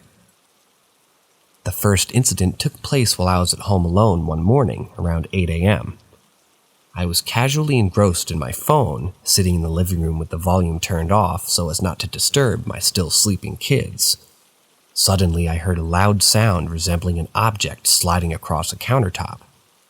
Startled, I turned around, peering over the couch to investigate. But, to my bewilderment, everything appeared to be in order, with nothing out of place. Trying to alleviate my unease, I switched on the television at a low volume to fill the house with additional noise. However, a few minutes later, the mysterious sliding sound recurred, just as loud as before. Perplexed, I remained unable to determine its origin. The second unsettling encounter unfolded while I was watching TV in the bedroom at approximately 3 a.m. Sleep eluded me that night, so I opted to use headphones and link them to my device to avoid disturbing my slumbering family. Strangely, the volume on my headphones kept fluctuating on its own, increasing and decreasing without any intervention on my part. Each time it changed, I diligently reset it to the desired level, only to have it readjust itself shortly afterwards. This inexplicable phenomenon left me feeling disconcerted and unsettled. In another bizarre incident, we discovered that our TV remote had gone missing. Frantically, we scoured the entire house, meticulously combing through each room in search of the elusive remote control. Despite our efforts, it seemed to have vanished into thin air, leaving us perplexed and resigned to the belief that it would resurface at some point. Our home is kept in impeccable order, making it even more bewildering that we couldn't locate the remote. 2 days later, to our astonishment, my fiancé stumbled upon it, casually lying in the middle of the bonus room floor, a room I had just vacuumed thoroughly. The inexplicable reappearance only heightened our senses of unease. Perhaps the most chilling incident occurred at the early hours of the morning when I was rudely awakened at 4 a.m. by a blaring sound of my toddler's tablet playing the Coco Melon's breakfast song. I discovered the tablet lying in the middle of the hallway, nowhere near my children's room, and strangely, when I attempted to turn it off, I noticed it had no Wi-Fi connection at all, and YouTube videos that it played required an internet connection. The lyrics of the song it emitted were hauntingly relevant. Everybody wake up in the morning. Everybody's hungry, I know. Everybody wake up in the morning. It's breakfast time. Let's go. The sheer impossibility of the situation left me rattled, questioning the nature of the events unfolding around me. Now faced with these mounting peculiarities, I find myself torn on how to proceed. I'm determined to maintain my composure and approach the situation with a level head. However, the frequency and intensity of these incidents are becoming increasingly alarming. I seek advice and input from others. What do you all think I should do? Should I confront these inexplicable occurrences head-on, or seek assistance to unravel the enigmatic happenings that seem to unfold with each passing day?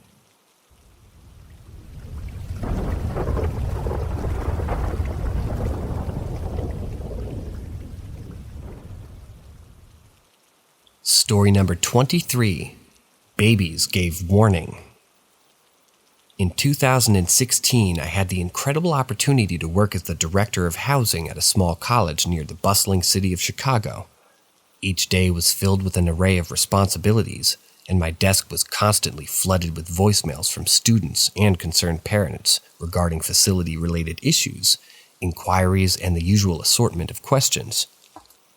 It was a part of my routine to diligently listen and respond to these messages, providing assistance and guidance whenever needed.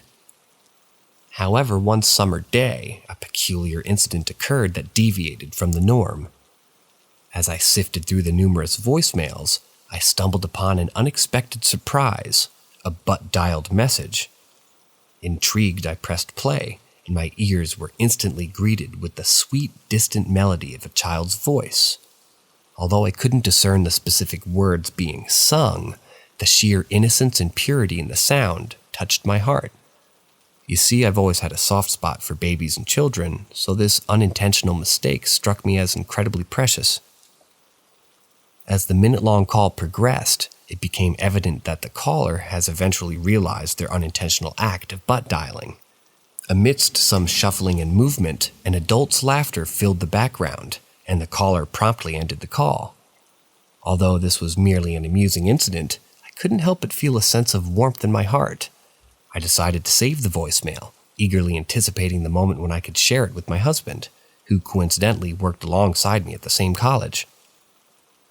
However, he was currently away on a military drill weekend, so I eagerly waited for his return to delight in this unexpected treasure. As life continued its relentless march forward, I inadvertently forgot about the saved voicemail amidst the chaos of my responsibilities. Many weeks later, our college began to process the student housing registration for the upcoming academic year, and once again my voicemail inbox overflowed with messages demanding attention. Determining to address every concern, I diligently began working my way through the sea of requests. It was during this arduous task that fate intervened once again, guiding my hand toward the forgotten voicemail. An inexplicable shiver traveled down my spine as the automated attendant announced that the message had been received a staggering 8 weeks earlier. The timing couldn't have been more uncanny. For just a week prior, I had discovered that I was approximately 8 weeks pregnant. Overflowing with astonishment and excitement, I couldn't contain this extraordinary revelation to myself. I excitedly shared the news with my coworkers, and to my delight, not a single person left my office without experiencing the same goosebump-inducing awe that enveloped me. And then, in a twist of fate that seemed almost predestined, it happened once more. This time it was December, and my husband and I had been earnestly discussing the possibility of expanding our family and welcoming another child into our lives. We confided in our closest family and friends, informing them that they were unofficially trying for baby number 2. Unexpectedly, my mom reached out to me, an inexplicable sense of certainty permeating her words. She disclosed that she had awoken in the middle of the night, absolutely convinced that I was pregnant. It was an overwhelming sensation, a strong intuition that transcended mere thoughts, as if she had a deep knowing. Initially, I brushed off her message, rationalizing it that I had recently experienced my period and had not been particularly active in pursuing conception due to the relentless demands of my stressful job. Yet, as the days turned into weeks, a nagging feeling settled within me. I began to feel different, unlike my usual self. Curiosity and a hint of apprehension led me to take a pregnancy test, hoping to quell the growing uncertainty. The results astounded me. I was indeed pregnant. Overwhelmed by a flurry of emotions, I scheduled an ultrasound to confirm the pregnancy's progress. During that appointment, as the technician deftly moved the wand across my abdomen, measuring the tiny life growing within me, I couldn't help but ponder the uncanny series of events that had led me here. The ultrasound revealed that I was precisely 6 weeks and 6 days pregnant. Unable to contain my astonishment, I immediately reached out to my mother, sharing the life-altering news. Moments later, she responded, sending me a screenshot of her previous text, which was dated exactly 6 weeks and 6 days prior. As I grappled with this inexplicable chain of events, an overwhelming sense of bewilderment washed over me. What was the meaning behind these occurrences? Was I being touched by some form of communication from beyond the veil? Had others experienced similar signs and messages? These thoughts weighed heavily on my mind, evoking a peculiar and uncomfortable feeling within me. A mix of awe, uncertainty, and an indescribable sense of wonder. As I journeyed through this enigmatic maze of inexplicable occurrences, I couldn't help but contemplate the intricate nature of the universe and the mysterious ways it chooses to communicate with us. Perhaps there are forces beyond our comprehension, orchestrating a symphony of events to guide us along our path. While unsettling, I couldn't deny the profound impact these messages had on my life, shaping my journey towards motherhood and instilling a newfound appreciation for the intricate tapestry of existence itself.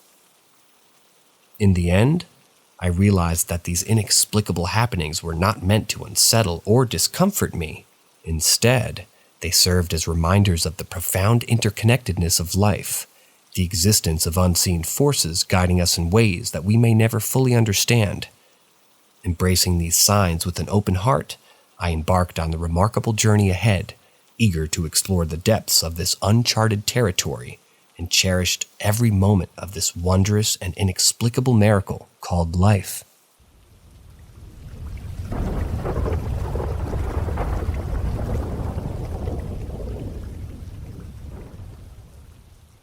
Story number 1, definitely paranormal. Bear with me here. This morning, as the tendrils of slumber gradually released their grip on my consciousness, I emerged from a dream that left me with an unsettling sense of unease. In that ephemeral realm of subconscious wanderings, I find myself immersed in a peculiar scenario where an unseen presence seems to be observing me intently from the darkened corner of my room. Strangely enough, I possessed an inexplicable knowledge that this entity was of vegan nature, yet harbored a sinister desire to consume me despite its herbivorous inclinations. As the morning light gently caressed my face, I awoke from this disconcerting reverie, my heart racing only to discover that the room was devoid of any spectral intruders. The rational part of my mind attempted to dismiss this episode as a mere figment of my imagination, for it was not uncommon to experience peculiar dreams from time to time. Nevertheless, this unsettling encounter seemed to prelude to an inexplicable series of events that would test the boundaries of my understanding. In my daily routine, I had developed the habit of indulging in 2 specific culinary delights around 6 o'clock each day, a delectable plate of succulent chicken nuggets and a steaming bowl of savory beef top ramen. However, I was met with a most disheartening revelation.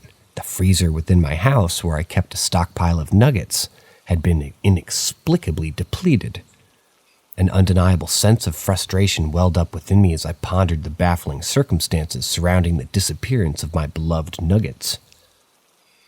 I was certain that I had meticulously added a fresh batch to my grocery cart during last week's expedition, an incontrovertible fact dutifully recorded within the sacred confines of my personal diary. How then could such a crucial component of my daily sustenance vanish without a trace? Seeking answers, I embarked upon a thorough investigation, determined to leave no stone unturned in my quest for the truth.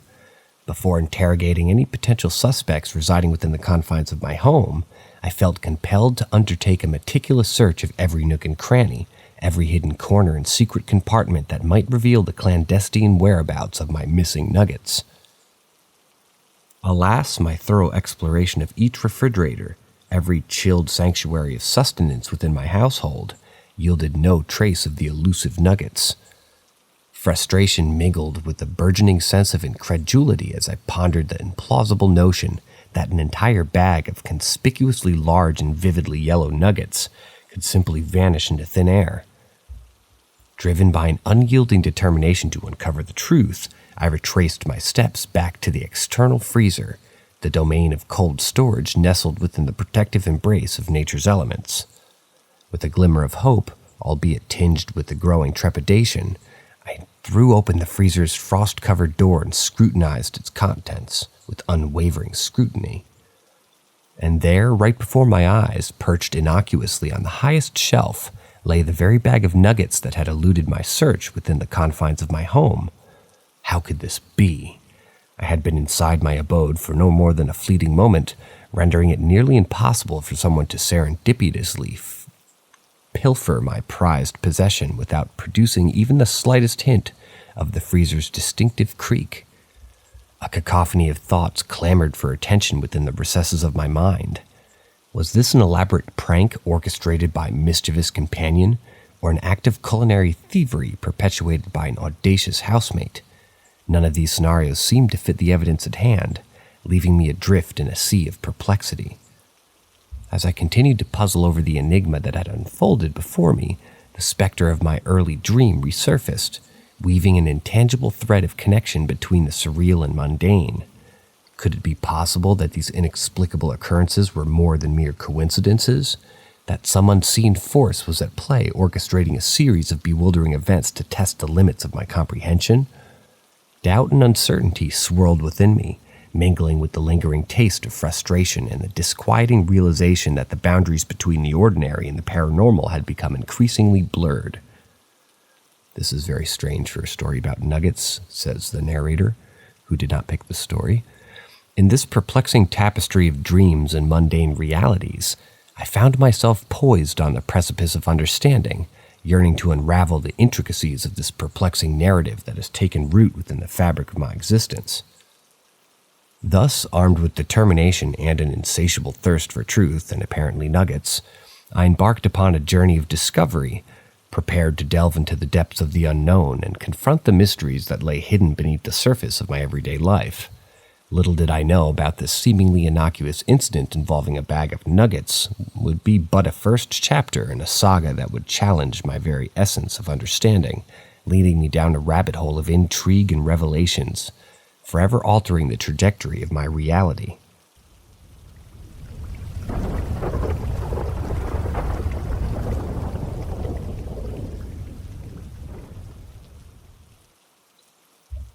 Story number 2. Something from my previous residence still follows me.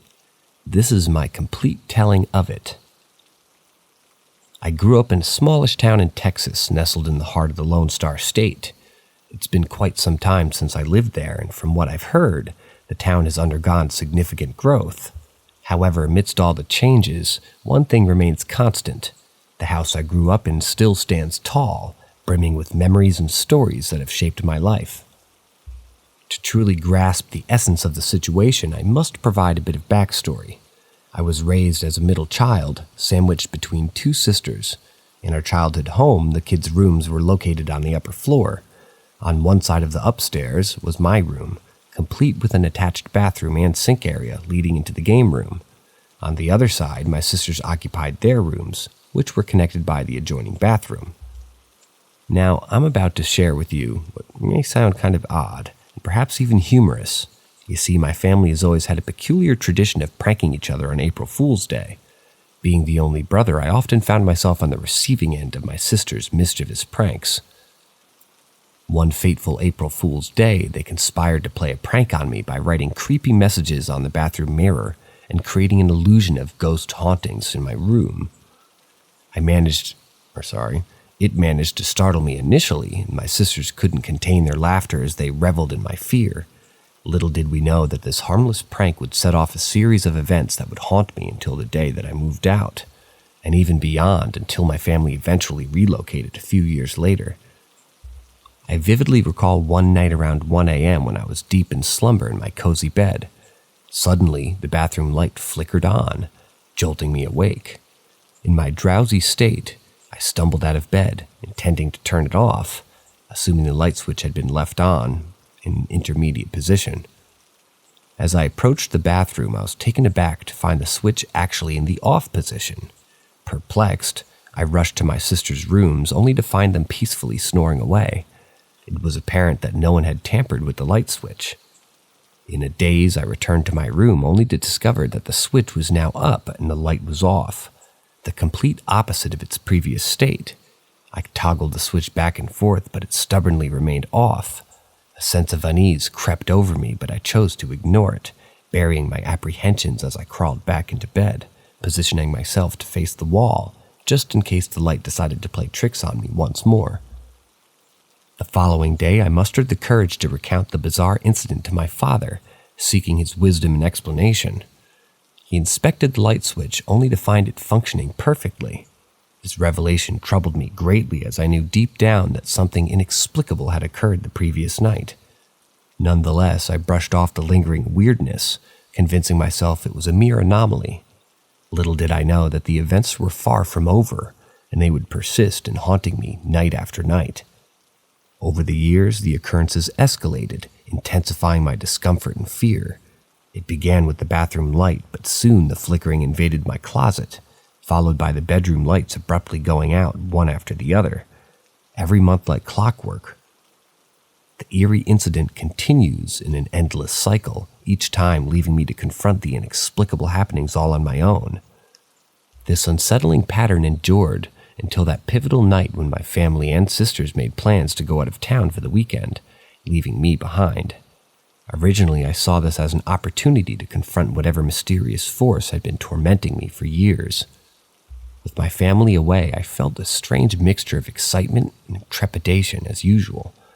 I was determined to unravel the enigma that had plagued my childhood home. As the day turned into night, a sense of solitude enveloped me. The house, usually bustling with laughter and chatter of my loved ones, now stood silent and still. I decided to take matters into my own hands and began my investigation. Equipped with a flashlight, a notepad, and a camera, I ventured into every nook and cranny of the house. I started with my bedroom, inspecting every inch for any sign of tampering or hidden mechanisms. I searched the closet under the bed and even behind the furniture, but found nothing out of the ordinary. The unease continued to gnaw at me, fueling my determination to uncover the truth. Next, I focused my attention on the bathroom, the epicenter of the strange occurrences. I examined the mirror, hoping to find some clue or hidden message like the ones my sisters had pranked me with years ago. But the mirror was pristine, reflecting only my puzzled expression back at me. Moving on, I reached the light switch, which had been the catalyst for my ongoing torment.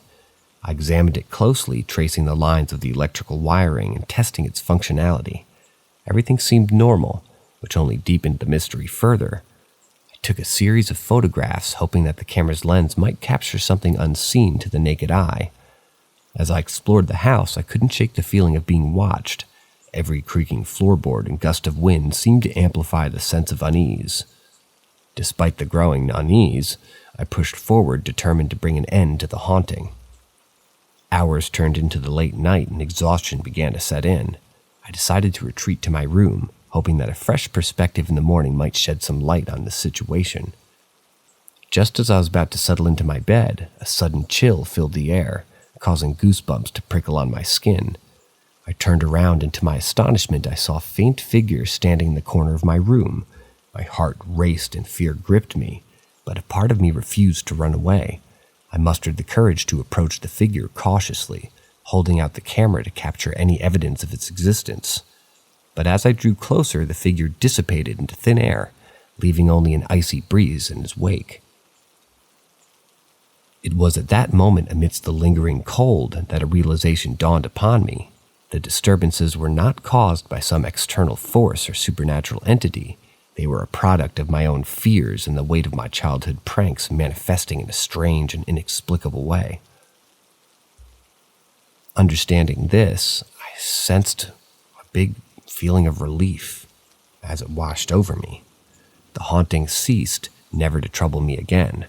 It was a lesson learned, a reminder that sometimes the most profound mysteries lie within ourselves.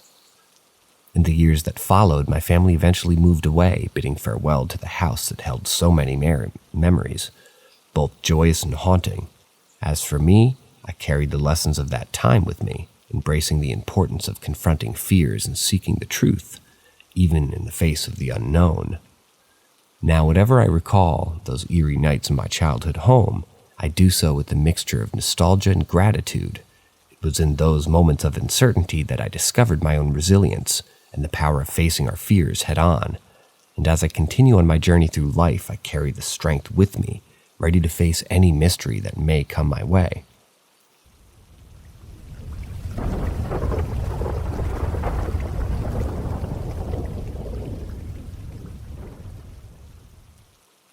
My experience with haunted houses, story number 3.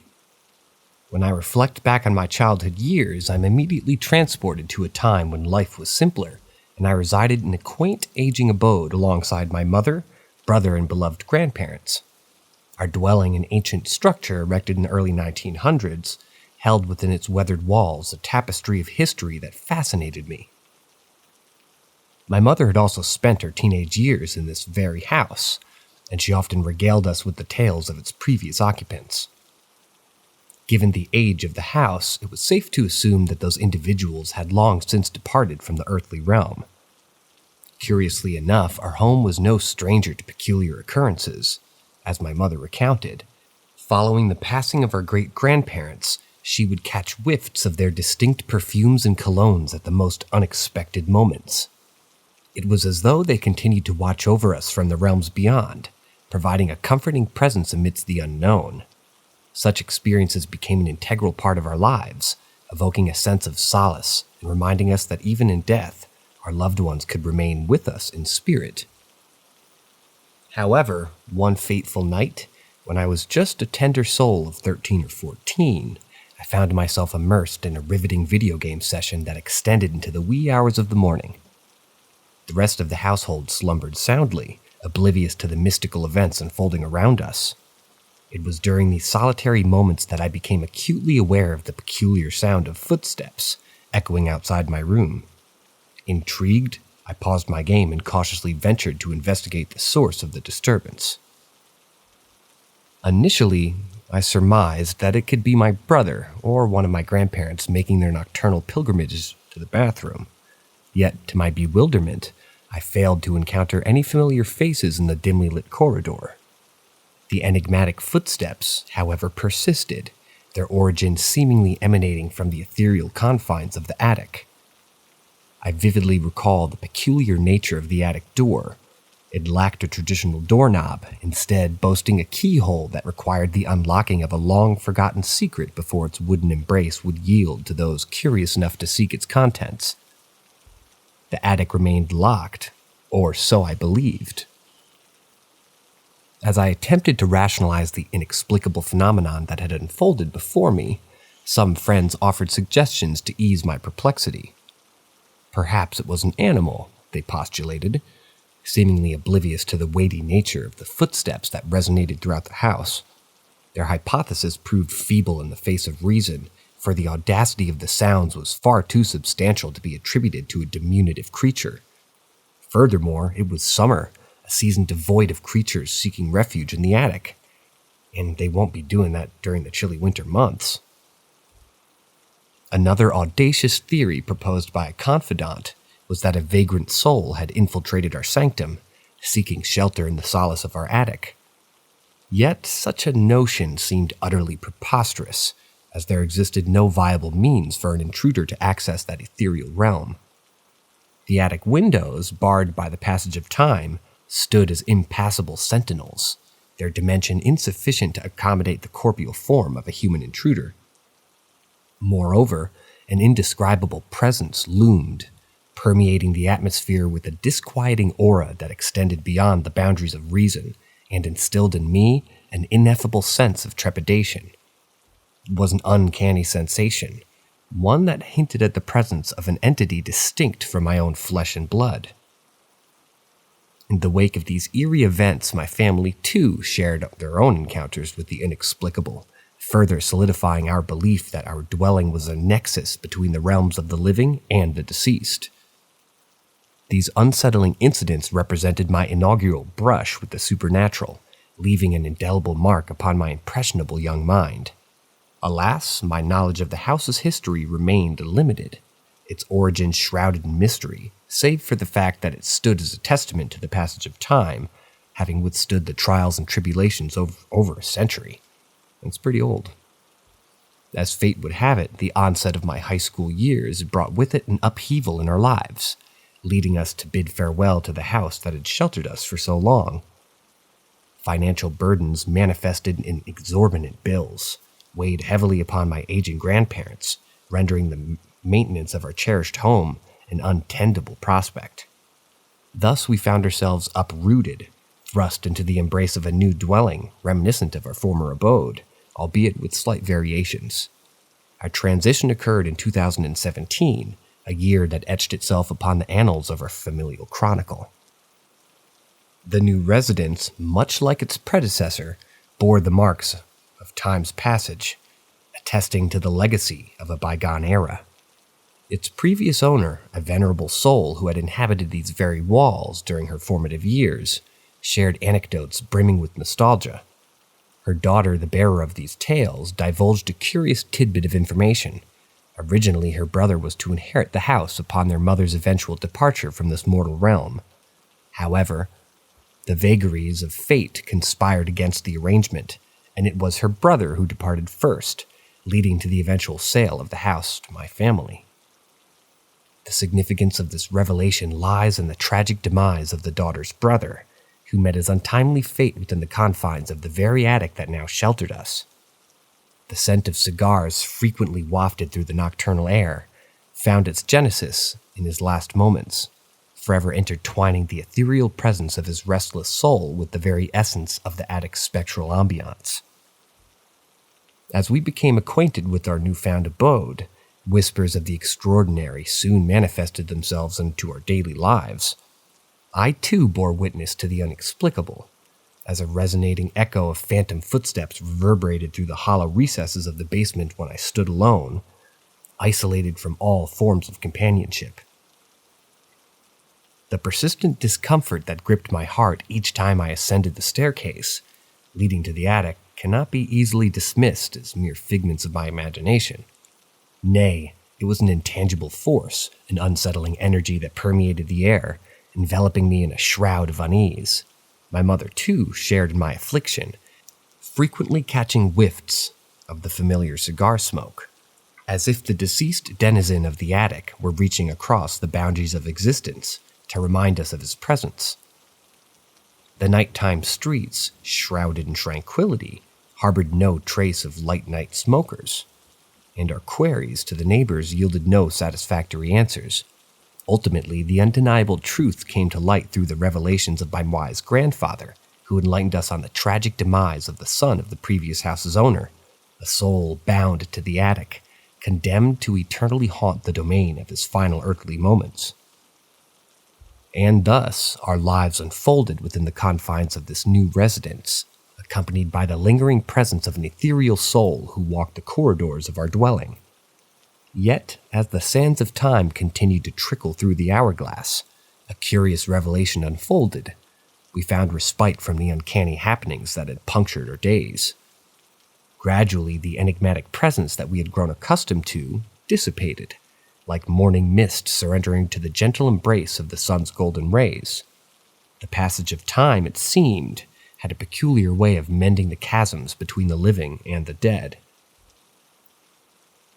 4 years have passed since our resettlement, 4 years that bear witness to the absence of further inexplicable occurrences. Neither I nor my mother have experienced anything out of the ordinary within these walls. Perhaps the renovations were undertook, painting the walls, changing the floor, and shedding ourselves of the remnants of the past, imbued our dwelling with a new sense of vitality, severing the ties that once bound us to the specters of yore. Yet the attic remains a source of unease for me, an indelible reminder of the one who met his tragic end within its confines. It is here that the line between the earthly realm and the ethereal becomes tenuous, as the spirit of the deceased lingers a mere whisper away from my conscious reality. Such is the extent of my chronicle, a tale woven from the threads of a childhood intertwined with the supernatural, intertwining the lives of the living and the deceased in a dance that transcends the boundaries of time. Though my home now rests in a state of tranquil equilibrium, an indescribable undercurrent of apprehension still accompanies my footsteps whenever I venture near the foreboding attic door. In the end, it is a testament to the enduring power of the departed, reminding us that even in the realm of the living, the echoes of the past can shape our present and future, leaving an indelible mark upon the tapestry of our existence.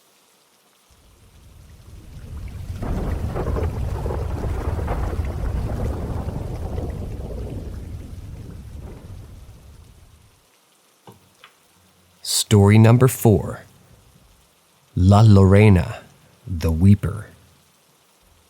When I was 14 or 15, I found myself in Mexico, participating in a camp program that was aligned with the Catholic Christian Learning Program. The purpose of this program was to practice and prepare for confirmation, a significant Catholic tradition. Now let me tell you about a peculiar incident that occurred during my time at the camp. One day, the camp organizers informed us that we had to go on a retreat to another church. Apparently, the church that we usually attended and practiced in was being used for some event, but I didn't bother to delve into the details or care too much about it, as I found church to be incredibly boring. Nevertheless, we were instructed to head to a different church situated on a hill within the same rural area as our camp. The church we were directed to was abandoned and currently undergoing renovations, which made it an ideal location for the retreat. We wouldn't have had to disturb anyone, and we would carry out our activities completely undisturbed. However, fate had a different plan in store for me and one other person. On that eventful morning, my friend and I woke up hella late, realizing that we had overslept. Panic set in and we realized the camp-owned cars, our sole means of transportation, were no longer available since we had missed their departure. We urgently needed to find an alternative mode of transportation, so we scraped together some money and paid for a bus ride to the church. We hopped onto a bus, hoping that it would take us to our destination. However, our journey was riddled with misadventures. We mistakenly got off at several churches, wasting precious time and growing increasingly frustrated. Finally, after a series of wrong turns, we managed to arrive at the correct church, mentally and physically exhausted. Entering the church through the front doors, we remained oblivious to the fact that the actual retreat was supposed to take place through another door leading to the basement. The initial room we entered was akin to a lobby, with a glass pane doorway revealing the altar and the seats within. Bizarrely, every exit and side passage was barricaded with furniture and heavy items, presumably due to the ongoing remodeling work. The glass door, however, was tightly locked, preventing any access. Curiosity mingled with trepidation as we surveyed the room. Suddenly, our attention was drawn to a tall, slender woman kneeling on the floor. She appeared to be shrouded in a long black dress, with a veil covering her face, evoking images of an imposing figure from Resident Evil. The darkness seemed to envelop her, accentuating her presence within the dimly lit space. To our astonishment, we noticed a Bible or a large book on the floor, its pages torn out. As we stood there, startled by the sight before us, we heard the woman weeping. The sound reverberated through the room, intensifying the eerie atmosphere. Fear gripped us, and in that moment, she turned her face slightly toward us, revealing only a fraction of her features, an ominous sight indeed. Her cheek and nose were visible, displaying a complexion reminiscent of those witches from folklore, with a ghastly gray hue reminiscent of Palpatine. Without thinking, I instinctively jumped back, my heart pounding with terror, and fled from the doorway, my friend closely following suit. We ran for our lives, consumed by fear and confusion. My friend sought solace in waiting for help, but I was overcome with a stubborn rage fueled by the frustration of missing several churches along the way. In a fit of anger, I made a reckless decision. Against my friend's protests, I defied my better judgment and rushed back through the door, determined to confront the mysterious entity that had startled us. I braced myself, preparing to unleash my fury upon this unknown presence. As I re-entered the room, my eyes widened in disbelief. The space was now empty, devoid of the woman and the book that had been present moments ago. Our tumultuous commotion had caught the attention of our teachers and proctors, who swiftly approached us. Wearing stern expressions, they chastised us for our truly unruly behavior, pulling on our ears in reprimand, before forcefully dragging us out into the retreat of the basement. When I mustered the courage to recount the encounter to our teachers, expecting empathy or understanding, they merely laughed it off. According to them, they had all been at the church all day, preparing for our arrival, and they were the only ones who possessed the keys. Till this day, I remain haunted by that inexplicable experience. The abandoned church with its barricaded exits, and the enigmatic weeping woman continues to linger in my memories. It serves as a stark reminder that there are forces and occurrences that are, in this world, defying all explanation, leaving us in a state of bewilderment and questioning the nature of our reality.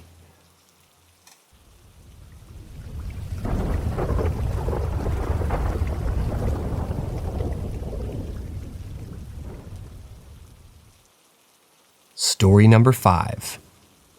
Paranormal encounters when I was younger. When I think back to my younger years, I'm filled with vivid memories of living with my grandparents and parents under one roof.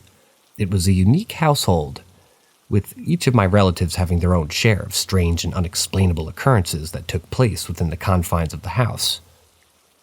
Personally, I experienced an abundance of inexplicable events that have left me questioning the nature of reality.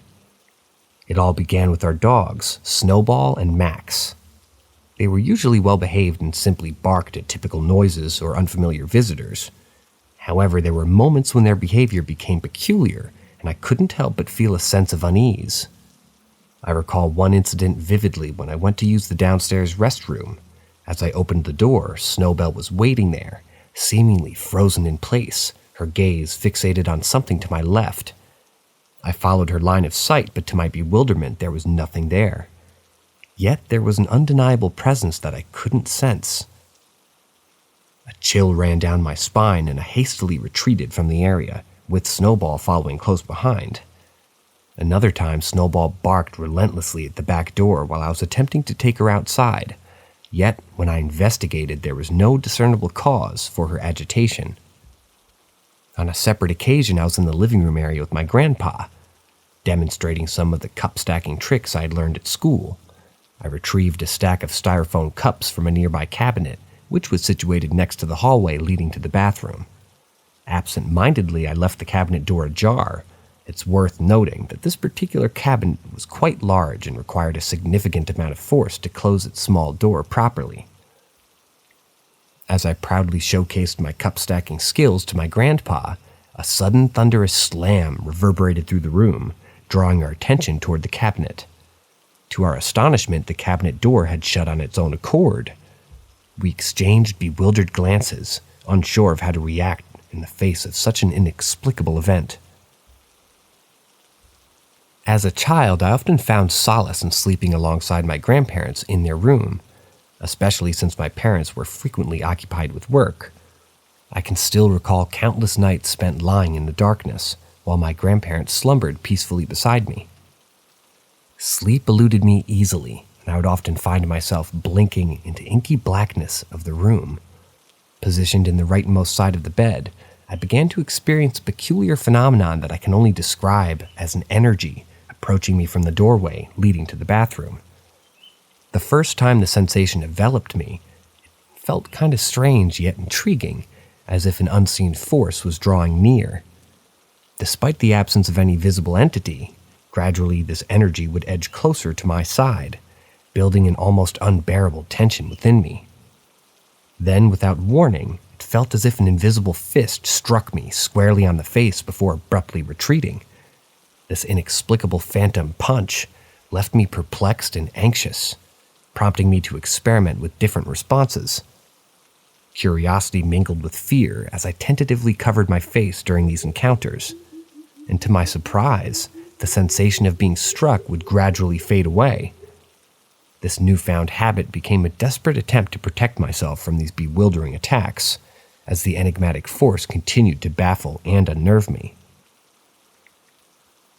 Within that house, my own bedroom occupied a position at the end of the upstairs hallway. I learned from my mother that this room had previously been hers, and she started a chilling account of encountering a ghostly girl who would silently observe her from the edge of the bed.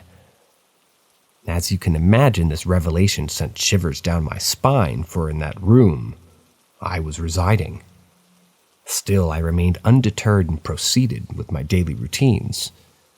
Yet, on one particular occasion, while standing in front of the upstairs bathroom sink, washing my face, an eerie sensation crept into my consciousness.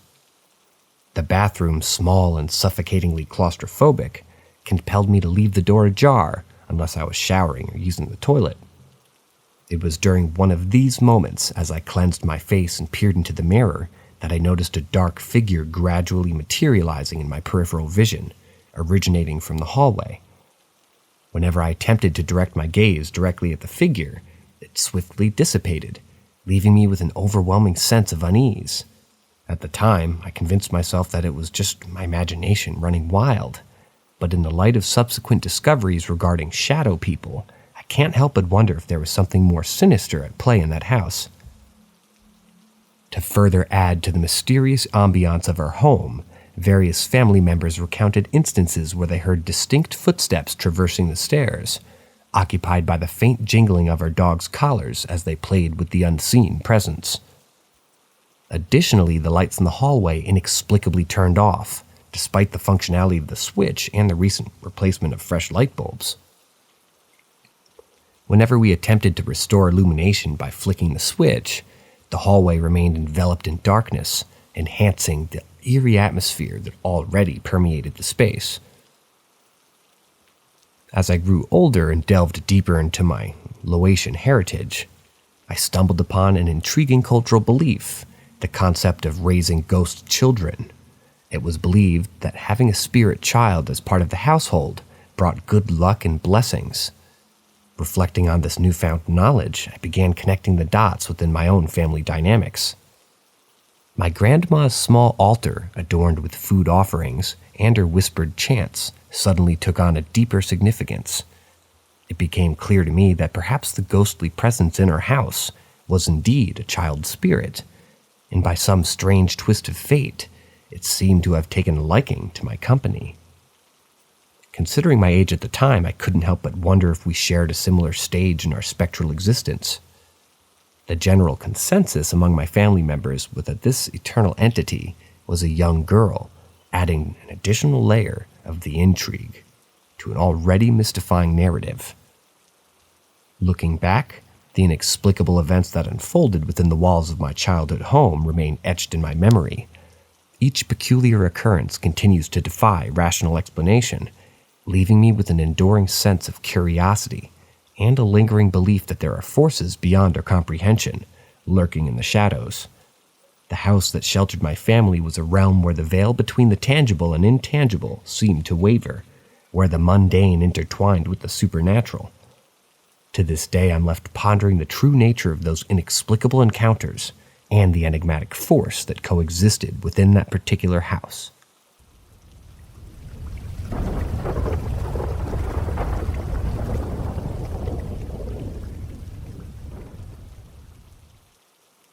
Story number 6, Boot Steps, Evil Presence.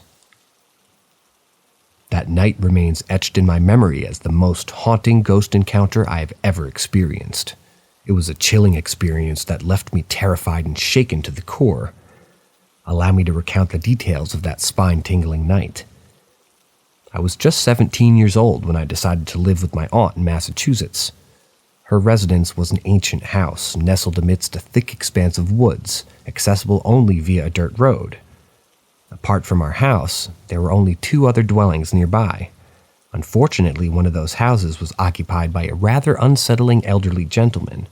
We had caught him peering through our window on several occasions, which compelled us to take extra precautions by locking all the doors. Initially, I resided on the couch, as I had no bed of my own. It became a routine for my aunt's dog to curl up beside me as well, providing me with some company during the nights. Adjacent to the living room, there was a peculiar room that served as a closet. It had 2 doors, one leading outside and the other connecting it to the living room. There was always an eerie vibe surrounding that room, and consequently, we seldom utilized the back door. Then one day, my aunt surprised me with a cot in that very closet room. She sympathized with me for sleeping on the couch and decided to grant me my own personal space. Little did I know that this act of kindness would usher in a nightmarish experience. On the first and only night I slept on that cot, my aunt's dog immediately leapt into its well. Prior to laying down, I made sure to bolt lock the back door, while leaving the living room door wide open. As I settled in, unsettling feelings washed over me. A foreboding sensation that something dreadfully was amiss. You know that sinking pit in your stomach that serves as an omen of impending doom? I experienced it acutely that night. I lay there struggling to fall asleep when suddenly the dog's growls pierced the silence, directed toward the opposite side of the closet, merely steps away from me. Fear-stricken, I dared not turn to face the source of this agitation. Then, as if in a horror movie, I heard the creaking of the door swinging shut. The dog, still on the cot, intensified its growling, fiercely protecting me from the unknown force that was causing the door to close. And then came the sound of heavy boot steps. Each thud resonated through the room, growing louder as they drew closer to my cot. The dog's frenzied barks filled the air, a symphony of terror. In my mind, I immediately conjured up the image of a murderous intruder. Oddly, the thought of a ghost never crossed my mind. I was petrified, paralyzed by an overwhelming fear that rendered me unable to scream or react. All I could manage was a feeble whimper, a desperate plea for help. The intruder's approach to my cot was agonizingly slow, though it likely took more than maybe 2 or 3 steps. In that petrifying moment, time seemed to stretch indefinitely. Finally, he leaned over, and I could feel the weight of his presence, accompanied by his labored breathing, brushing against the back of my neck. Evil emanating from him, a malevolence that convinced me of my impending demise. The dog, still in a frenzy, continued its ferocious barking. It was in that moment of sheer terror that my paralysis momentarily broke, and I screamed for my aunt. Without wasting a second, my aunt and her boyfriend rushed into the room, flicking on the lights to dispel the darkness. To my horror, there was no one there. Tears streamed down my face, and I insisted that a man had been right next to me. My aunt's boyfriend scoured the house, searching for any sign of an intruder, but there was nothing. No trace of an individual, no evidence of a break-in. All the doors remained securely locked. It was as if an intruder had vanished into thin air. That night left an indelible mark within me, instilling a deep-seated fear that would forever linger. I vowed never to set foot in that room again, for it was within those 4 walls that I had genuinely felt my life was in grave danger.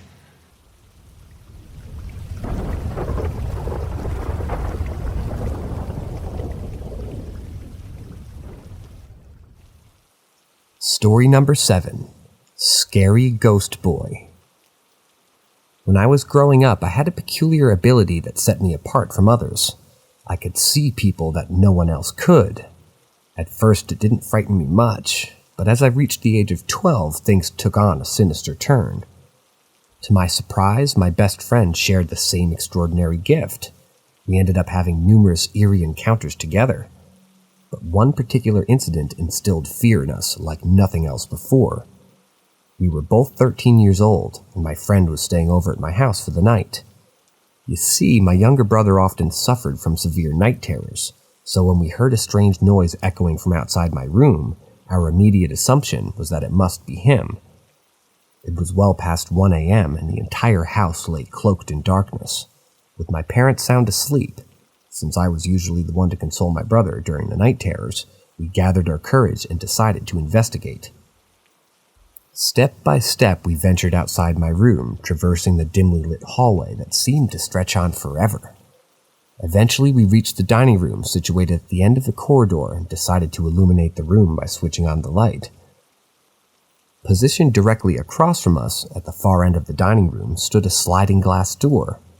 However, our attention was immediately drawn to an unexpected sight. A figure of a young boy perched on the edge of the dining room table. His back turned toward the door, an unsettling sensation washed over us. Unsettling our nerves, we assumed that it had to be my brother, yet something felt distinctly amiss. In unison, we called out my brother's name, hoping for a response. However, as the sound of his name left our lips, a profound realization began to dawn upon me. This boy was far too slender to be my brother, and his attire seemed strangely unfamiliar.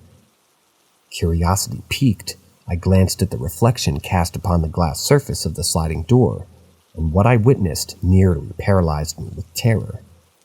The boy's face appeared emaciated and sickly, his eyes grotesquely enlarged and completely devoid of color.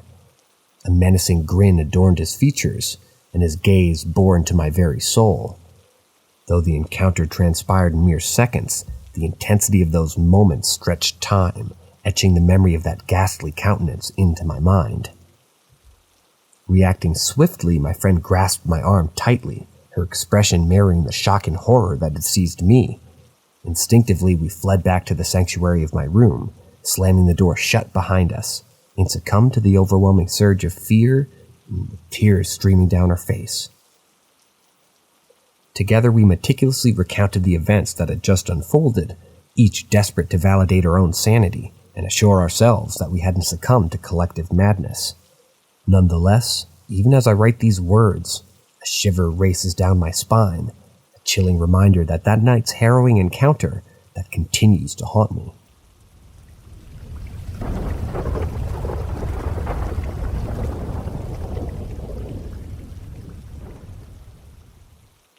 My friend's house. Let me share with you a chilling tale that unfolded in the year of 1992, a spine-tingling experience that occurred within the confines of my friend's house. Back then, we were a tight-knit group of 4 bosom buddies, navigating the treacherous waters of high school together. It was during this time that one of our comrades extended an invitation, beckoning us to spend the night at his residence. You see, he harbored a deep-seated fear of being alone, for his entire family had made plans to embark on an out-of-town escapade. Alas, he could not accompany them, due to his unyielding commitment to his academic pursuits. Curiosity piqued our interests as we revealed the motive behind his anxiety. Strange occurrences he claimed plagued his house, instilling an unshakable sense of unease within him. Our friend regaled us with a tale of his neighbor, a hapless teenage girl who had fallen prey to the clutches of demonic possession. It was only through the intervention of a valiant priest and an ensuing exorcism that the girl was liberated from the insidious clutches of the netherworld. However, the family, overwhelmed by the haunting memories, chose to demolish the accursed house, believing that the malevolent spirit had somehow managed to traverse the ethereal plane and infest my friend's house. Thus, with apprehension and intrigue, the 4 of us embarked upon this nocturnal odyssey. The day commenced innocuously, with us immersing ourselves in the celluloid world of Top Gun, as the hours gradually slipped away. As the sun began its descent, casting long shadows upon the earth, we retreated to the sanctity of my friend's room, engaging in animated conversations, while the dulcet tones of the radio serenaded our eager ears. Together we embarked upon a quest to discover the perfect frequency, tuning it in to our preferred station. The radio jockey would periodically grace our auditory landscape, introducing the melodious melodies and divulging the identity of the station that we had chosen to listen to. It was during one of these seemingly mundane interludes that an ominous shift transpired. The disembodied voice of the DJ reverberated through the speakers, uttering a different station name, one that had not graced our ears before. A collective gaze exchanged between us conveyed the burgeoning unease that began to gnaw at our collective consciousness. Hastily, we restored the familiar tune to our airwaves, only to bear witness to the repetition of this eerie phenomenon a mere quarter of an hour later. With each instance of this peculiar occurrence, our sense of disquietude mounted exponentially. As twilight gradually faded into the embrace of night, the pang of hunger assaulted our senses, necessitating a culinary respite. Determined not to confront the sinister forces lurking within my friend's abode alone, we ventured into the kitchen en masse. While my comrades awaited my return, I seized the opportunity to refresh myself, retreating into the adjacent bedroom to cleanse my visage of the accumulated wariness. Naively, I harbored no concerns, for the bathroom resided a mere few strides away from the proximity of my friend's protective presence. Little did I anticipate the malevolent twist that awaited me beyond the bathroom door. Just as I concluded my ritual of ablutions, a sudden gust of malice seized the door, propelling it shut with an unholy force. The sound reverberated through the house, akin to the detonation of a seismic explosion, reverberating within the deepest recesses of my consciousness. Panic seized my heart as I bolted toward this curious amalgamation of terror, and amusement accentuated the surreal nature of our predicament. From that moment onward, the atmosphere in the house had grown increasingly oppressive, shrouded in an aura of sinister malevolence. As the night wore on, sleep eluded us, replaced instead by an orchestra of creaking footsteps that prowled ominously outside her bedroom window. Each footfall, though ephemeral in nature, echoed with a menacing resonance, eliciting a chilling shudder that coursed through our very beings. Such was the intensity of our encounter that we vowed never to darken the doorstep of our friend's house again, fleeing from its haunted clutches at the first light of dawn, as if our very lives depended on it. And so, my dear interlocutor, I recount this harrowing episode, forever etched within the annals of my memory. To this day, this chilling specter of that fateful night in 1992 haunts my dreams, a testament to the impenetrable mysteries that reside within the interplay of our world and the realm beyond.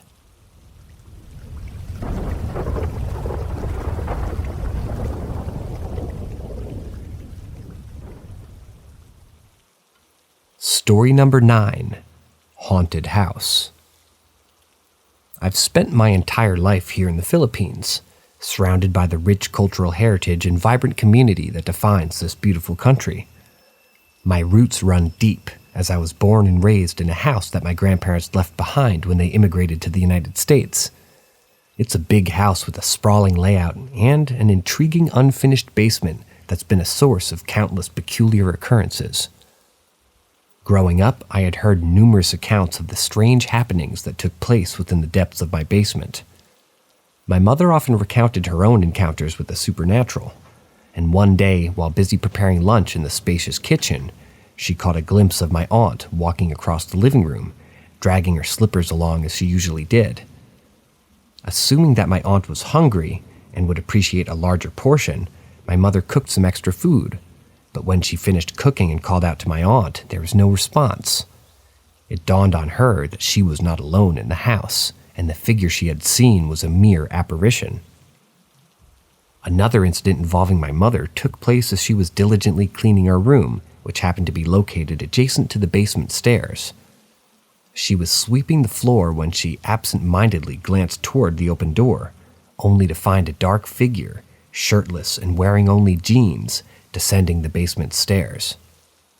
Once again, she realized that she was alone in the house, leaving her bewildered and shaken. Strangely, my uncle also shared a similar encounter with the same shirtless dark figure, except this time it was peering at him through the second-floor bedroom window, a window that overlooked the outside of the house where no one should have been able to stand. As for my own experiences, I vividly recall an unsettling incident that occurred while I was engaged in a conversation with my cousin in the dining room. The room directly above us was the master bedroom, currently occupied by my uncle.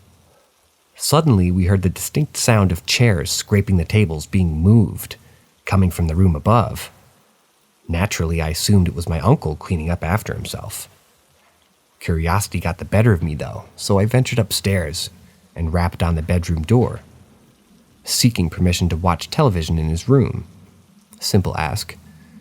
To my surprise, there was no response to my knocking. I tried again, but still there was no answer. Slightly perplexed, I descended the staircase and heard the sound of the doorbell ringing. I hastened to open the front door, only to find my uncle returning home from a long day of work. It became evident that the source of the mysterious noises remained a perplexing enigma. Perhaps the most spine-chilling encounter came from my cousin, who had an unsettling experience while conversing with our grandparents upon their return from the United States. As he glanced toward the basement stairs, he noticed a spectral arm waving at him, as if beckoning him to come closer. Deeply disturbed, he immediately shared his alarming observation with our grandfather, a man of unwavering Christian faith. My grandfather chose to confront the situation head-on. Waiting until the clock struck 3 a.m., a time traditionally associated with the supernatural, he ventured into the darkness of the basement alone, determined to communicate with whatever entity was haunting our house. Despite the eerie silence that enveloped the basement, he fearlessly called out, expecting some form of response. Yet, to his surprise, he saw and heard nothing, leaving him perplexed and amazed. It was a testament to his unwavering bravery. forged through his experiences as a soldier who had fought valiantly in World War II. The stories I have shared here merely scratch the surface of the myriad inexplicable events that have taken place within the confines of my family's ancestral home. From spectral figures to unexplained noises, our house seems to hold secrets that may forever remain shrouded in mystery. But one thing is certain, the supernatural occurrences have left an indelible mark on all of us, adding an air of mystery and intrigue to our lives that can never be forgotten. As we continue to reside in this house, we find solace in the strength of our familial bonds and the resilience that comes from embracing the unknown. As we navigate a world where the supernatural and ordinary intertwine in inexplicable ways.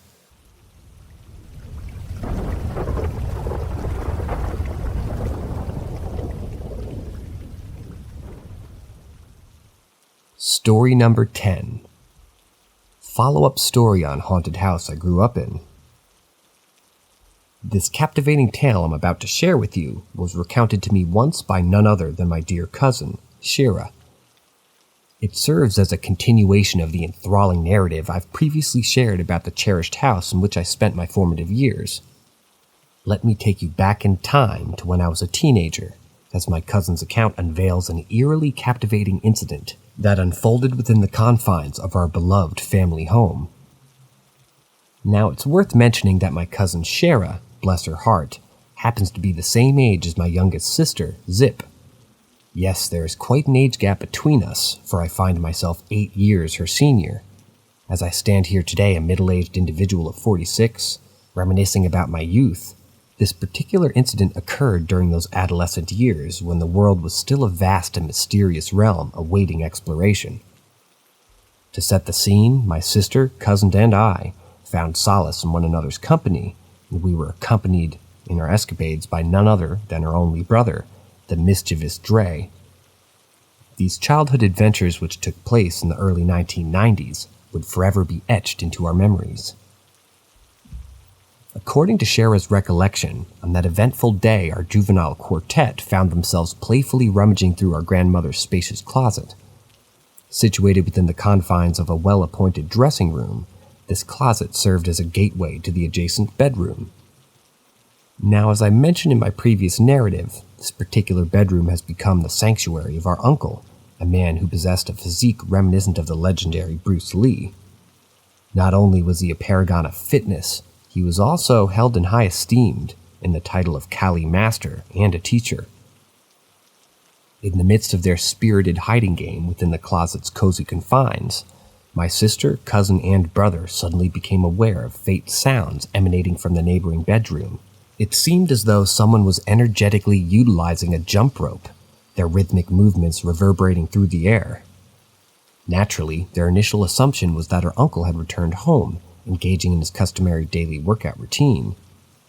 Driven by curiosity, they mustered the courage to gingerly open the closet door, intending to sneak a peek at our physically formidable relative amidst his vigorous exercise regimen. To their astonishment, the very moment the closet door creaked open, the rhythmic jumping ceased abruptly. What greeted their eyes was the sight of a discarded jump rope, carelessly strewn about the bedroom floor. A sense of foreboding washed over them, and inquisitiveness quickly transformed into a need for reassurance. Seeking answers to this perplexing occurrence, they made their way downstairs, embarking on a quest to find our mother, the guardian of our household secrets.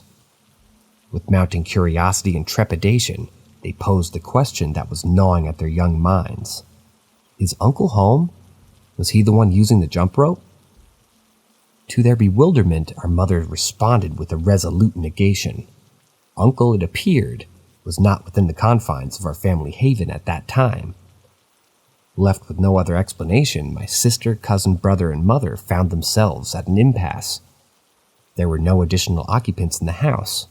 It was a mere quartet of kin, left to grapple with the mystery that had unfurled before their eyes.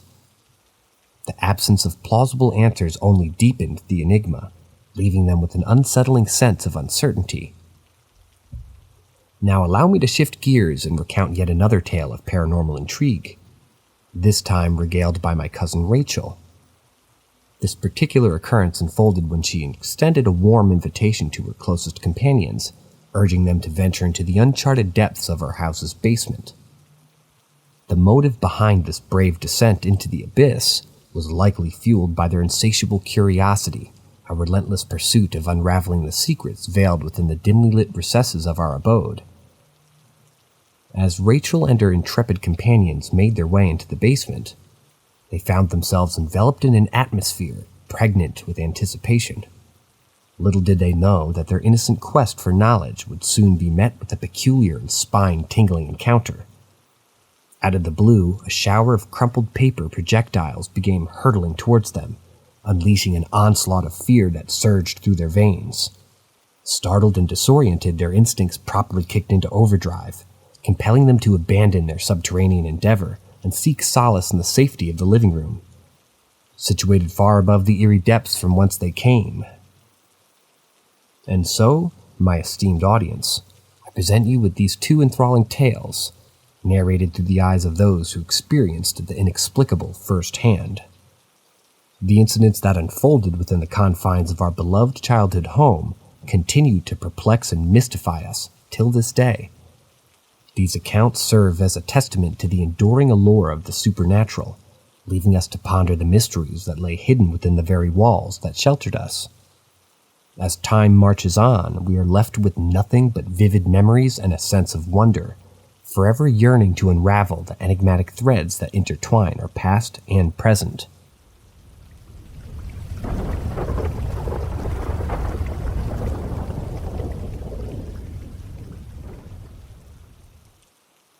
Story number 11, Cursed Talisman. His room was located directly above ours on the dormitory. The layout of our dorm rooms is quite peculiar, as they are long and narrow. As you enter, you come face to face with 3 connected bunk beds firmly attached to the right wall, while the left side is adorned with cabinets and desks. At the far end of the room, opposite the entrance, there is a window allowing in a modest amount of natural light. Genuinely, 6 individuals occupy this rather cramped space, navigating their daily lives within its confines. Let's refer to the central character of this story as Jake.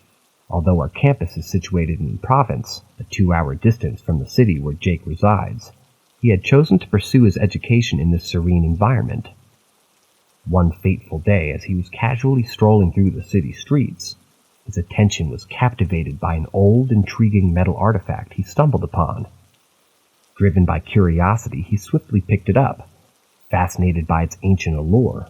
Placing it delicately in his pocket, he returned to campus, unaware of the profound consequences that awaited him.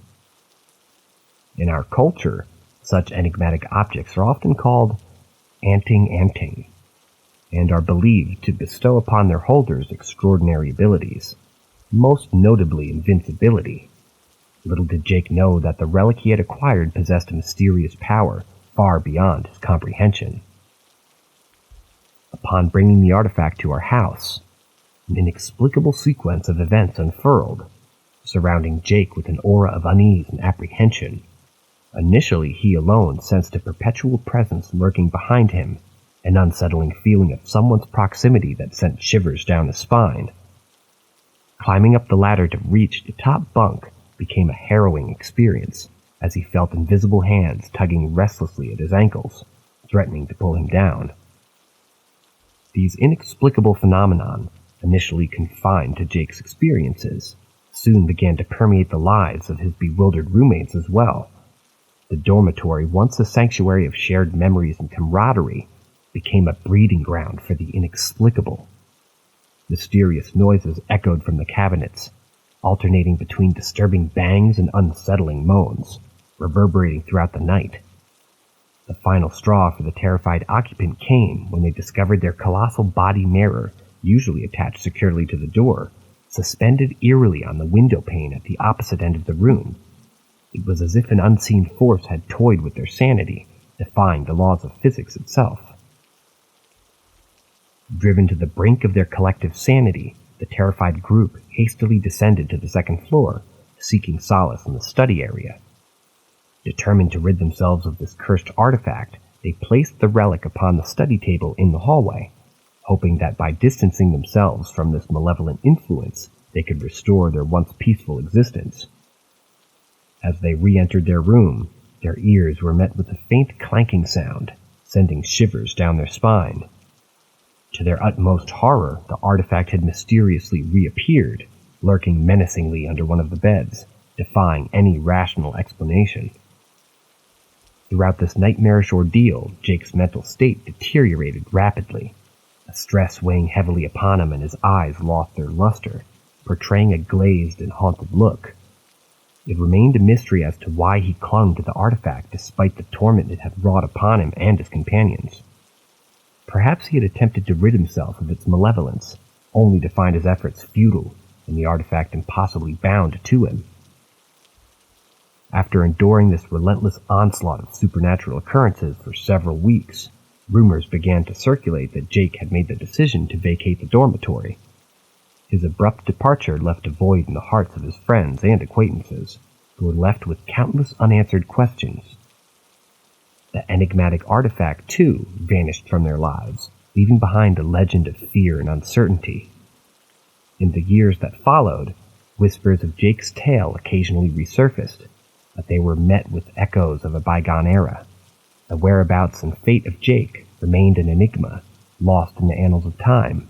The story of the cursed artifact and its eerie influence became nothing more than a ghostly legend, whispered among those who dared to remember.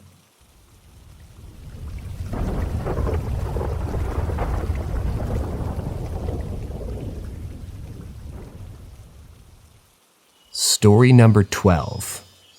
Entity Encounter, Chakra Meditations, and Ontological Shock. Currently, I'm a 27-year-old man, but about 6 or 7 years ago I found myself in college, embarking on my first semester and joining the fraternity. It wasn't a necessity for me, but there was a certain appeal to the idea of being part of something bigger. It was during the following semester that I developed a strong urge to explore spirituality fully. As an atheist, I wanted to delve into different philosophies and beliefs to see if there was anything worth pursuing or understanding before committing to any particular lifestyle. If I found nothing, perhaps I could justify not caring about anything, since in the grand scheme, nothing really mattered. After conducting some research, I made the somewhat edgy decision to delve into meditation through spiritual Satanism.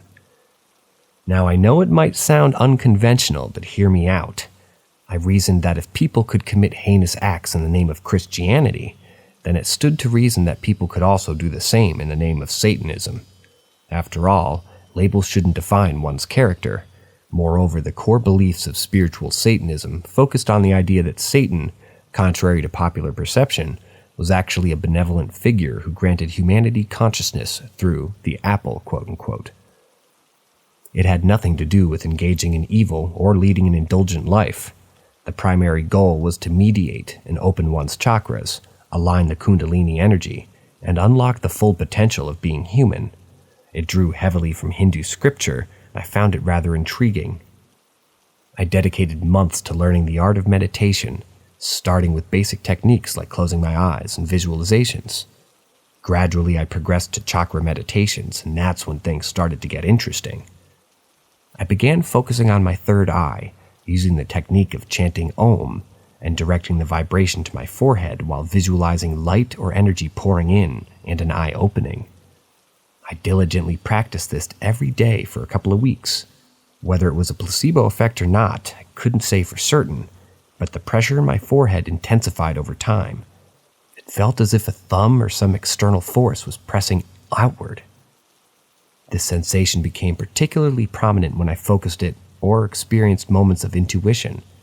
Once my third eye was open, I no longer needed the oming meditations because I could just feel its presence 24/7 if I chose to.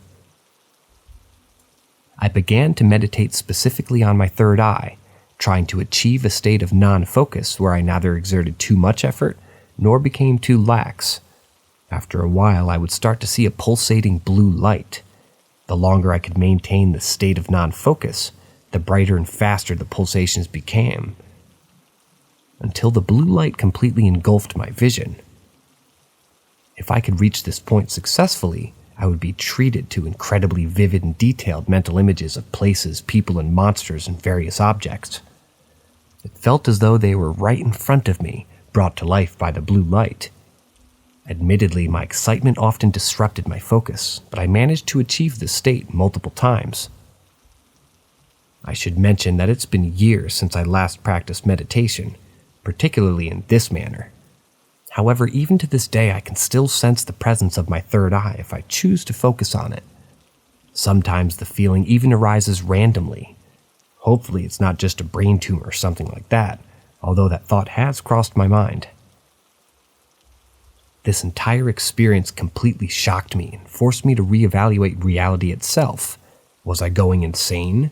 Could it all be nothing more than a placebo effect? If these experiences were indeed real, what else was out there? Did the government or other powerful entities have knowledge of these spiritual realms? As time went on, I even started seeing ghosts and subtle spirits. Granted, it could have been my mind playing tricks on me, a psychological phenomenon known as pareidolia, but these entities would occasionally interact with me. There was a 2-week period where I would wake up every night at 2 a.m. to my bed violently shaking, and I would see a figure standing at the foot of my bed. It was undeniably creepy, but here's the thing. By that point, I had become a firm believer in the idea that a race of benevolent beings had my back, as preached by the spiritual Satanism. Therefore, I never truly felt threatened. Besides, these occurrences were well documented within the research I had been undertaking. I learned to meditate and visualize protective shields and pour energy into them and establish a defense against any negative energy or spirit that my newfound sensitivity allowed me to perceive. All of these events led to a climactic night at a fraternity house. We were throwing a massive party and my friends and I were determined to have a great time. I indulged in some drinking and smoking weed, but nothing too excessive. Little did I realize how fragile my mental state had become. I had opened myself up to the possibility that negative entities were actively trying to suppress me from uncovering this hidden knowledge, engaging in a cosmic battle against a race of benevolent entities that sought to free humanity from spiritual ignorance. Suddenly, I felt an overwhelming sense that something was horribly wrong. A foreboding presence seemed to envelop me, and I felt immensely threatened. Despite the party going on around me, I hastily sought refuge in my friend's bed, succumbing to panic. My heart raced and I felt a grip tightening around me. I desperately fought back, utilizing all my visualization techniques for defense, but soon I realized I was outmatched by whatever malevolent force was at play. There was a moment when I genuinely believed I was ready to die. But then an even stronger presence emerged, obliterating the dark and ominous feeling that had consumed me. At first, encountering this new presence was utterly terrifying. It felt more real than anything I'd ever known, and it seemed to see through every part of me. Yet as quickly as the terror had arisen, it transformed into an overwhelming sense of love, and I broke down entirely. It was as if my ego underwent a form of death. This entity began communicating with me telepathically while I curled up on the bed, soul to soul. It conveyed to me that I should confess to my parents the extent of my mistakes that semester, that I should come clean. I felt as if my throat chakra opened, allowing me to purge the negativity of the night away, and as I did, an immense sensation of relief washed over me.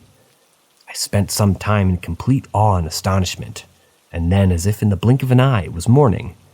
I felt amazing, as though I had been nourishing my body with salads and working out twice a day for the past month. In the following month, I found solace in Zen Buddhism. I realized that I needed to ground myself and establish a sense of stability. Moreover, I developed a profound fear of ever experiencing something as intense and overwhelming as that night again. So, I gradually distanced myself from the spiritual practices that had led me to that point. I sought to regain a semblance of normalcy in my life. I titled my experience as Ontological Shock because that's precisely what it was, a complete breakdown and reformation of my perception of reality.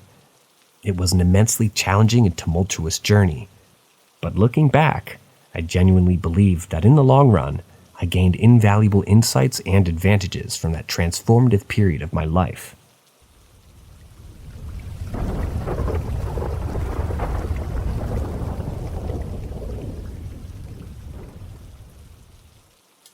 Story number 13. I don't know if you guys remember. Do you remember that incident I shared with you guys about an alien sighting when I was around 12 years old? Well, guess what? Last night, something incredibly bizarre happened, and it's kept me up all night unable to shake off the lingering sense of unease. It all started off like any other ordinary night. It was around 9:30 p.m., and I found myself in the kitchen, engrossed in the process of making some delectable avocado toasts. As I stood there slicing the avocado and spreading it onto crispy toast, I suddenly heard my dog barking furiously, his attention fixated on the vast field across the road. Usually his barking signifies the presence of a deer, a common occurrence in our area. Peering through the glass sliding door in the kitchen, I could see the source of his agitation.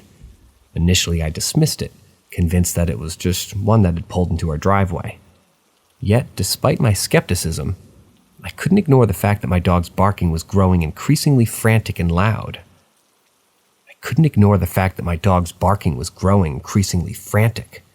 Curiosity got the better of me, and I decided to investigate further. Approaching the door, I found my dog turning his gaze towards me, his tail wagging with unmistakable excitement. This behavior was highly unusual, as he only displayed such exuberance when someone was physically present outside, rather than merely peering through the doors. To provide some context, my dog is a remarkable combination of a Great Dane and a German Shepherd. At the age of 13, he rarely exhibits such youthful enthusiasm. Needless to say, I found this peculiar and couldn't resist the urge to peer into the darkness beyond the comforting glow of the street lamp of our yard. Taking a deep breath, I focused my gaze beyond the veil of darkness, hoping to discern the cause of my dog's frenzied barking.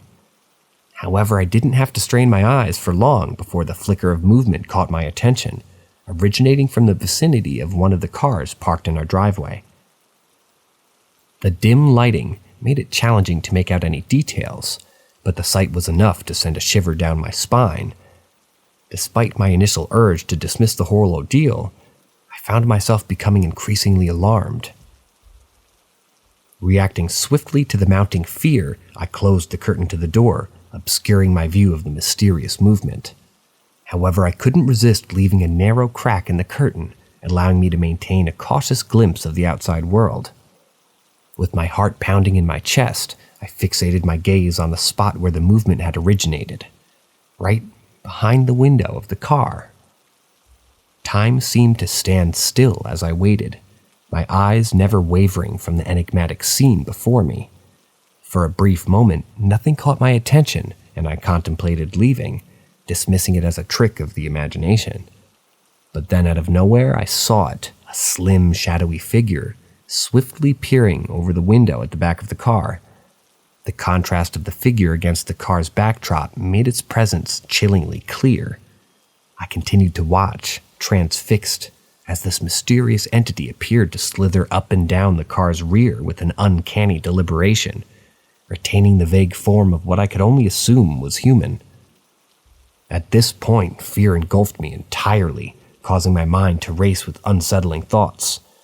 Instinctively, I closed the curtains, plunging the kitchen into darkness. As adrenaline coursed through my veins, I hurriedly made my way back to the bedroom, where my boyfriend lay sound asleep.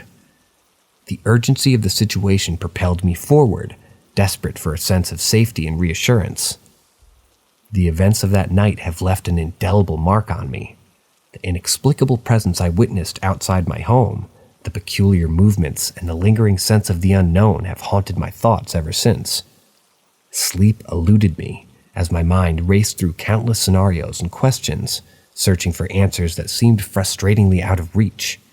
So here I am, recounting this strange encounter for you in the hopes of finding some solace, some semblance of understanding.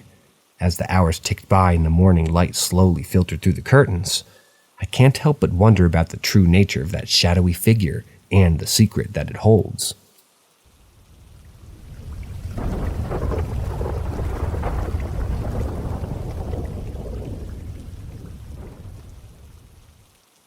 Story number 14.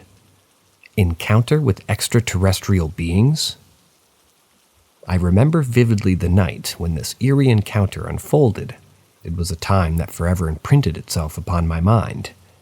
Let me take you back to when I was merely 12 years old, a wide-eyed child blissfully unaware of the mysteries that lay hidden in the depths of the universe.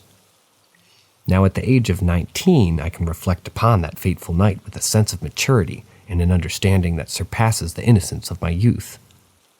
It was the end of summer break, and as the impending morning signaled my return to school, I begrudgingly prepared for an earlier bedtime. That evening I settled down in front of the television, with the delightful movie Meet the Robinsons playing before me, captivating my imagination. It must have been around 10:30 p.m. when sleep beckoned me to its embrace. Inexplicably, I awoke amidst the night, feeling a palpable sense of disarray in the air. As I groggily surveyed my surroundings, my eyes were drawn to the television screen, which displayed a chaotic jumble of distorted images. It resembled a faulty DVD, plagued by skips and freezes, yet this peculiar phenomenon persisted, the frozen, warping figures etched into my memory. Strangely enough, the movie disc itself remained unharmed, leaving me perplexed by this inexplicable occurrence. Estimating the hour to be between 2 and 3 a.m., I gradually became aware of raised voices emanating from the kitchen. Curiosity propelled me out of bed, drawn toward the commotion that seemed to resonate with panic.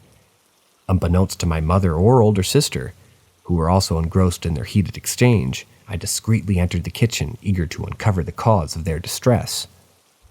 Caught off guard by my sudden appearance, my mother's tear-filled eyes met mine, and I could sense her trembling with fear. In a voice tinged with sadness, she uttered words that sent shivers down my spine, revealing her belief that extraterrestrial beings were present outside our home. The weight of her words settled upon me, and I too began to feel the inexplicable unease. Together we stood in front of the sliding glass door, peering out into the darkness that enveloped our yard and the expansive field beyond. Confusion clouded my thoughts until my gaze landed upon our massive canine companion, a majestic Sherman Shepherd and Great Dane mix, sitting motionlessly in the middle of the yard, his attention fixed on our neighbor's house to the right. With an inquisitive tone, I questioned my mother about her dog's unusual behavior and his absence from his usual perch on the porch. In response, she cautiously slid open the door, wary of making any noise that could alert an unseen presence. As the door glided open, something struck me as peculiar. Our usually attentive canine companion remained undisturbed, his unwavering gaze fixed upon an unseen point in the distance. Though the full scope of the situation eluded me, the palpable fear in the air was contagious, permeating my very being. Recognizing the gravity, my mother signaled my sister and me to remain silent, a shared understanding that silence may unveil the truth behind this enigma. Straining our ears, we realized that the typical nighttime symphony of animal calls and rustling leaves had been replaced by an eerie and oppressive silence, devoid of even the faintest whisper of a breeze. This unnatural stillness sent a chill down my spine, causing my body to tremble involuntarily. It was a chilling reminder that something was undeniably amiss. Subsequently, my mother closed the door, and we retreated to the sanctuary of her bedroom, where my father lay sound asleep. The room's open window served as our portal to the outside world, a portal that now seemed fraught with uncertainty. Gathering us close, my mother proceeded to unravel the truth behind the events that had unfolded before us. She explained that my sister, while searching for something in my room, had glanced out the window, her gaze falling upon what she initially believed to be a pack of coyotes. However, as her focus sharpened, she discerned subtle features that defied logical explanation, prompting her to hurriedly abandon my room and seek solace in our mother's presence.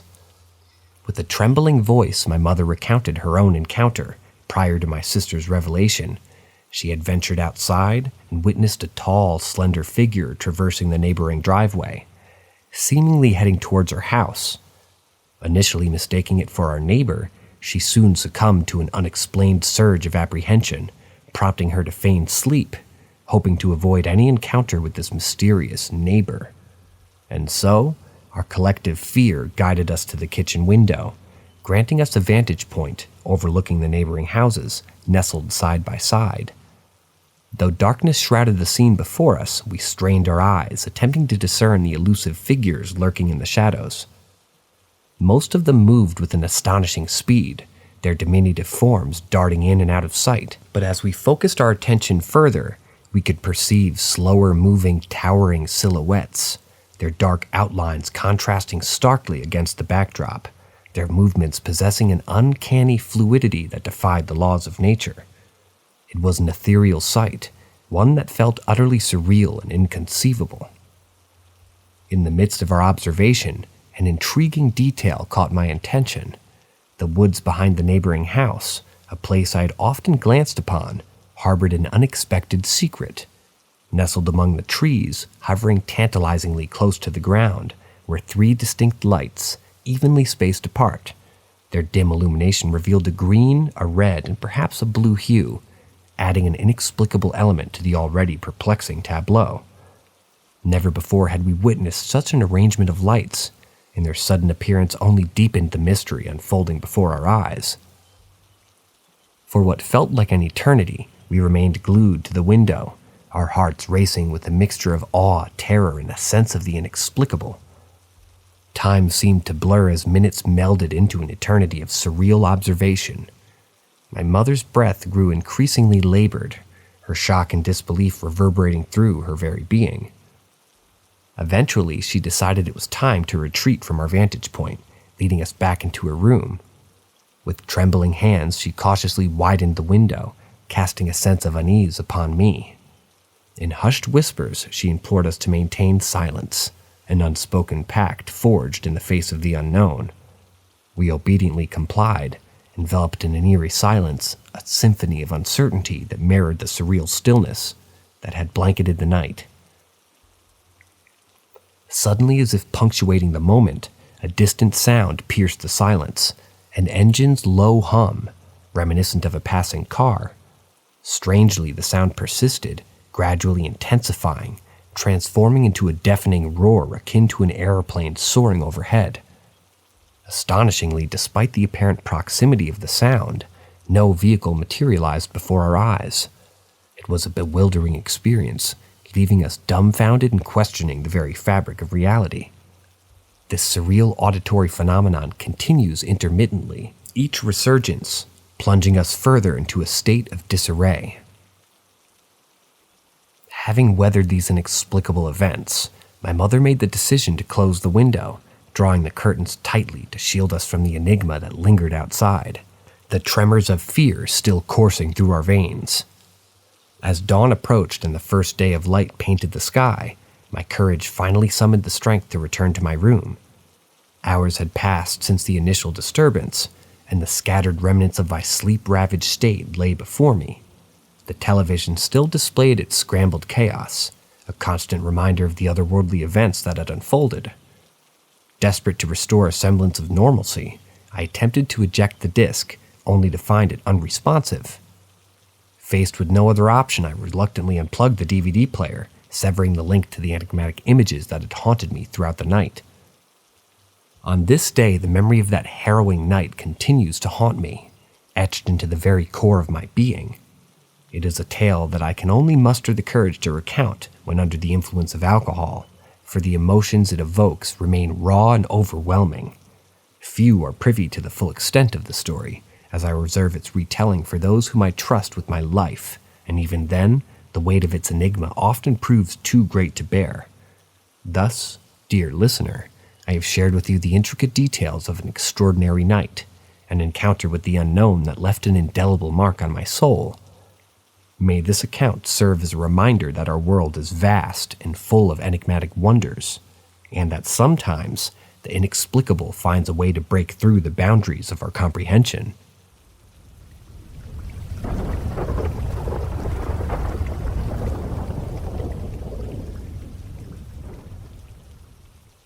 Story number 15. A story from a missionary boarding school in the hills. During my formative years, I had the privilege of attending a prestigious boarding school nestled amidst the breathtaking hills for a span of 5 years until I finally reached the pinnacle of high school graduation. It was a truly remarkable institution, having withstood the test of time for over a century, with the buildings that we occupied exuding an air of antiquity as they were remnants of colonial architecture from a bygone era. Enveloped in an aura of historical significance, my experiences within those hollowed halls were imbued with a sense of awe and reverence. In the 10th grade, I found myself residing in a dormitory that had once served as a boarding house for the Danish missionaries back in the 1800s. This particular structure possessed a strikingly aesthetic appeal, featuring an open yarn, rectangular design that bestowed upon its occupants the unique ability to gaze across the expanse of the dormitory, comprising approximately 30 individuals, by merely standing outside the confines of their respective rooms.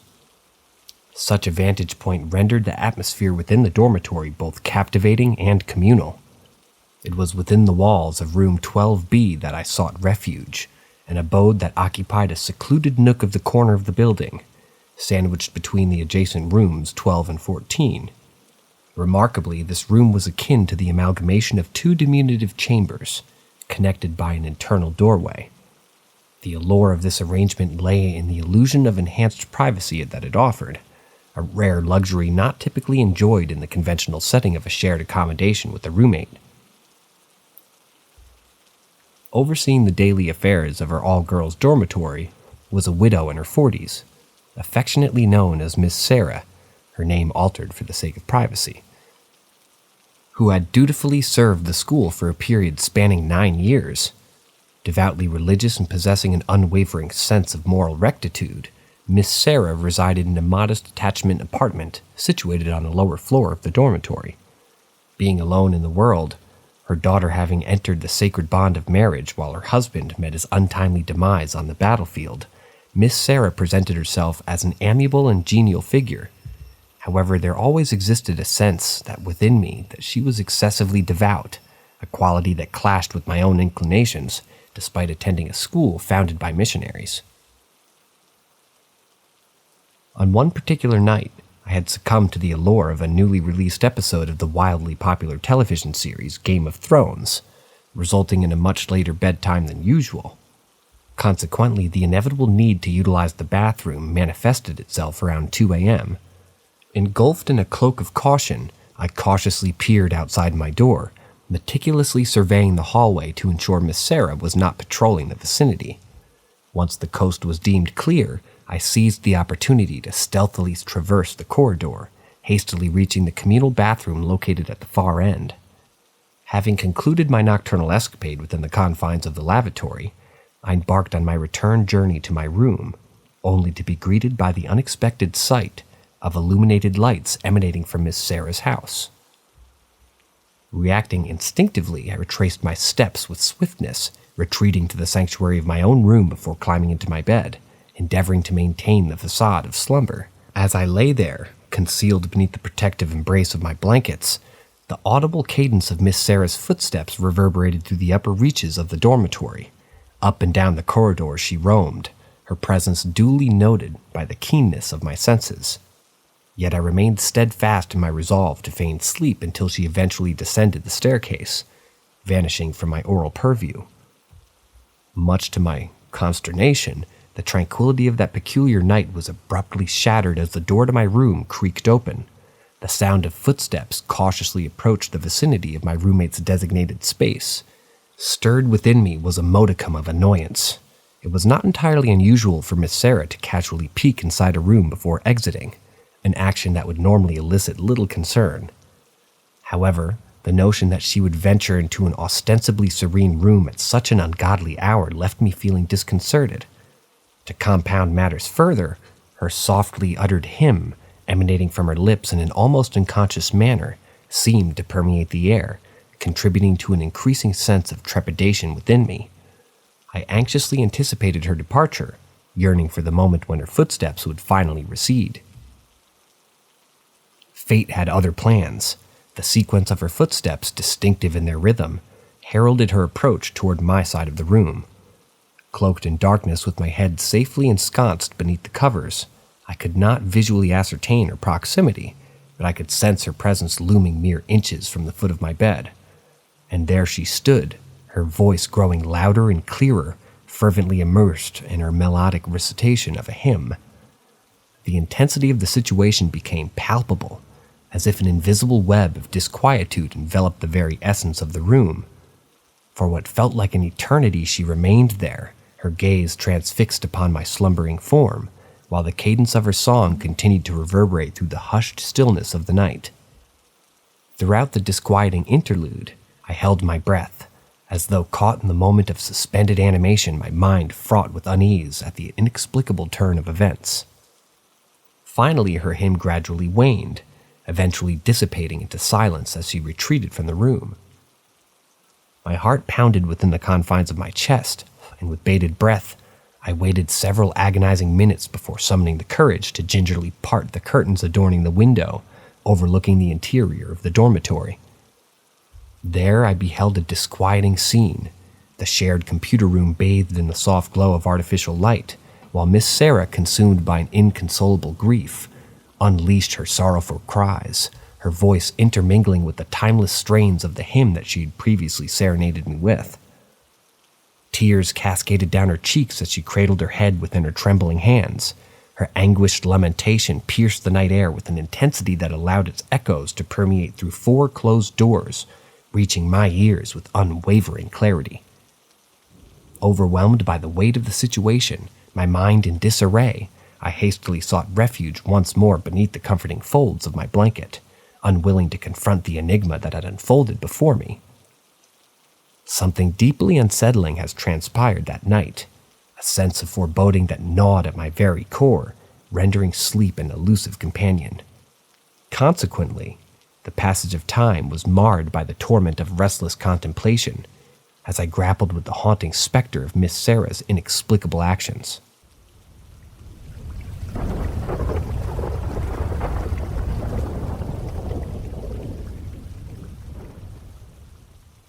Story number 16, I Got Followed by a Demon. True story. I've always had the extraordinary ability to perceive the presence of shadow people, those elusive figures that linger at the periphery of my vision. It may sound peculiar, but I assure you it's the truth. These enigmatic entities rarely venture into the forefront of my sight, but occasionally they manifest before me in vivid detail. While they've never posed any direct harm or attempted to make physical contact with me, their constant presence is undeniably eerie. From what I can gather, they seem to possess a predominantly benign nature, merely observing from the shadows. However, there exists another group of supernatural beings that do not share the same inclination towards goodness. These malevolent entities are the demons that sporadically haunt my existence. I understand if this revelation is met with skepticism, as until now, only my immediate family and closest friends have been privy to this personal truth. I implore you to bear with me as I recount my encounters with these ominous forces. One particular encounter with the demon remains etched in my memory. Searing with an intensity that surpasses the rest, it transpired 8 years ago when I held the position of a radio producer at a web radio station in Greece, my homeland. Every Saturday evening from 8 to 10 p.m., I curated a program dedicated to rock and metal. On that fateful night, I concluded my show as per usual and embarked on the journey homeward. The wintry landscape enveloped the streets, and the remnants of Christmas decorations still adorned the surroundings. The road leading to my residence ran parallel to the bustling boulevard, but at that late hour, the usually vibrant thoroughfare was shrouded in a tranquil silence, a rare respite from the clamor of the day. Embracing the serenity, I sauntered through the frigid air, relishing in the stillness that enveloped me. Yet amidst the tranquility, an unwelcome presence began to make itself known. Faint footsteps reverberated behind me, intruding upon the solitude that I cherished. I instinctively halted, pivoting my body to face the source of the sound, only to discover an empty expanse stretching before me. Confusion mingled with a sense of unease, but I dismissed it as a figment of my overactive imagination, an ephemeral illusion conjured by my mind. Resuming my journey, I attempted to brush off the disconcerting incident, convinced of its insignificance. However, the disquieting footsteps returned, resounding once more in the darkness.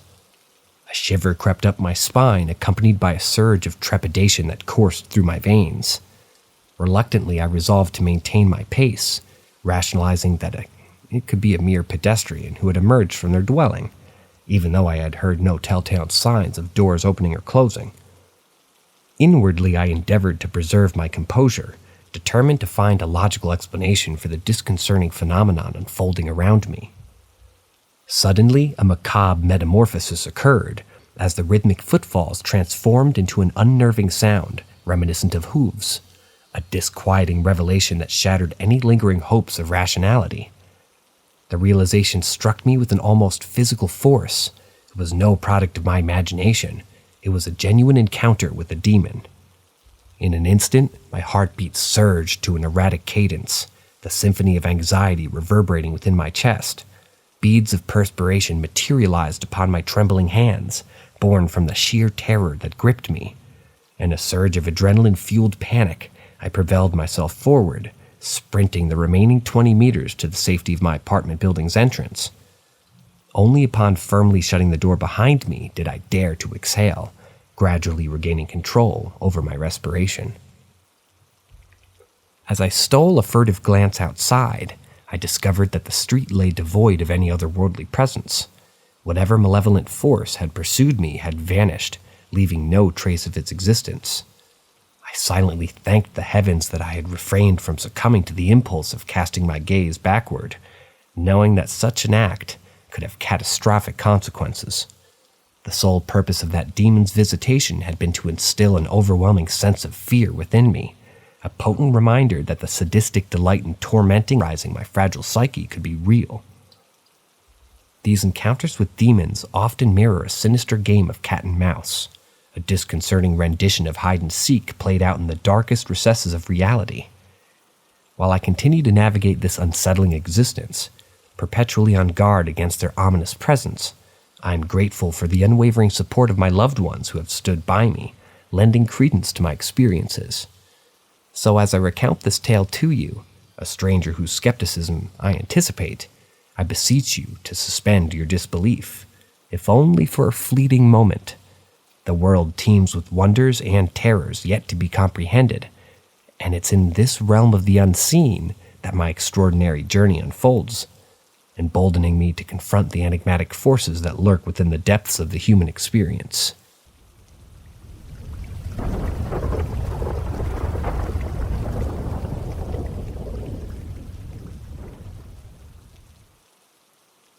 Story number 1.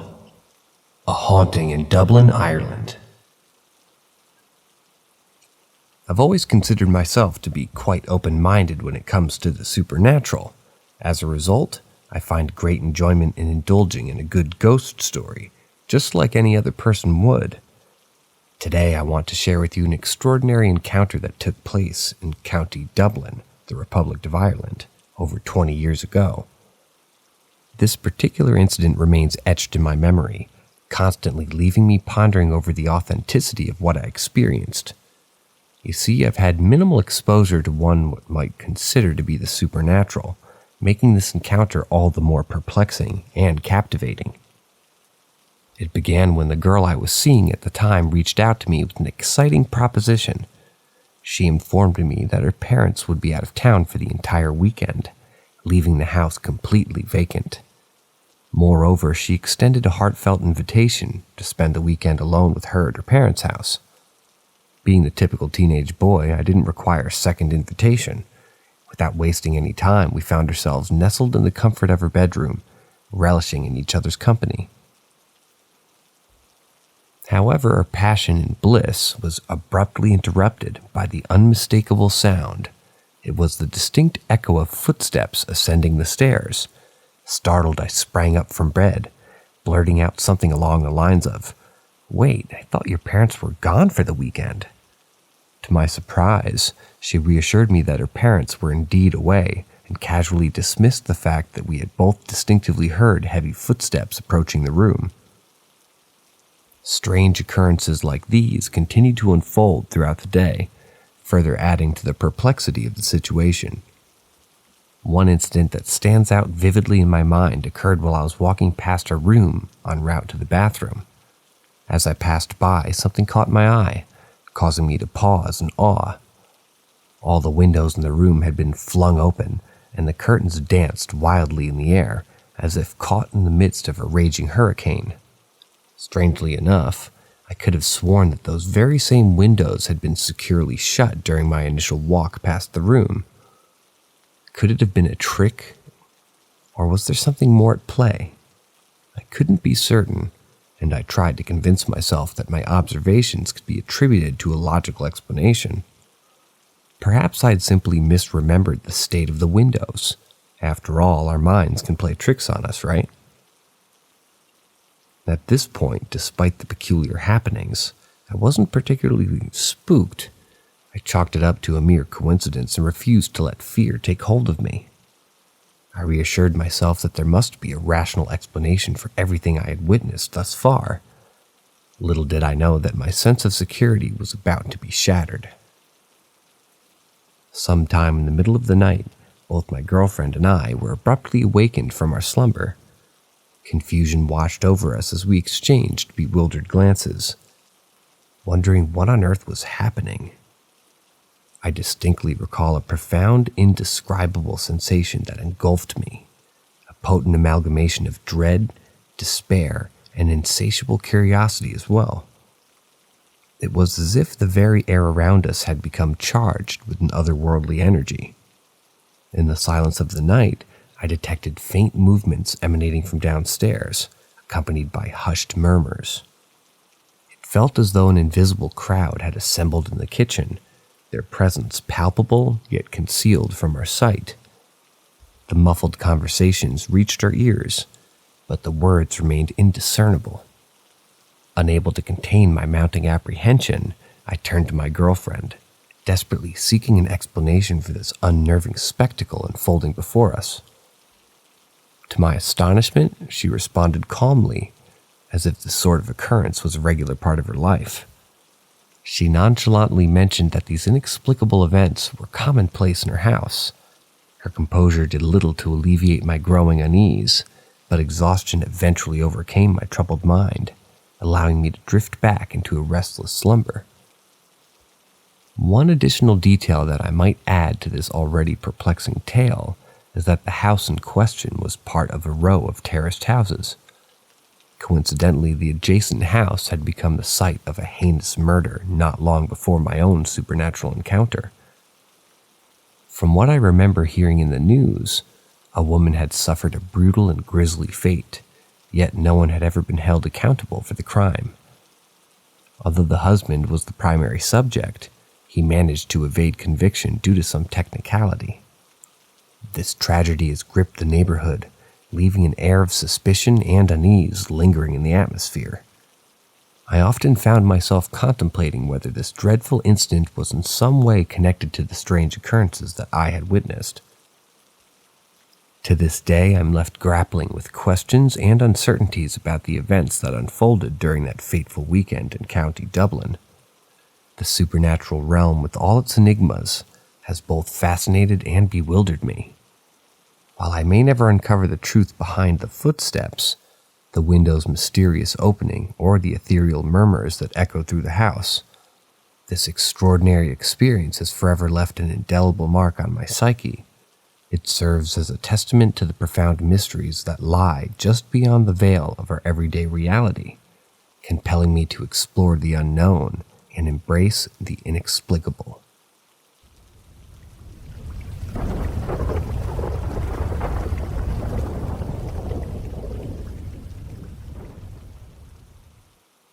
Story number 2. I had a dream of people I didn't meet until years later. I still remember that dream as if it happened yesterday, even though I can't pinpoint the exact year. It must have been around the time when I was 17 or 18, navigating the tumultuous path of adolescence. In the depths of my slumber, I found myself in a peculiar state of existence where the boundaries of reality were blurred and the concept of time seemed irrelevant. Within the confines of my dream, I was an older version of myself, although I couldn't quite determine my exact age. I found myself immersed in the bustling atmosphere of a charming cafe, surrounded by 7 other employees. Among us were 3 men, counting me, and 3 women, forming a tight-knit group of companions. The bonds we shared transcended mere friendship. We were like a chosen family, celebrating holidays together and reveling in the warmth of each other's company. It's difficult to explain how I knew all this, but the profound sense of love and connection was ingrained in every fiber of my being. However, like the ephemeral nature of dreams, this blissful existence abruptly came to an end. I awoke with a sense of inexplicable grief, as if I had truly lost these remarkable individuals who had come to mean so much to me. The aftermath of that dream haunted me for days, leaving me emotionally disarrayed. But burdened by embarrassment, I dared not share my turmoil with anyone. How could I possibly articulate the deep sorrow stemming from the loss of dream friends? It seems almost absurd, almost laughable. Years passed, and the memory of that dream gradually faded into the recesses of my mind. Life carried on, steering me through the ebb and flow. It wasn't until 4 or 5 years later that the vivid remnants of my dream resurfaced, triggered by an unexpected twist of fate. A dear friend of mine, aware of my flexible schedule, implored me to cover his shift at the cafe where he worked. Intrigued by the prospect of earning some extra cash and helping out a friend, I readily agreed. Little did I know that the seemingly innocent favor would catapult me into a surreal realm where dreams collided with reality. As I stepped foot inside the cafe, the initial encounter with the owner left me puzzled. There was an undeniable familiarity to his face, a sensation that tugged at the corners of my memory. It wasn't until the other employees arrived that the jigsaw pieces fell into place, fitting together with uncanny precision. The number of women, the number of men, everything matched exactly, and then it hit me like a bolt of lightning. These were the very same individuals from my dream. A rush of emotions engulfed me, rendering me motionless. My heart plummeted into the depths of my stomach, as if the very fabric of reality had unveiled before my eyes. Memories from that dream cascaded through my mind, flooding my consciousness with a torrent of nostalgia and longing. It was an overwhelming experience, akin to a tempestuous storm ravaging my soul. I wanted to cry and to scream to express the weight of this extraordinary revelation, but fear of being labeled insane held my tongue captive, and so I maintained a stoic facade, concealing the emotional maelstrom raging within me. Since that fateful day, my friend hasn't required my assistance in filling his shift at the cafe. Perhaps he sensed the seismic impact that it had on me, or maybe it was a mere coincidence. Regardless, I never mustered the courage to return, even as a mere customer. The fear of confronting the enigmatic intersection between dreams and reality proved too daunting, trapping me within the confines of what I knew to be safe and predictable. Yet in the depths of my heart, I can't help but wonder, what if I had embraced the uncertainty, defied the limits of rationality, and stepped back into that cafe? Would I have been able to rekindle the inexplicable bonds I forged in the realm of dreams? Alas, these questions will forever remain unanswered, buried beneath the layers of regret and what-ifs. And so I continued to traverse the intricacies of existence, forever haunted by the enigma of that dream turned reality, forever grappling with the ghosts of those dream friends I lost but never truly had.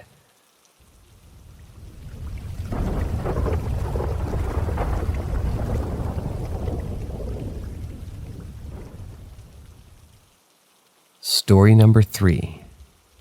Auntie Mo's House, 1990s. When I was a child, I had the privilege of growing up in Grays Harbor, a beautiful area in Washington state. More specifically, my family and I resided in the charming town of Cosmopolis, while my aunt and her 3 children lived just a stone's throw away in Aberdeen, another neighboring town. During my early years, I lived happily with my mother and brother until the age of 7.5 or maybe 8, when circumstances led me to move in with my loving grandparents. It's within this backdrop that the events of this story unfolded, spanning a period of approximately 6 years. Now let me provide you with some context. My aunt, a skilled hairdresser, had recently moved into a new house that featured a spacious area in the back, perfectly suited for her own little salon. This house, a cozy single-story dwelling with 3 bedrooms and a solitary bathroom, became the center of my family gatherings. Across the street from my aunt's house, another aunt of mine along with her 2 children had also found a home. Interestingly, my older cousin, whom I'll refer to as Tina for the sake of privacy, often assumed the role of the babysitter for my other cousins. My Auntie Mo's kids as well as for me. Whenever the adults needed a break from our youthful exuberance, Tina would take charge, and since Aunt Mo's house was the most spacious and convenient, it became our default gathering place until our parents returned. Now let's delve into the backstory of this intriguing house. Prior to my aunt becoming its proud owner, it belonged to a man who had lived alone for quite some time following the passing of his beloved wife. Tragically, he had met his own demise within the confines of his closet. Concerned neighbors, realizing that they hadn't seen him for an extended period, decided to check on him, only to make the grisly discovery. The house remained unoccupied for years until finally my aunt seized the opportunity and purchased it. Initially, during the first few months of our occupancy, everything seemed relatively normal. However, once my aunt began the renovation process to transform the back room into her personal salon, strange occurrences began to unfold. It all started one night when my cousin Joe, the eldest among us, ventured out of bed to use the bathroom. To his horror, as he stood in the front of the sink, it inexplicably began turning on and off, seemingly of its own volition. This incident frightened him so profoundly that he adamantly refused to use the bathroom alone from that point forward. Unfortunately, this was merely the prelude to a series of increasingly eerie experiences that awaited us. Soon, we could hear distinct heavy boot steps emanating from the attic directly above us. Objects began to move inexplicably, defying the laws of physics. Even our faithful dog, usually so composed, would become agitated and bark fervently at the seemingly empty space. Moreover, we frequently felt peculiar sensations of someone gently touching the tops of our heads, reminiscent of the affectionate pat one might receive from a caring parent, relative, or friend. However, among the plethora of spine-chilling encounters, one incident in particular left an indelible mark on my memory. It transpired during the heart of winter, where Tina was responsible for babysitting the rest of us kids. Approximately an hour after her parents had departed, an unnerving sequence of events unfolded. The family dog found itself in the confines of the laundry room, with the door securely shut and locked. Suddenly, the canine began to behave erratically, seemingly perturbed by an unseen presence. To our astonishment and terror, the laundry room door swung open with force, prompting all of us children to unleash a collective scream of fright. Reacting swiftly, Tina rushed to the door, closed and locked it, before hurrying back to the living room where the rest of us huddled together. Inexplicably, no sooner had Tina rejoined us than we heard the distinct sound of the door lock being unlocked, followed by the door violently swinging open once more. This disconcerting cycle repeated itself several times, each iteration accompanied by our increasingly frantic dog. Unable to bear the mounting fear, Tina took the initiative to retrieve the dog from the kennel within the laundry room, and we all sought refuge across the street in her house for the remainder of our parents' absence. Needless to say, Aunt Mo's children displayed little enthusiasm about returning to their own home that night. Undoubtedly, this incident stood out as the most terrifying encounter I had experienced within the confines of that enigmatic house. However, it's important to note that countless other eerie phenomena unfolded during our time there. One such incident left a lasting impression on my mother. During her pregnancy with my little brother, she found herself slumbering alongside my brother's father, Rick, within my aunt's bedroom. In the dead of the night, Rick abruptly awakened, his gaze transfixed upon a figure that stood at the foot of the bed, a manifestation of the house's former occupant, the deceased gentleman. Instinctively, he shook his mother awake, urgently pointing toward the apparition. My mother, remarkably composed, glanced at the spectral presence before calmly remarking to Rick, "So what? He's just curious about who's in his house. Go back to sleep and ignore him. He won't harm you." Alas, Rick, overwhelmed by fear, promptly vacated the premises and vowed never to step foot inside that house again, regardless of the circumstances. Thus, in reflection, my time within that house in Cosmopolis, Washington, was imbued with an array of inexplicable events that consistently challenged our understanding of the natural world. From the perplexing sink attics to the resounding boot steps, the objects defying gravity to the unnerving touch upon our heads, and culminating in the chilling laundry room ordeal and the ghostly presence witnessed by my mother with Rick. It was an era defined by otherworldly encounters. These supernatural phenomena wove themselves into the fabric of our daily lives, serving as a constant reminder that the boundaries between the living and the departed are more blurred than we can fathom. Though time has passed and I've long since moved away from that haunting abode, the memories and stories from those years continue to send shivers down my spine, serving as a testament to the enduring power of the inexplicable and the enduring fascination with the supernatural.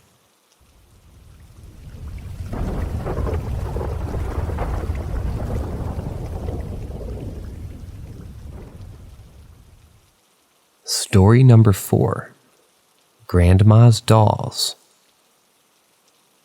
From the age of 8 to 14, I had the unique experience of living with my beloved grandma and grandpa. They provided me with a cozy home filled with love and cherished memories. However, there was one particular aspect of their house that filled me with a mixture of curiosity and unease: the guest bedroom. This particular room served as my grandma's private sanctuary for her extensive doll collection. It was a sight to behold as she had amassed over 100 dolls of all kinds. Among them were delicate porcelain dolls, each with its own unique charm. Yet there were a few dolls that possessed an unsavory aura, emanating an eerie presence that sent shivers down my spine. Of all these dolls, one in particular stood out as the epitome of my fears, the ventriloquist doll. This ventriloquist doll bore a striking resemblance to the one featured in the spine-chilling Goosebumps series. Its unnaturally fixed expression and uncanny grin sent chills down my spine whenever my gaze fell upon it. As a younger child, I wasn't particularly bothered by the dolls, likely because my mind was constantly preoccupied with various distractions. However, as the years passed and I entered adolescence, an overwhelming sense of dread gradually took hold of me whenever I ventured near that room.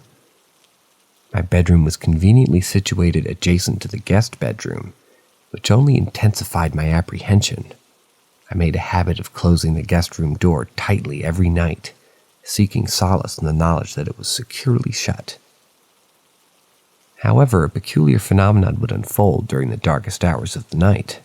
Whenever I mustered the courage to venture to the bathroom, passing the guest room on my way, a sense of trepidation gripped my heart. Upon returning from my nocturnal excursions, I would find the guest room door wide open, as if it was inviting me to confront the unsettling mysteries it held within. I questioned my grandparents, fully aware of their innocence in the matter, yet seeking reassurance in their words. To my surprise, they claimed no responsibility for the door's inexplicable opening during the night. Their puzzlement mirrored my own, but but deep down I couldn't help but wonder if there was something far more sinister here. When I turned 12, my grandma received the tragic news of a dear friend's passing. Struck with grief, she decided to honor her late friend's memory in an unconventional way. She took a lock of the departed friend's hair and attached it to the head of one of her oldest dolls, creating a peculiar and macabre memento. Little did we know that this seemingly innocent act would unleash a series of disturbing events that would forever haunt my nights. As the days turned into nights, whispers and disembodied voices emerged from the confines of the doll room, penetrating the silence of the house. The hairs on the back of my neck would stand on end, and an icy shiver would trace its way down my spine as I strained to decipher the cryptic messages that floated through the air. Every time I mustered the courage to peek into the room, a chilling sensation washed over me. It felt as if the eyes of each doll were piercing my soul, their gazes filled with an otherworldly malevolence that sent shudders coursing through my entire being. Turning 13 marked a turning point in my terrifying ordeal. Nightmares began to plague my sleep, tormenting me with their vivid and haunting imagery. I would wake up in the dead of night to find my bed violently shaking beneath me, an invisible force relentlessly rattling my sanctuary. In my fear-stricken state, I would leap out of bed, only to find that the tremors persisted, refusing to relinquish their hold on my fragile reality. The mere thought of seeking solace in the embrace of my slumbering grandparents seemed futile, for their solution to any misfortune was to pray fervently. Hoping divine intervention would cast away the nightmares, perhaps, guided by their unwavering belief that the only spirits that existed were those of a holy nature.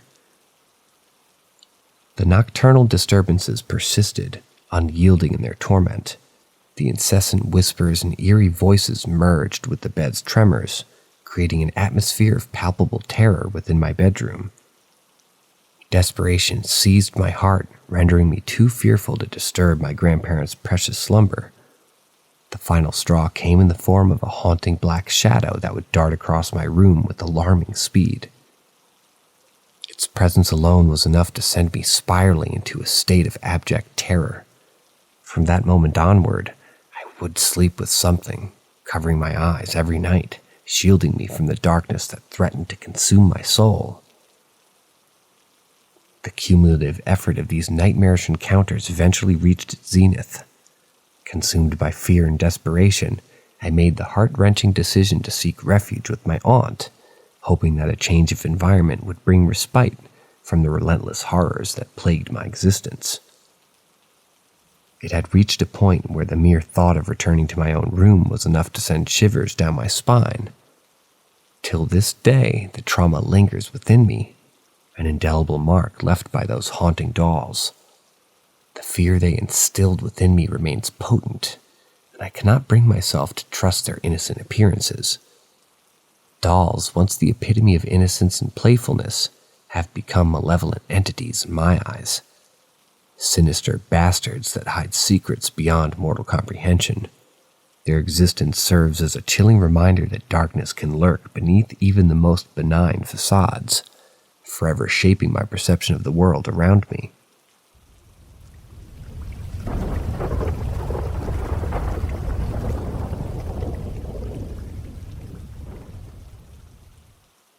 Story number 5. Random howling noise in my house. Living in this house with my boyfriend has been quite an adventure, filled with inexplicable incidents that continue to baffle us.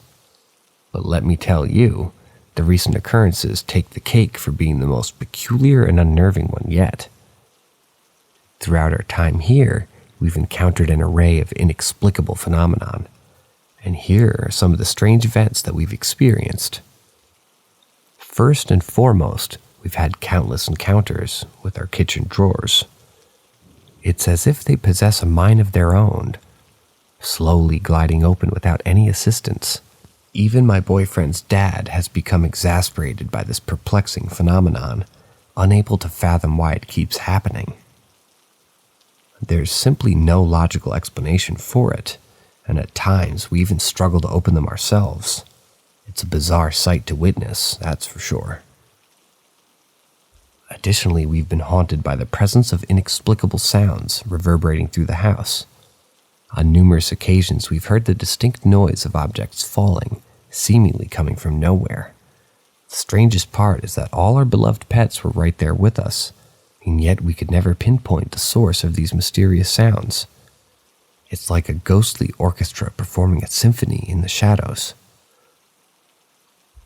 One eerie incident that stands out involves my boyfriend's father, who, while alone with our pets, heard what resembled a cascade of clothes hangers plummeting in the kitchen late at night. Intrigued and slightly unnerved, he decided to investigate, only to find nothing out of the ordinary. It was as if the sound had materialized from thin air, leaving him bewildered and on edge. Not to be outdone, my boyfriend's brother, who also had his fair share of unexplained encounters, he would often hear loud banging noises emanating from the garage, causing him to rush over, expecting to find something amiss. Yet, time and time again, he would discover an empty, undisturbed space, devoid of any logical explanation from the source of those disruptive noises. It was like a phantom carpenter was tormenting our senses. As for my boyfriend and me, we had our own spine-chilling experience while engrossed in our late-night video game session. During one particular intense gaming session, we suddenly heard a low, muffled growling sound, seemingly originating from the right beside us. It was as if an unseen entity lurked in the shadows, observing our every move. The eeriness of the situation was further amplified by the fact that all the animals were in the opposite end of the house, and everyone else was sound asleep. Nevertheless, we did our best to dismiss it, determined not to let fear consume our thoughts. However, our resolve was truly tested when even the most unsettling incident occurred. My boyfriend and I were once again engrossed in our virtual world, the sounds of our game filling the room, when suddenly a long, loud, drawn-out howl pierced through the silence of the hallway right outside our door. The cacophony startled us, causing the dogs to go into a frenzy, barking and running toward the source of the disturbance. In disbelief, my boyfriend's dad rushed into our room, remarking about how he had successfully managed to scare the dogs with our theatrics.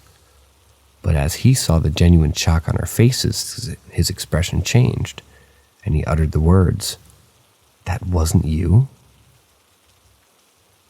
Driven by curiosity and a lingering sense of unease, my boyfriend and his father ventured outside, determined to investigate the origin of this unsettling howl.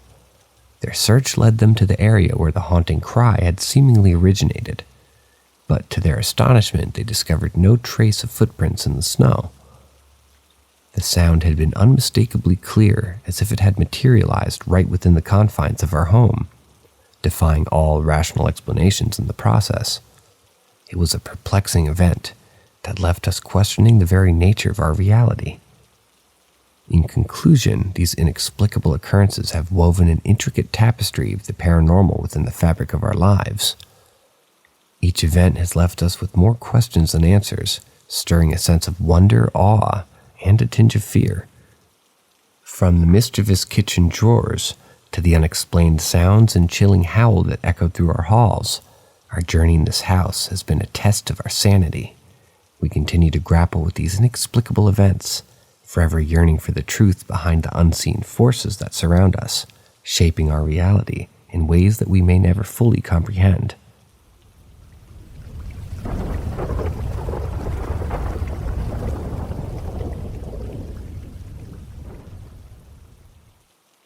Story number 6. My friend and I were recording vocals in my room and heard a startling voice. I reside in a cozy 2-bedroom apartment, which I share with my dear friend. Our shared passion for music has led us to create a makeshift recording setup in one of the bedrooms. It's where we spend countless hours perfecting our tracks, with him on the microphone, donning a pair of headphones, and me sitting at the computer engineering the sound. On a particular day during one of our recording sessions, I pressed the record button, signaling the start of our creative process. Almost immediately, a peculiar sound reached my ears from behind me, as if a muffled female voice was trying to make itself heard. It startled me, but I might have dismissed it without much thought if it weren't for my friend's reaction. He swiftly turned around, his studio headphones still on, and peered into the room, searching for the source. Our eyes met and he looked at me, a hint of bewilderment in his gaze. "Did you hear that too?" he inquired, his voice filled with curiosity and slight unease. Feeling a mix of intrigue and apprehension, we decided to investigate the origin of this mysterious voice that had intruded upon our recording sanctuary. We embarked on a thorough exploration of our humble abode, cautiously examining every nook and cranny, but we found no signs of any individual capable of producing such an eerie sound. Our respective partners were present in the apartment as well, but they seemed to be oblivious to the peculiar occurrence. My girlfriend, who was peacefully slumbering in the adjacent room, was roused from her sleep by a troubled countenance. I approached her gently and inquired if she had uttered anything while we were engrossed in our music-making endeavors. To my surprise, she denied having spoken a single word. With no definitive answers and an increasing sense of curiosity, we returned to the computer, intent on solving this auditory enigma. We realized that we had inadvertently captured the unsettling moment on our recording. Eager to unveil the truth hidden within the audio, we played it back, each note resonating through the speakers. And there it was again, that peculiar voice, sounding as if someone was whispering a soft hello from the corner of the room. It sent shivers down our spines, amplifying our perplexity. Determined to shed light on this unexplained phenomenon, I carefully preserved the unedited audio, knowing it could serve as evidence of the otherworldly encounter that we had experienced. Additionally, I took the liberty of equalizing the recording, employing various techniques to enhance the anomaly's audibility. The result was a modified version of the audio, one that offered a slightly clearer representation of the inexplicable voice that had disrupted our creative sanctuary. If anyone's intrigued or eager to embark on this sonic adventure with us, I'd be more than happy to share both versions of the recording. It's a chance to delve into the uncharted territories of the supernatural and attempt to decipher the hidden messages concealed within the ethereal realm.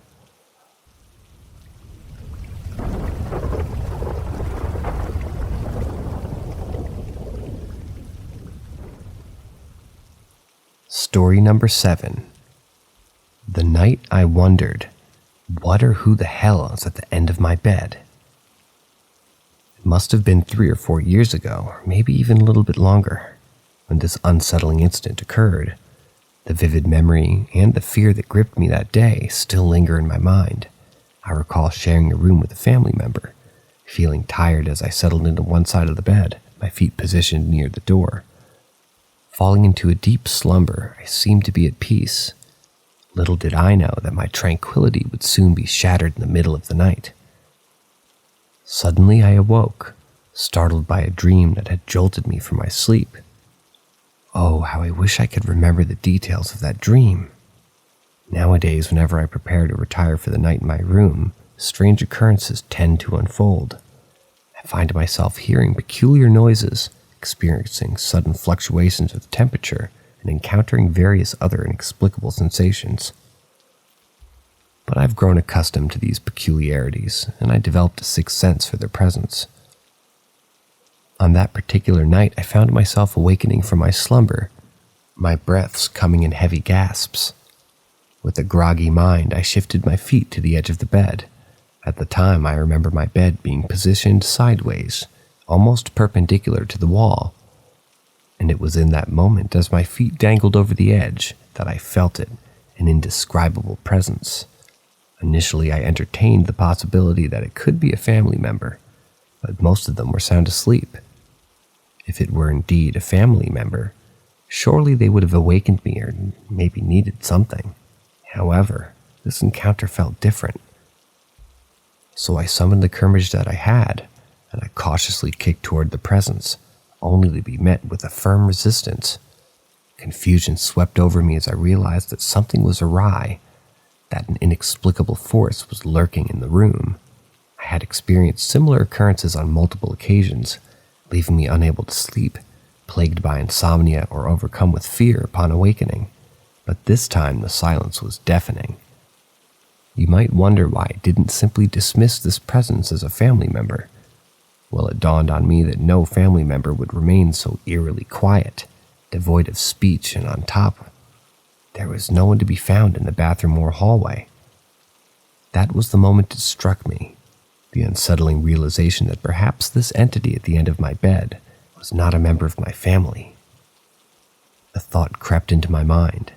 What on earth is lurking at the foot of my bed? An overwhelming feeling of anticipation consumed me as I became convinced that whatever it was, it had been waiting for me to drift back to sleep, and that was something I had no desire to do. Just as I was grappling with these unsettling thoughts, my family member rose from the bed and headed towards the restroom. The bathroom light flickered to life, only to be followed by the sound of the door closing shut. As if in response to the movement, the presence at the end of my bed seemed to dissipate into thin air.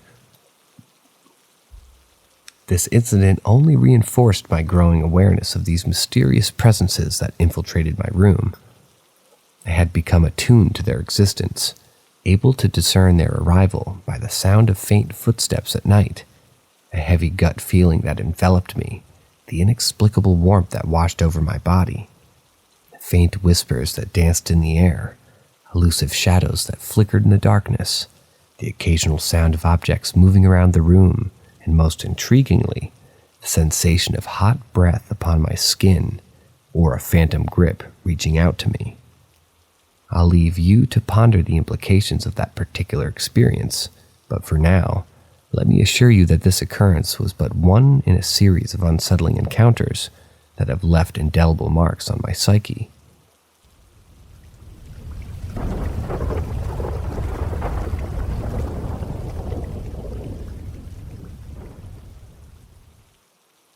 Story number 8. Who Picked Me Up? When I think back to that fateful day, I can still vividly recall the youthful excitement coursing through my veins as I ventured forth in the realms of summer camp. It must have been around me being maybe 8 or 9, and I was filled with innocent enthusiasm that only children possess, right? The camp was a haven for youthful souls, a place where we could immerse ourselves in adventures and forge lasting memories. On this particular day, my cabin mates and I found ourselves strolling along the sandy shores, guided by our counselor and assistant counselor. Our little group, consisting of 12 energetic kids, moved in an orderly line like a flock of birds flying in unison. We made our way near some mesmerizing dunes, a stunning backdrop that added a touch of mystique to our surroundings. The ever-changing ocean tides had carved out a temporary stream, gracefully flowing back toward the vast expanse of the beach. As we walked, I found myself positioned somewhere in the middle of the line, sandwiched between my friends, eagerly taking in the sights and sounds of nature's playground. The two counselors, as usual, seemed to be engaged in their own little world, exchanging playful banter and sharing knowing glances. It was during this carefree stroll that I made a spontaneous decision, driven by an irresistible curiosity. Right there at the edge of the stream, a mischievous thought took hold of my young mind. I wanted to experience the sensation of the crumbling sand beneath my feet, like tiny grains of sugar dissolving into nothingness. With a grin on my face and a sparkle in my eye, I began walking precariously along the edge, reveling in the sheer joy of my innocent experiment.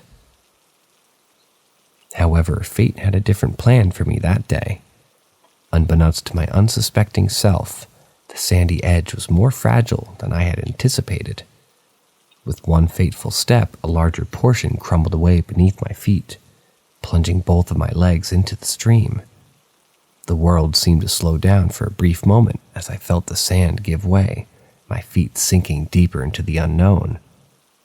Panic began to creep into my heart like a stealthy predator. As I stood there, my legs trapped in the mire of saturated sand, A feeling of helplessness washed over me. The sticky sand clung to my skin, reminiscent of warm taffy.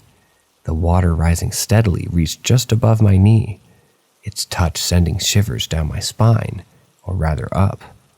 I frantically tried to extricate myself from this predicament, attempting to take a step forward and free myself from the clutches of the sand's relentless grip. To my dismay, each effort seemed to have the opposite effect. Instead of gaining solid ground, I sank further into the quicksand-like substance. With every desperate push against the sand, I found myself descending deeper into its treacherous embrace. It was a disheartening realization that every step I took only resulted in sinking an inch lower. The weight of the situation pressed heavily upon my young shoulders. As mere seconds turned into what felt like an eternity, I watched with a mixture of anxiety and resignation as the rest of the kids in my group passed by me, their faces a blur in my peripheral vision. The line grew longer, stretching ahead until it seemed impossibly distant, leaving me alone in my dire predicament. I was stranded, abandoned by my comrades, and left to face this ordeal by myself. Fear began to well up within me like the tempestuous storm. The word quicksand echoed through my mind, a haunting realization of the perilous situation I found myself in. A sense of desperation threatened to overwhelm me as the sands of time seemed to slip away with every passing moment. How would I ever escape this sandy trap and find solid ground once more? Just as panic threatened to consume me entirely, a glimmer of hope flickered amongst the depths of my despair. Strong adult hands materialized beneath my armpits, grasping me with determination and purpose. In a swift and decisive motion, these benevolent forces lifted me from my sandy prison and gently set me down on firm, stable ground, safely away from the crumbling edge. Relief washing over me like a cool summer breeze, I couldn't help but feel an overwhelming gratitude toward my mysterious savior. With newfound confidence, I hastily scampered ahead, eager to catch up with the end of the line. It never occurred to me at that tender age to question who had come to my rescue. I simply assumed that one of the caring adults engrossed in their own world of romantic intrigue had seen the predicament and rushed to my aid. Grateful and filled with a renewed sense of caution, I made a silent vow to steer clear of that treacherous edge, not wanting to risk getting in trouble or causing unnecessary worry to my caretakers. Years passed, and the memories of that eventful day slowly faded into the recesses of my mind. It was only in the quiet solitude of adulthood that I pieced together the fragments of that forgotten memory. As the weight of maturity settled upon my shoulders, the realization struck me like a bolt of lightning. The truth was far more perplexing than I could have ever imagined. Reflecting back on that beach, I came to a startling revelation. There was no one else present on that day, no other souls to witness my struggle. The counselors, entangled in their own amorous pursuits, were far ahead, oblivious to my plight. The children, too, had passed by, their innocence shielding them from the drama that had unfolded. I was left alone, trapped in a predicament that seemed like there was no way out of. So who was it that saved me from the clutches of that sandy abyss? The question remains unanswered, a mystery that would forever linger in the depths of my mind. Perhaps it was a guardian angel, a benevolent spirit watching over the camp and its youthful inhabitants. Or maybe it was just a figment of my imagination, a product of a child's desperate longing for salvation. Regardless of the truth, the memory remains etched in my mind, a testament to the inexplicable forces that shape our lives. And so I continue to carry this enigmatic tale with me, a constant reminder of the mysteries that surround us, the hidden heroes that emerge from where we least expect them. It serves as a poignant reminder to never underestimate the power of a helping hand, even when we cannot fathom its origin. Life with all of its inexplicable wonders, and that day at the summer camp, stands as a testament to the extraordinary moments that define our journey.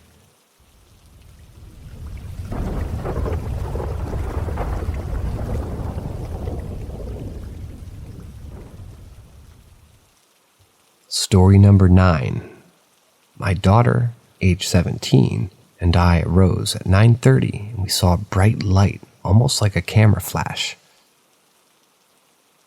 About a year ago, my two children, aged 16 and 12 at the time, found themselves home alone while I was busy with work. It was during this time that they came to me frightened, claiming to have seen camera flashes coming from outside that seemed to enter through all sides of the house's windows. They genuinely believed that there were people outside capturing photographs, and thought that these camera flashes explained the mysterious light that they had witnessed.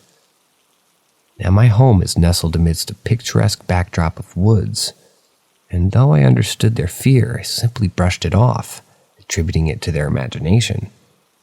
This was despite my own childhood experiences of encountering multiple spirits, which I kept to myself, not wanting to instill fear in my children.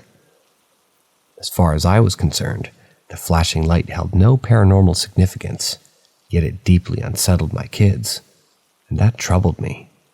As time went on, however, the situation escalated. My children began to experience loud bangs on the windows, jolting them awake from their sleep. At this point, I began to suspect that we had been maybe experiencing a peeping Tom lurking around, someone who derived some sick pleasure from terrorizing my children. Determined to protect my family, I took action and acquired a large and intimidating dog, while simultaneously altering my work schedule to be more present at home. Miraculously, the strange occurrences ceased, and we enjoyed a period of tranquility.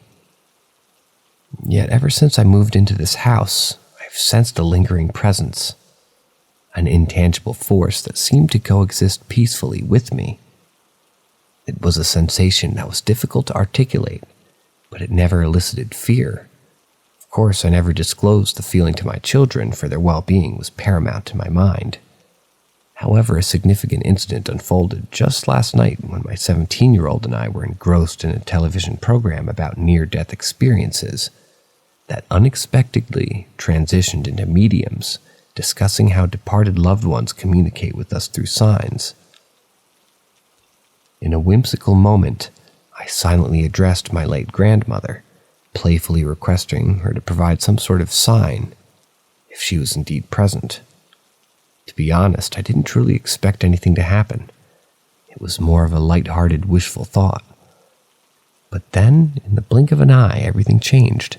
A brilliant, vivid flash of light burst forth from the hallway, radiating an intense white hue accompanied by a subtle yet discernible tinge of blue.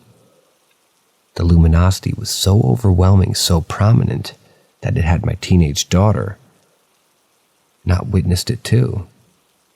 I might have dismissed it as a trick of the eye or an optical anomaly. However, her wide-eyed reaction mirrored my own astonishment. When I inquired if she had seen the dazzling phenomenon, she affirmed, describing precisely what I had observed. Intrigued and filled with curiosity, I rose from the couch, determined to uncover the source of this mysterious light. Perhaps a light bulb had malfunctioned, or some other mundane explanation awaited me. As I ventured into the hallway, I noted that the lights were switched on, casting their customary warm yellow glow throughout the house. None of the bulbs had burned, leaving me perplexed. The flash we had witnessed appeared as if someone had entered our dining room and snapped a photograph, with the resulting burst of light traveling down the hall, ending right in front of my bedroom door.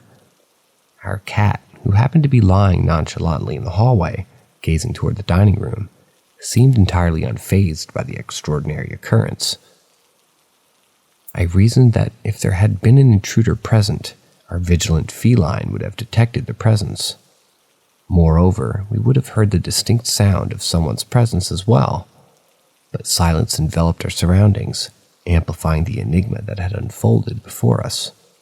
Strangely enough, my daughter drew a connection between this recent flash and the ones that she and her sibling had encountered years ago. It seemed eerily reminiscent. Although I had summoned a sign from my departed grandmother, deep within me I couldn't shake the feeling that this particular manifestation did not origin from her. Instead, it seemed to be an ethereal entity, a presence unrelated to my loved grandmother, attempting to communicate with me, to establish its existence within our shared space.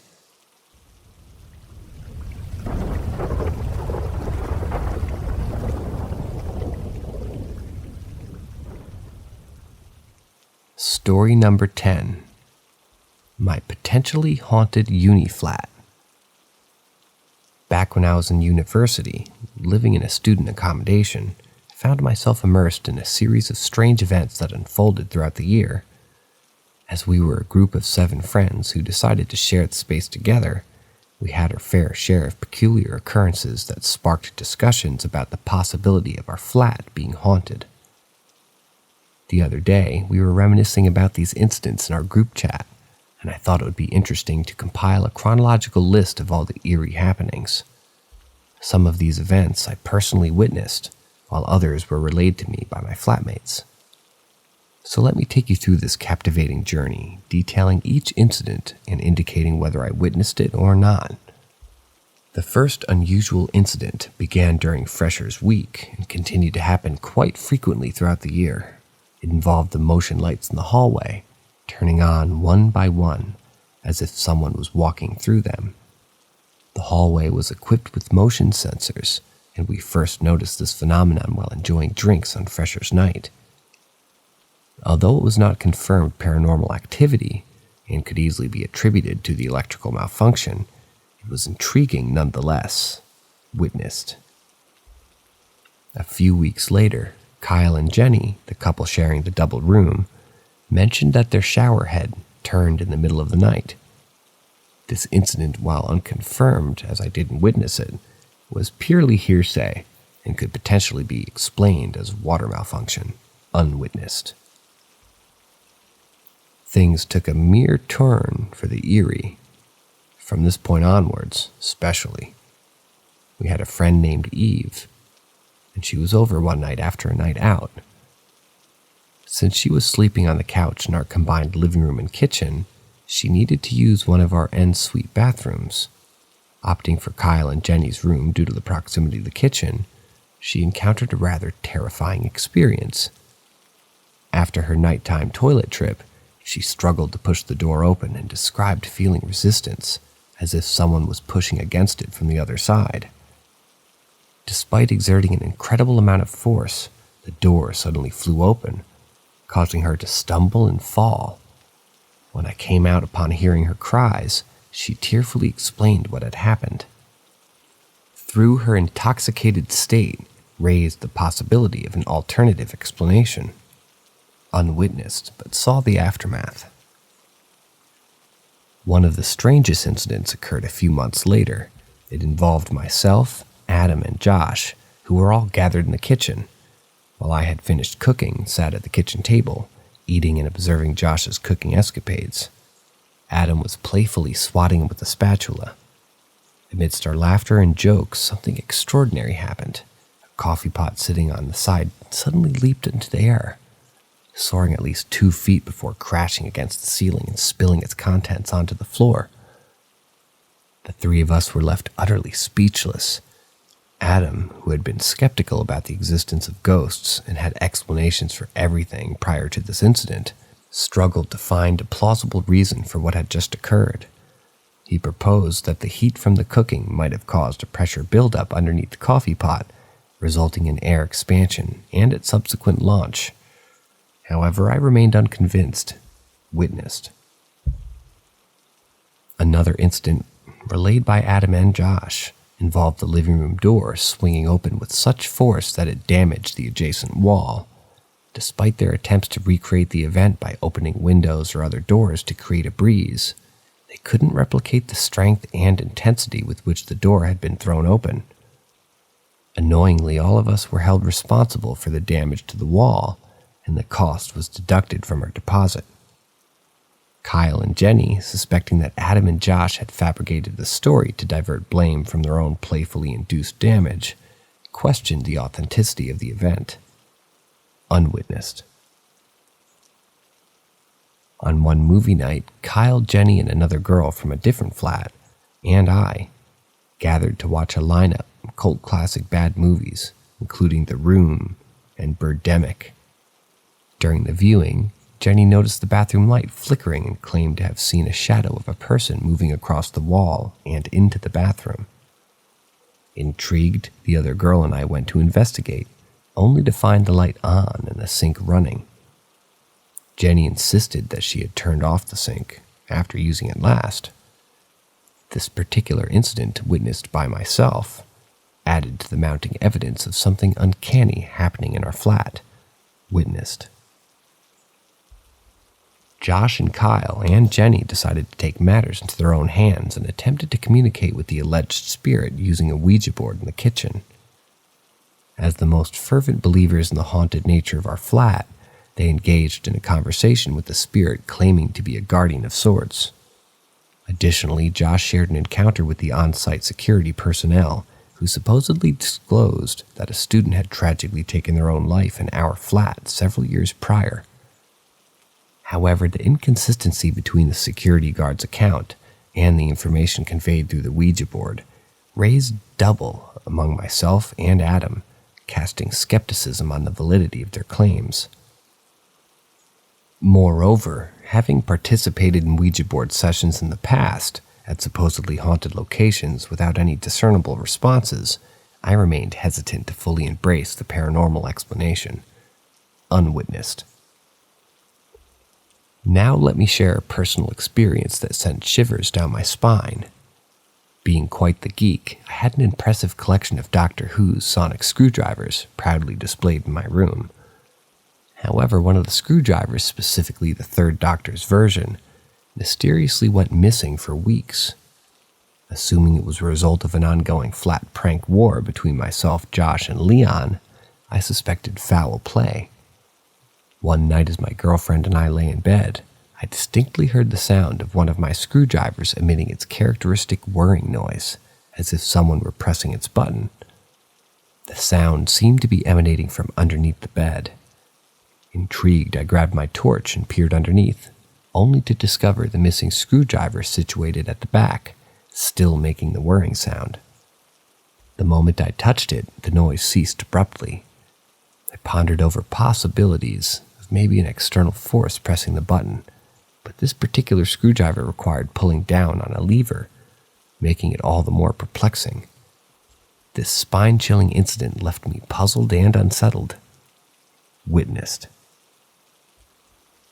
The last event that we collectively acknowledged, aside from the frequent cases of objects mysteriously disappearing and Josh's claims of the TV turning itself on or off, or changing channels whenever he was alone in the room, which turned out to be pranks orchestrated by myself using a Samsung Peel remote and Leon's mischievous nature causing items to go missing, unfolded one night while my girlfriend and I were in my room. She was engrossed in playing her Nintendo Switch or DS, and I was engrossed in watching an episode of Dragon Ball on TV. Suddenly we heard 3 loud rhythmic knocks on the window.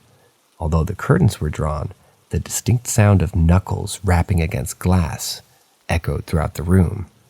Momentarily frozen in surprise, I turned off my device. My girlfriend turned to me, questioning if someone had knocked on her window.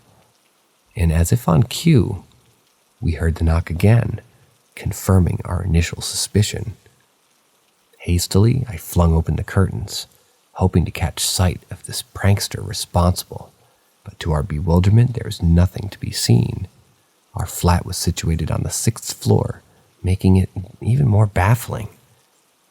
A party was underway in the room directly below us, leading me to speculate whether someone from that gathering had used a long stick or some other means to prank us. However, they denied any involvement, and when I inquired about the possibility of someone leaning down from the room above, I discovered that it was unoccupied. This enigmatic incident left both my girlfriend and me at a loss for rational explanation.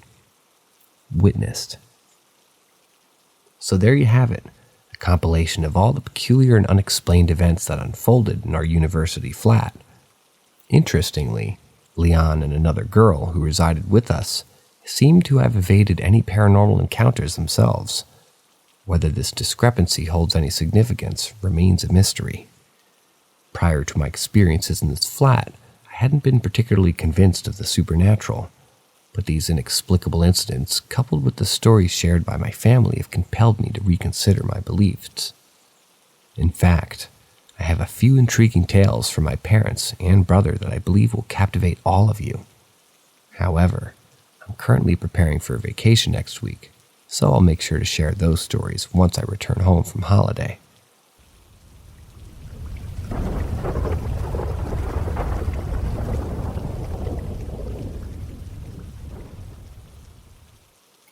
Story number 11, Weeping Woman in White. So let me take you back to a time about a decade ago when I was just a young teenager around 14 or 15. Picture this, I live in the beautiful country of France, in the Pacific region, and it's a serene place, nestled in the northeast and bordered by the enchanting landscapes of Germany. It's a small mountainous area with picturesque countryside views that will take your breath away. On that particular day, I found myself in the company of my cousin, who happened to be the same age as me. We were inseparable as kids, always up to some mischief or adventure together. Little did we know that fate had something rather extraordinary planned for us that day. You see, our town was hosting, a grand event, a prestigious bike competition. It was a round of the World Cup of downhill biking, and it had become a matter of immense pride for our humble little town. The streets were abuzz with excitement, teeming with people who had flocked from near and far to witness this exhilarating race. There were designated entrances scattered all around, leading to the center of the action and along the racetrack. However, being the frugal teenagers that we were, my cousin and I had no intention of shelling out a hefty sum of 20 quid for a mere entrance ticket. It was simply too extravagant for our modest budgets. But we were not ones to be discouraged easily. In a stroke of brilliance, we concocted a plan to circumvent the system and enjoy the spectacle without spending a single dime. Our ingenious idea involved trekking through the dense forest that lay adjacent to my parents' house. You see, their house was situated uphill on the mountain, and by traversing the forest, we could reach a point along the racetrack that was at the same elevation. It was a shortcut of sorts, enabling us to bypass the ticketed entrances. Of course, it's worth noting that this fateful day happened to be drenched in a torrential downpour. The rain fell relentlessly, transforming the landscape into a muddy labyrinth. With resolute determination, my cousin and I embarked on our muddy odyssey through the treacherous forest. The trees seemed to close in around us, and ground squelched beneath our every step. For what felt like an eternity, we battled against the elements, pushing forward through the soaked undergrowth. Finally, after what seemed like an eternity, we stumbled upon a small clearing nestled within the heart of this wretched forest. It was a sight for sore eyes, a sanctuary amidst the chaos. In this serene haven there stood a quaint house, accompanied by a narrow dirt road that snaked its way uphill. Parallel to it, we noticed another road, even steeper, bustling with countless people who were traversing it on purpose. The distant sound of the race's announcer reached our ears, confirming our suspicions that this was indeed a checkpoint or entrance point. Intrigued, we decided to take the less crowded dirt road adjacent to the house, where nobody seemed to be present. It felt peculiar, though, as hundreds of people milled about uphill on the other road. We meandered along the dirt road, winding through a small patch of woods. We knew that the racetrack lay just a few meters ahead. However, as we turned one particular bend, our eyes beheld a chilling sight. Right there before us was a stack of fallen trees, 6 or 7 of them precariously arranged on the roadside. And atop this eerie pile of lumber sat a woman. Her appearance was haunting, her long black hair cascading over her face, concealing her features as she sobbed into her hands. She wore a flowing white dress that contrasted starkly with the bleakness of the surroundings. Both my cousin and I spotted her simultaneously, and a shiver ran down our spines. Fear gripped us, leaving us frozen in our tracks, with goosebumps prickling our skin. It's important to note that the restless rain and the enveloping mist only added to the atmosphere of unease and foreboding. In that moment, we didn't exchange a single word. Instead, we turned on our heels, united in our silent decision to avert our gaze and retreat. It was as if we were silently communicating, saying, "Shall we take the other road?" To which the unspoken reply was a resolute yes. With newfound urgency, we retraced our steps, reaching the second road where the crowd was gathered, their excitement palpable as they spectated the race. We managed to catch a glimpse of the heart-pounding action too, but that woman, her haunting image, remained etched in our minds. We couldn't shake off the shock that we had experienced in that eerie moment. In an attempt to rationalize the encounter, I tried convincing myself that she was merely a spectator, someone who had endured a heartbreak or perhaps drowned her sorrows in alcohol. My cousin and I never broached the topic again, assuming that he too had buried the memory deep within. However, destiny had different plans in store for us. Fast forward about 4 or 5 years later, and my cousin and I found ourselves late night partying at a friend's house. The hour was nearing dawn, and only a handful of us remained, gathering around a flickering campfire in the garden. It was the perfect setting for storytelling, and it seemed as if the universe conspired to bring back the memories that we thought were long forgotten. Unexpectedly, my friend's stepfather, a man whose presence there remains a mystery to this day, delved into a spine-chilling tale. He recounted a ghostly encounter that he had experienced in a secluded cabin deep within the heart of a forest. As he spun his yarn, memories of the weeping woman resurfaced within me, and I felt compelled to share our own unsettling experience with the group. As the words tumbled out, my cousin's gaze turned angry, and he unleashed his frustration upon me. You unrelenting fool! I thought you had vowed never to speak of it again," he exclaimed, his voice laced with lingering fear and a tinge of resentment. It was evident that the encounter with that mysterious woman had left an indelible mark on both our souls. And so, my friend, that is the tale of how a simple decision to avoid an entrance fee led my cousin and me into the depths of a rain-soaked forest, only to stumble upon a haunting apparition. It's a memory that will forever be etched in our minds. It's a reminder that sometimes the inexplicable and otherworldly can cross our paths when we least expect it.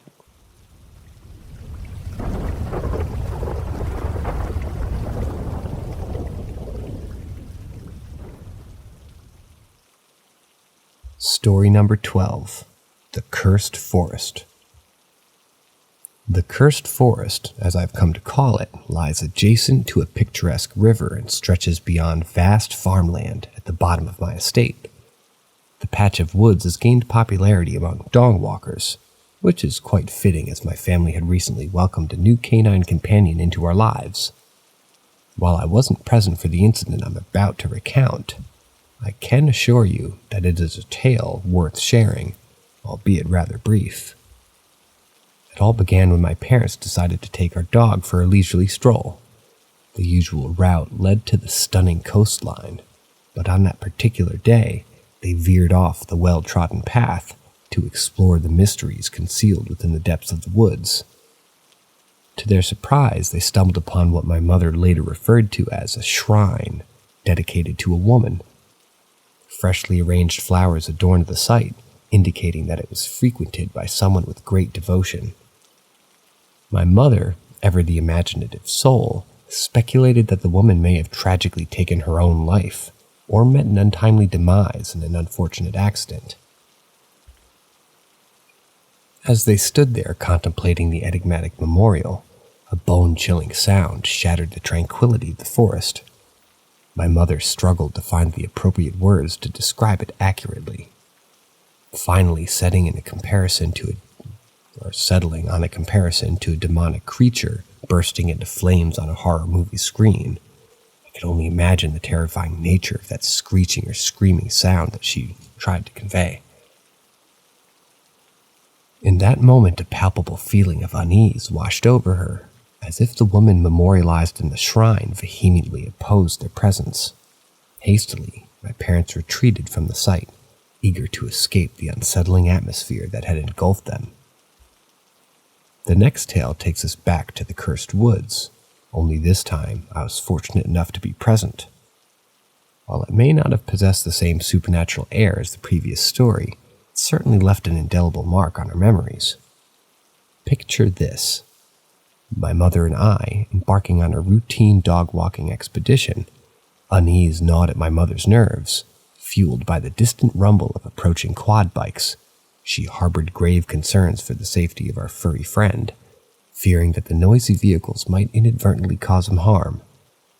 Suddenly, the roar of an engine pierced the air, and I turned to find a quad bike hurtling dangerously close behind us. Panic gripped my mother as she desperately pursued our unleashed dog, her sole purpose to prevent him from being crushed under the quad bike's wheels. In a moment of urgency, I commanded her to scoop up our loyal companion, safeguarding him from any potential harm. As the rider sped past us, I could sense no malice emanating from him, providing a fleeting reassurance amidst the chaos. However, the sense of foreboding did not dissipate entirely. On our journey back, the atmosphere took on an eerie quality. Faint, jolly voices, possibly fueled by alcohol, reverberated through the forest. My mother's anxiety heightened to unprecedented levels, urging me to quicken my pace and to keep up with her. Our faithful dog, who had been off the leash earlier, was now restrained by a firm grip, serving as an additional safeguard in this case. We cast frequent glances over our shoulders, half expecting to encounter someone with malicious intentions, but our searches revealed no presence save the haunting silence of the woods. These inexplicable incidents have led me to christen this enigmatic woodland realm as the Cursed Forest. I hope you've derived some measure of enjoyment from my account. I took extra care to ensure that the narrative flowed more smoothly than my previous stories, which seemed somewhat jumbled due to my excitement while recounting them.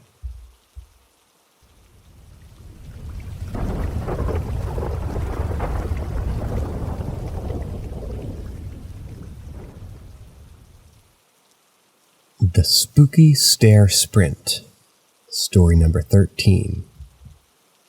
Recently, I found myself engrossed in a captivating conversation with my mom about the enigmatic realm of ghosts. Being from a family that possessed a heightened spiritual sensitivity, especially on my mom's side, the topic seemed to evoke an air of intrigue.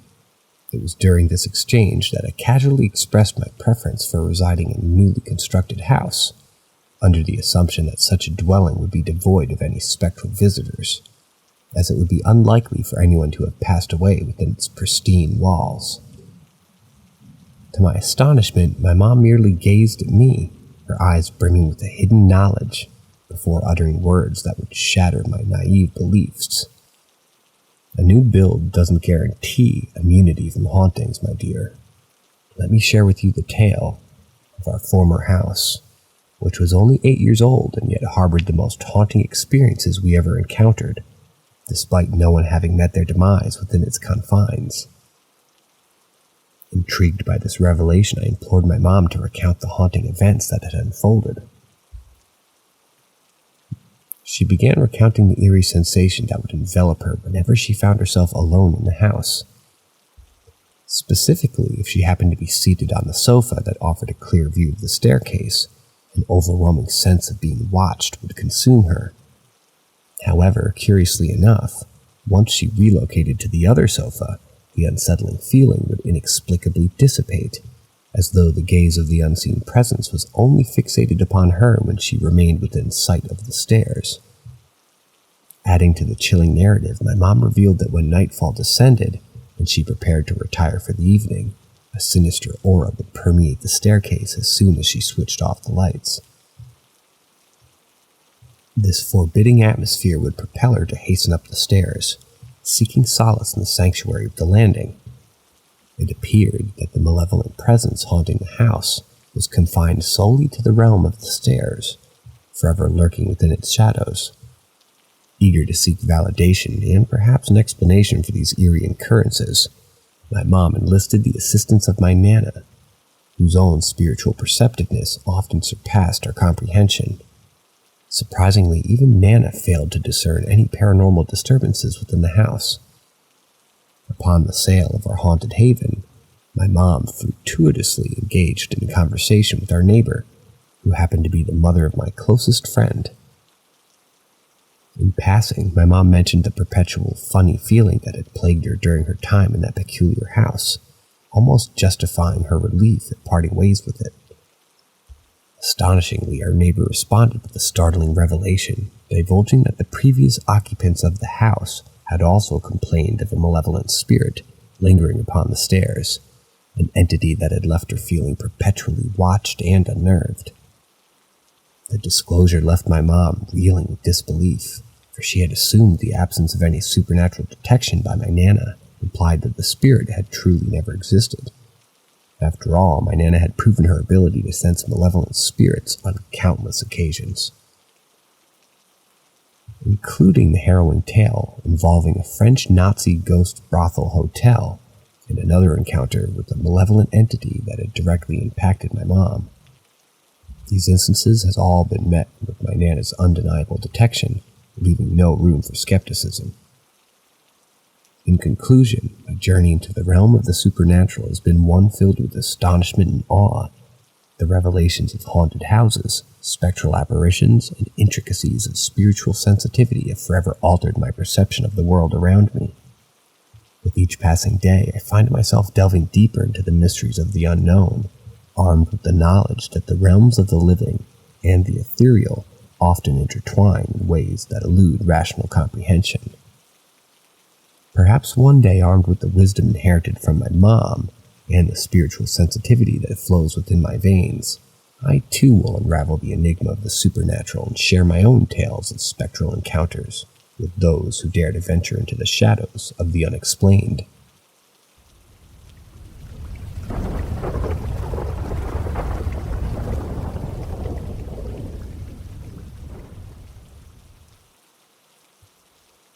Story number 14. My ex and I have been in no contact for months after I dropped him off at a psych stay, and he screamed he didn't love me. Tuesday, I got a letter from him saying that my grandfather, R.I.P., visited him.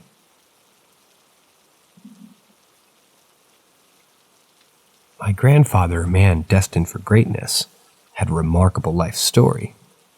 Born in the Philippines, he left his impoverished roots behind to join the U.S. Air Force, where he fought valiantly in Vietnam to secure citizenship, not just for himself, but also for my grandmother and their children. While he possessed a tough demeanor that made it difficult for many people, including his own family and children, to be around him, I was fortunate enough to be his beloved baby. He showered me with love and would go to great lengths to make me happy, such as allowing me to have a dog despite my grandmother's fear of them.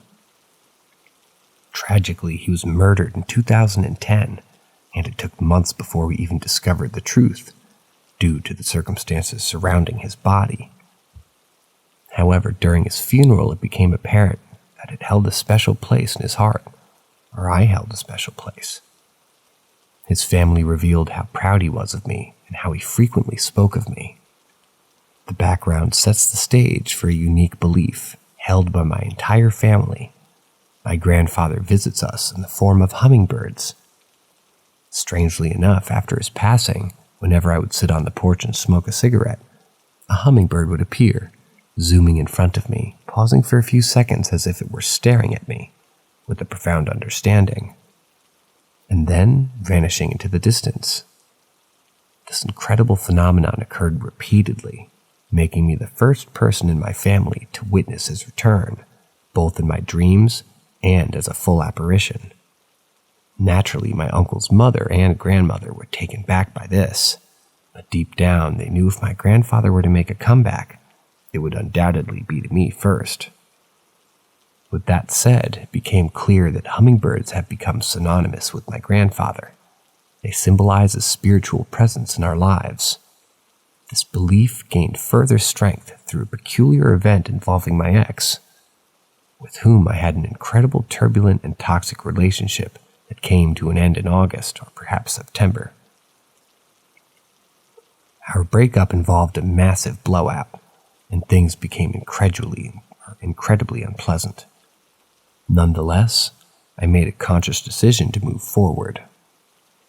Although my ex reached out to me a couple times afterward, I stopped answering calls from unknown numbers altogether after one particular phone call prompted me to involve the police.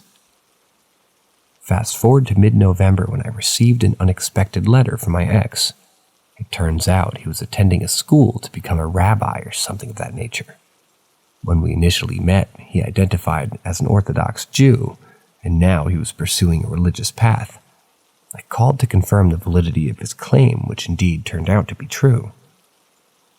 In the letter, my ex described a specific incident that I couldn't help but perceive as a sign.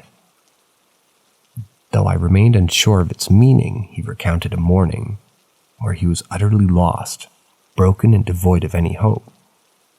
In those despairing moments, his love for me and the prospect of seeing me again were the only things keeping him going. He mentioned that this morning of reckoning, he was visited by my grandfather. According to him, he lay on the ground, bathed in the morning sun. An unusually lingering hummingbird appeared before him. It seemed to lock eyes with him, emanating a profound sense of understanding. He believed that my grandfather had come to assure him that it was acceptable to continue loving me, despite the turmoil that we had endured. Since I received his letter and subsequently sent one back, which should reach him any day now, if it hasn't already, I have not been visited by the hummingbird or experienced any other form of contact. It perplexes me greatly. Why would my grandfather visit my ex of all people, especially considering the hardships that he inflicted upon me and our relationship? This curiosity haunts me. I find myself stepping outside at different times, taking my place at the stool and smoking a cigarette, hoping for another encounter. As the weather gradually warms up this weekend, my yearning intensifies. I yearn for just one more presence of a bird. I long for a dream, a sign, anything that would provide me with further understanding and closure.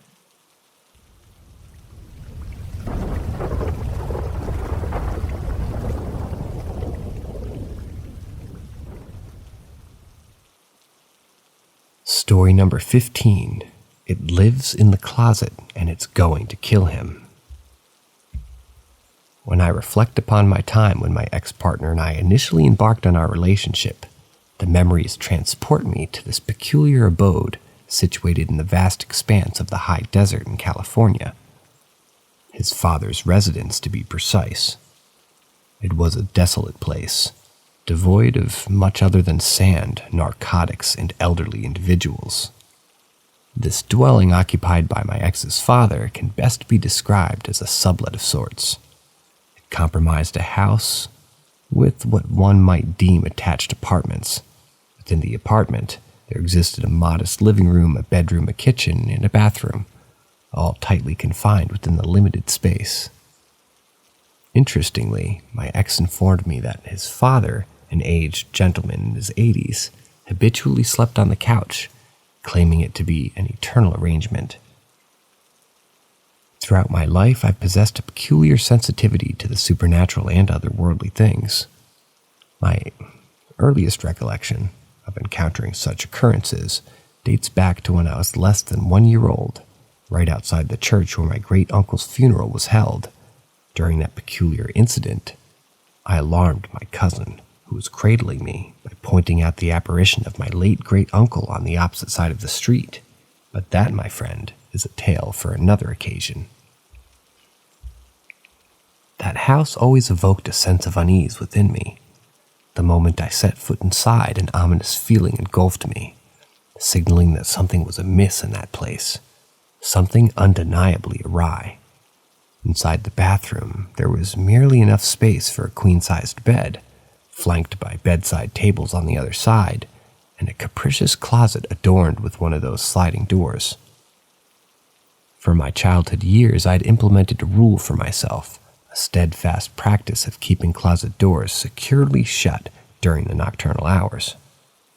I held a firm belief that closets harbored entities, ethereal or otherwise, which should not traverse our earthly realm. One particular night stands out vividly in my memory. I lay in bed alongside my ex-partner when suddenly an overwhelming sense of dread engulfs me. The atmosphere in the room grew palpably heavy, and I could sense the presence of something inexplicable. As my eyes adjusted to the darkness, they were met with the sight of a closet door ajar. It's essential to elucidate the reason behind this occurrence, and I shall return to it in due course. I had always experienced difficulty sleeping in that vicinity, especially when in close proximity to that closet. However, on this particular night, as I gazed into the impenetrable darkness, I beheld something that sent shivers coursing down my spine. My breathing quickened, my chest tightened, and my ex, sensing my distress, inquired about the cause. I mustered the courage to respond. I see it. It dwells within the closet. Although I had always sensed the presence of some entity inhabiting that space, this marked the first occasion on which it allowed me to glimpse its form. My ex fell into an eerie silence, only to reveal that he too believed me. Moreover, he indulged in the existence of a ghastly secret, a sinister force that had become intertwined with his father's life. Astonishingly, my ex disclosed that his octogenarian father, in the wee hours of the night, between 2 and 4, would burst into their shared living quarters, unleashing blood-curdling screams that startled both of us awake. The catalyst behind this unnerving ritual? None other than the closure of the very closet door. The elder gentleman would forcefully wrench it open, storm out of the room, and retire to his accustomed couch in the living room. This ritualistic behavior had persisted ever since he first set foot in that dwelling. The being I glimpsed within the confines of that closet was far from human or humanoid. It possessed menacing teeth, feline-like ears, and eyes that pierced through the darkness. Even the dim light, the iridescent gleam of its yellowed teeth was unmistakable. Unsettlingly, it wore a smile, an eerie grin directed squarely at me. Intrigued yet wary, I engaged in silent observation, endeavoring to discern any clues it might divulge. I yearned for answers, desperate to comprehend its desires, its allegiance, its origins, anything that might shed light on its nature.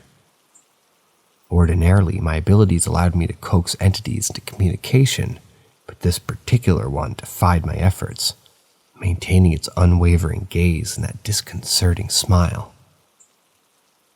Unable to withstand its unnerving presence any longer, I hastily vacated to bed, seeking refuge within the safety of my car parked outside. Desperate for solace and guidance, I frantically reached out to various friends, beseeching them for a tarot reading. I longed for reassurance, eager to know if I were in imminent danger or if this being intended to harm me. Why had it chosen this moment to reveal itself?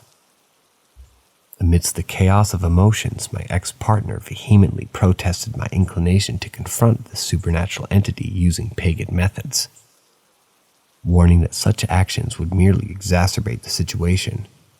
Being an Orthodox Jew, he adhered to his own set of beliefs, often dismissing my own practices as paganistic. In light of the escalating tension and my growing fear, I took a firm stance, refusing to set foot within that house, declining to spend the night there, and rejecting any involvement with that entity that resided within that closet. Severing ties with that haunted house was made all the easier by the toxic nature of my relationship with my ex-partner. Months trickled by, and eventually news reached me that my ex-partner's father had suffered a grave injury within the confines of that house. He had slipped and struck his head with such force that his cognitive faculties became severely impaired. Even at that time, he struggled to maintain a semblance of functionality. It appeared increasingly likely that the elder gentleman would meet his demise alone within that very house, accompanied only by the enigmatic presence dwelling within the closet.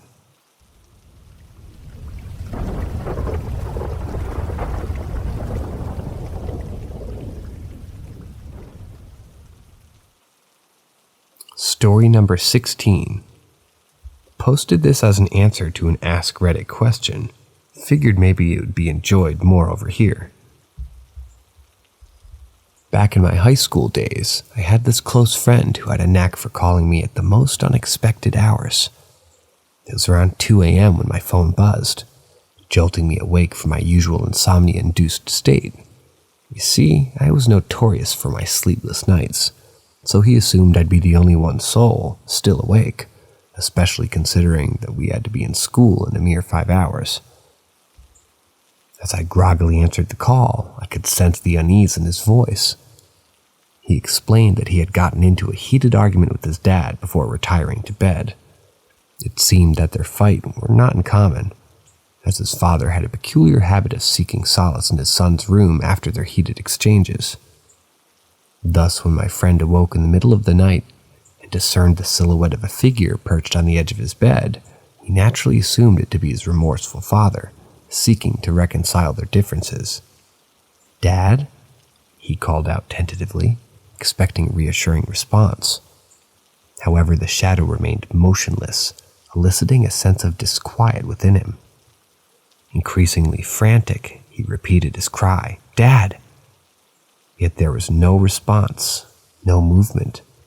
His desperation drove him to shake his feet at the foot of the bed, hoping to rouse his father or at the very least prompt a reaction. To his growing apprehension when the blanket was tugged upwards, he realized with mounting alarm that there was no one occupying the bed. Panic began to consume him when he realized that the shadowy figure had vanished without a trace. Upon hearing his terrifying ordeal, I initially attributed it to his groggy state, a mere hallucination that often accompanies waking up suddenly. After all, haven't we all experienced that eerie sensation when emerging from a deep slumber? Despite my attempts to console him, his fear persisted, though, driving him to flee his house and seek refuge on the porch. Living not too far from him, I offered to drive over, hoping that a bit of herbal relaxation might assuage his distress. Eventually, I managed to calm his trembling nerves, employ persuasive words to convince him that his eyes had deceived him in the midst of his nocturnal days. To further alleviate his anxiety, we indulged in a couple of blunts, allowing the marijuana's tranquilizing effects to take hold. Finally, he felt composed enough to retreat back into the confines of his home, and I made my way toward the exit.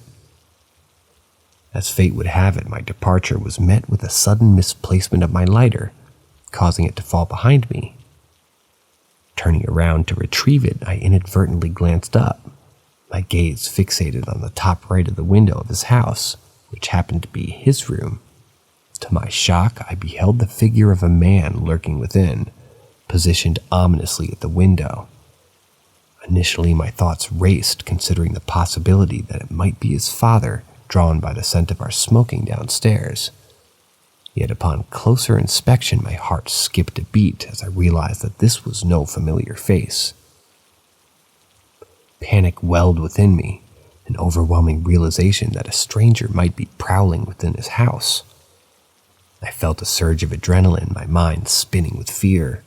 And then, as if in a macabre dance, the man suddenly shifted his gaze to the right, moving toward the center of the window, and in an instant, vanished. In the aftermath of the chilling encounter, I made a conscious decision to keep the incident to myself, a secret locked within the recesses of my mind. There were several reasons for my silence.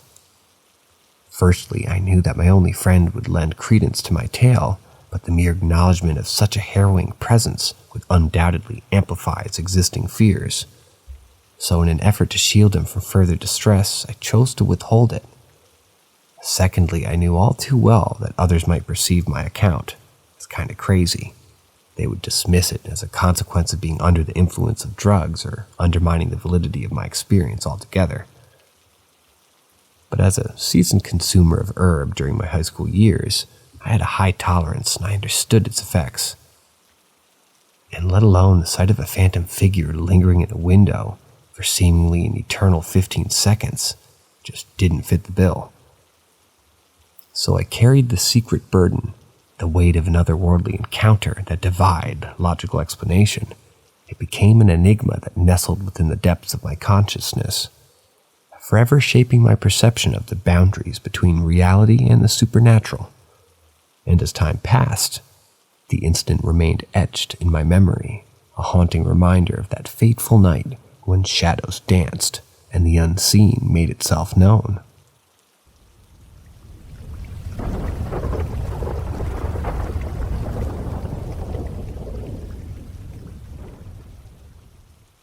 Story number 17.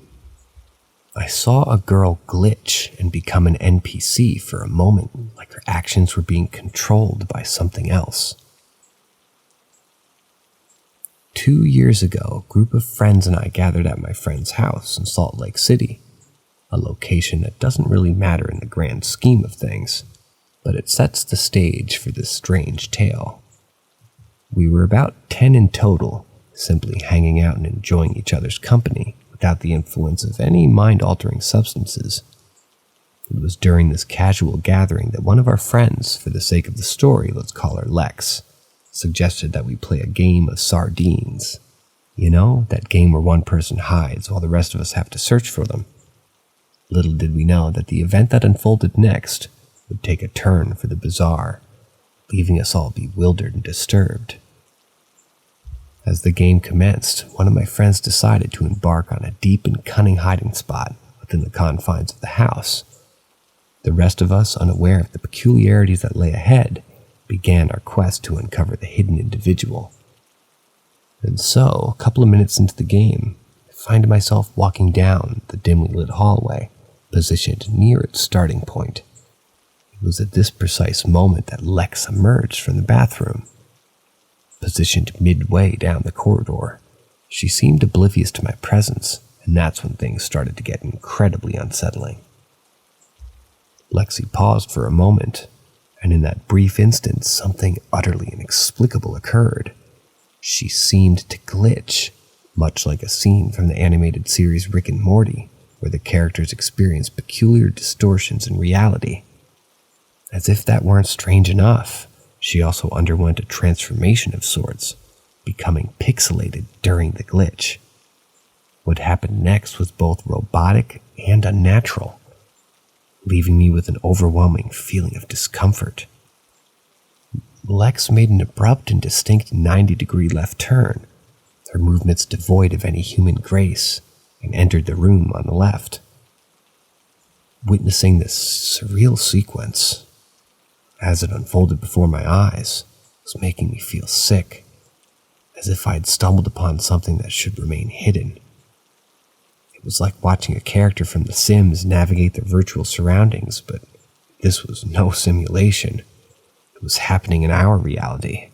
The fact that Lexi was completely unaware of my presence only intensified the unsettling nature of the experience, and that moment she existed in this perceived solitude. That realization alone made me feel nauseated. It's important to emphasize that all of us were completely sober during this encounter, and now I struggled to comprehend the true nature of what unfolded before me. The impact that it had on me was profound, as if it forever scarred my perception of her. Prior to that incident, I harbored a small crush on her, but from that point onward, I could never view her as a conscious living being. It's difficult to articulate just how messed up this realization made me feel, but I can't deny its truth. Lex, in all her uncanny glory, continues to evoke a sense of unease within, a reminder of the inexplicable and disquieting encounter that forever altered my perception of reality.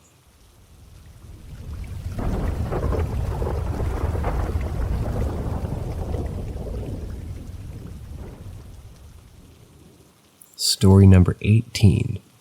You Can Talk to Trees.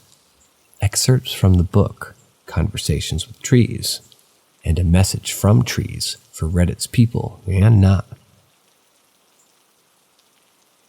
My conscious adventure with trees began approximately 3 years ago when I stumbled upon a book titled Conversations with Trees by Veronika Dabrowska.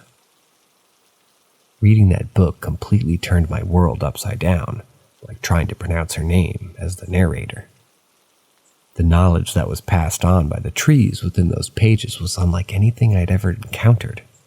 It felt as though the secrets of life, the wisdom of our existence, were being unveiled. Utterly captivated by this knowledge, I found myself drawn to the forest, yearning for contact. Together with my girlfriend, I embarked on a journey of hugging one of the majestic birches, the very first tree that called out to us. At the beginning, we were uncertain about how to establish a connection, so we simply cuddled up next to the tree and sat beside it. As time went on, we started sensing the tree's energy more intensely, understanding its intentions, and our contact became increasingly conscious. Trust in our experiences played a vital role in deepening our connection with the trees. Roughly a year ago, I had the opportunity to attend workshops led by 2 individuals in my country who teach this unique form of communication. The experience I had during those workshops was on an entirely different level, elevating my contact with trees to a newfound depth. However, what struck me as unprecedented occurred when the trees themselves approached me, urging me to lend my support and write this text, addressing it to you. This was the entirety of the novel experience for me. The trees are incredibly eager to bring people back to nature, to initiate conversations and collabs. Allow me to begin from the start, about a month ago, when for an unknown reason at the time I started watching YouTube videos showcasing the breathtaking beauty of nature in the United States, particularly its national parks. I was irresistibly drawn to these videos, finding myself spending hours each day reveling in the splendor of nature spread across the entire continent. An indescribable yearning for these places, for an encounter with the local nature, enveloped me. But why? I had never been to those lands, not in this lifetime. But life's taught me everything happens for a reason, and that everything carries a purpose and guides us towards something greater. It was then that I realized my longing was not mine alone. It was the earth's longing, nature's longing, and the trees' longing, a longing for us distant souls living in a slumber, ensnared in an illusion of systematic life, oblivious to our life's true identities and the reasons behind our presence. And that's where the story post begins. As I mentioned before, in Poland, there are 2 individuals who teach the art of communicating with trees, Sebastian Ziermancha and Weronika Dabrowska. I want to emphasize Weronika's work. She's written a comprehensive book on the subject called Talking to Trees. 2 volumes of her book have already been published. And Sebastian has also had the privilege of witnessing the publication of his own book. While these publications are currently available only in Polish, Weronika has recently translated the first volume of her textbook into English, and it's scheduled for publication next spring. Today, on behalf of Weronika, I'd like to offer you excerpts from her book, which you can download through the link provided below. This is the task that the forest entrusted me with during one of my walks about a week ago. During that time, an overwhelming desire to write this post overcame me, along with an urge to contact Weronika and request her book. Coincidentally, a message from the trees themselves began to take shape within me, a message intended for you. Though it's still challenging for me to share this knowledge with the world, the compulsion to do so was too strong to ignore. So I'm writing. In the midst of it all, an almost century-old oak tree named Helion, situated near me, insisted on not being left out. Thank you, dear brother. So without further ado, I present you the words of the trees that they wish to convey, along with a message from Weronika regarding the language. The trees harbor a profound love for humans, viewing us as their brothers and sisters. They ardently desire to live consciously alongside us, urging us to awaken and return to nature. Their message emphasizes the significance of what they are about to convey and invites us to explore the depths of their words. Call. You are conscious because you were born by conscious. You are nature because you were born by nature.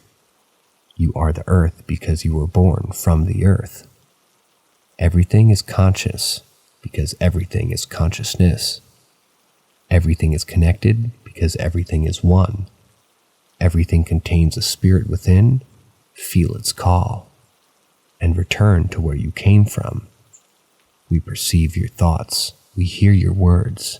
Come to us, for we beckon you, our comrades of experience.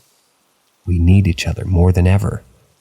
If reading our words evokes a longing for the forest, a desire to reconnect, don't hesitate. Follow the voice of your heart. We await your arrival to remind you of your connection with the source. We await to heal you. We await to guide you out of the illusion. Open yourself to coexistence, and this will pave the way to cessation of what you call suffering. Allow me to add a few more insights to their message. Firstly, trees possess emotions akin to humans. They experience feelings and possess consciousness, actively communicating with each other and the world around them. They possess a keen observational nature. For those who harbor doubts regarding trees as conscious beings, I recommend exploring the scientific research presented by Peter Wohlenben's illuminating book, The Secret Life of Trees. It's truly a wonderful read. Regarding active communication itself, if anyone's hearing this and feel an urge to establish contact with trees, the process is quite simple. Merely venture into the forest and explore the area where trees thrive. Embark on your walk with the intention of making contact. The tree that desires this connection will call out to you, capturing your attention and guiding you toward it.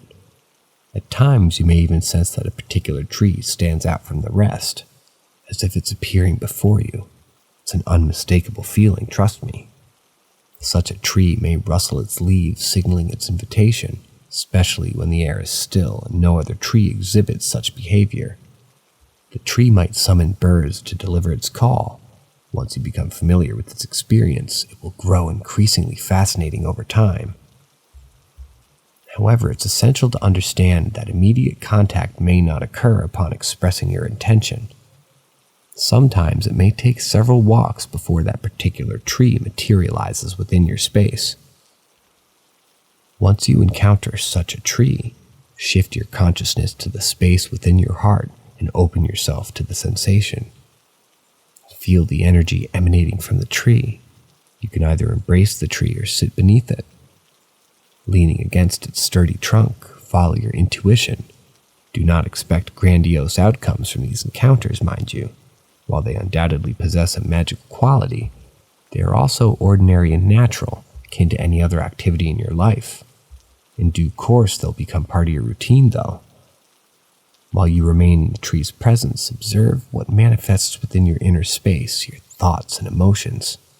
Through these channels, trees can communicate with us. Often, these intentions are subtle and demand attentive receptivity to grasp their essence.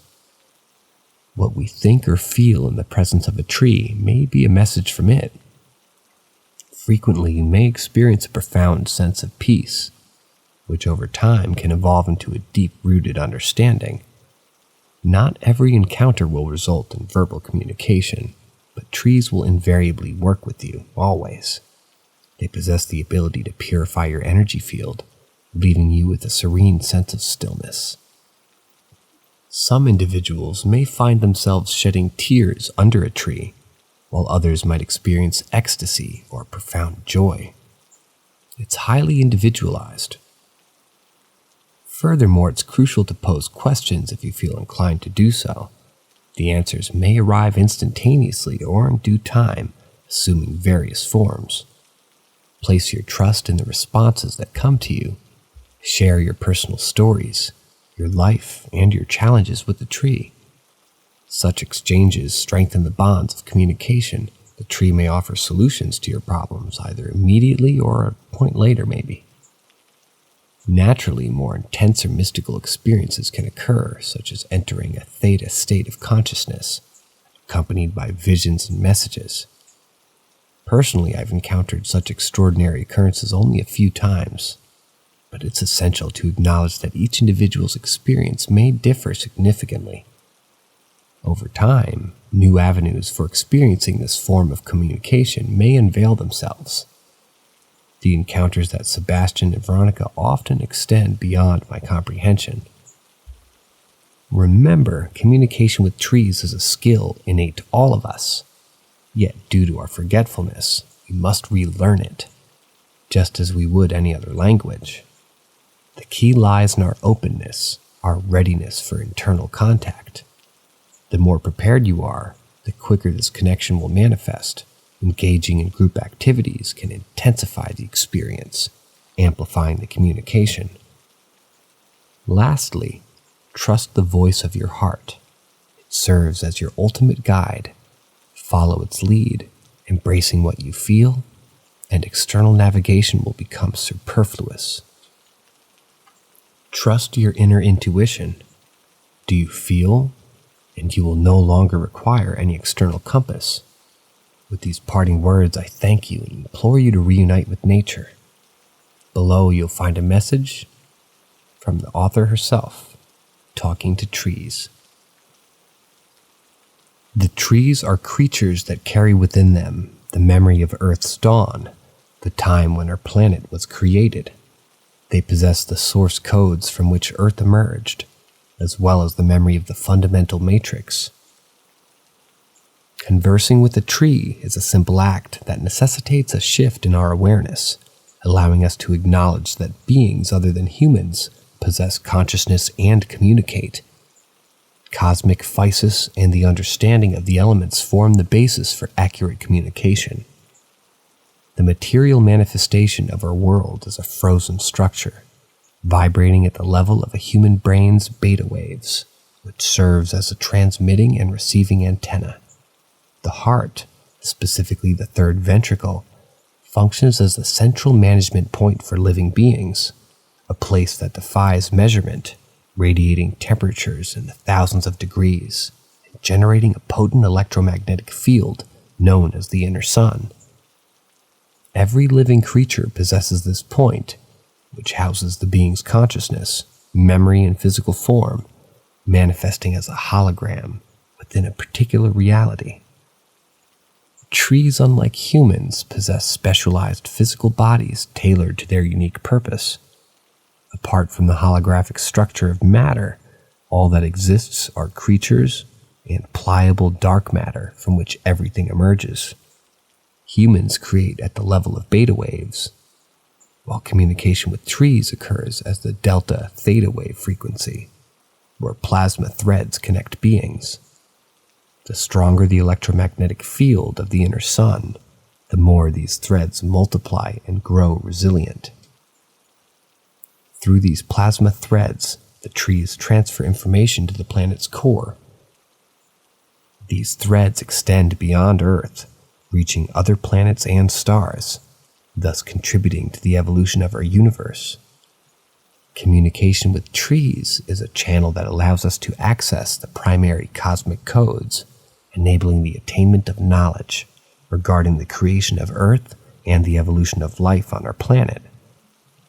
However, it's essential to approach these creatures with respect, recognizing their significance in the cosmos. Veronica Dabrowska.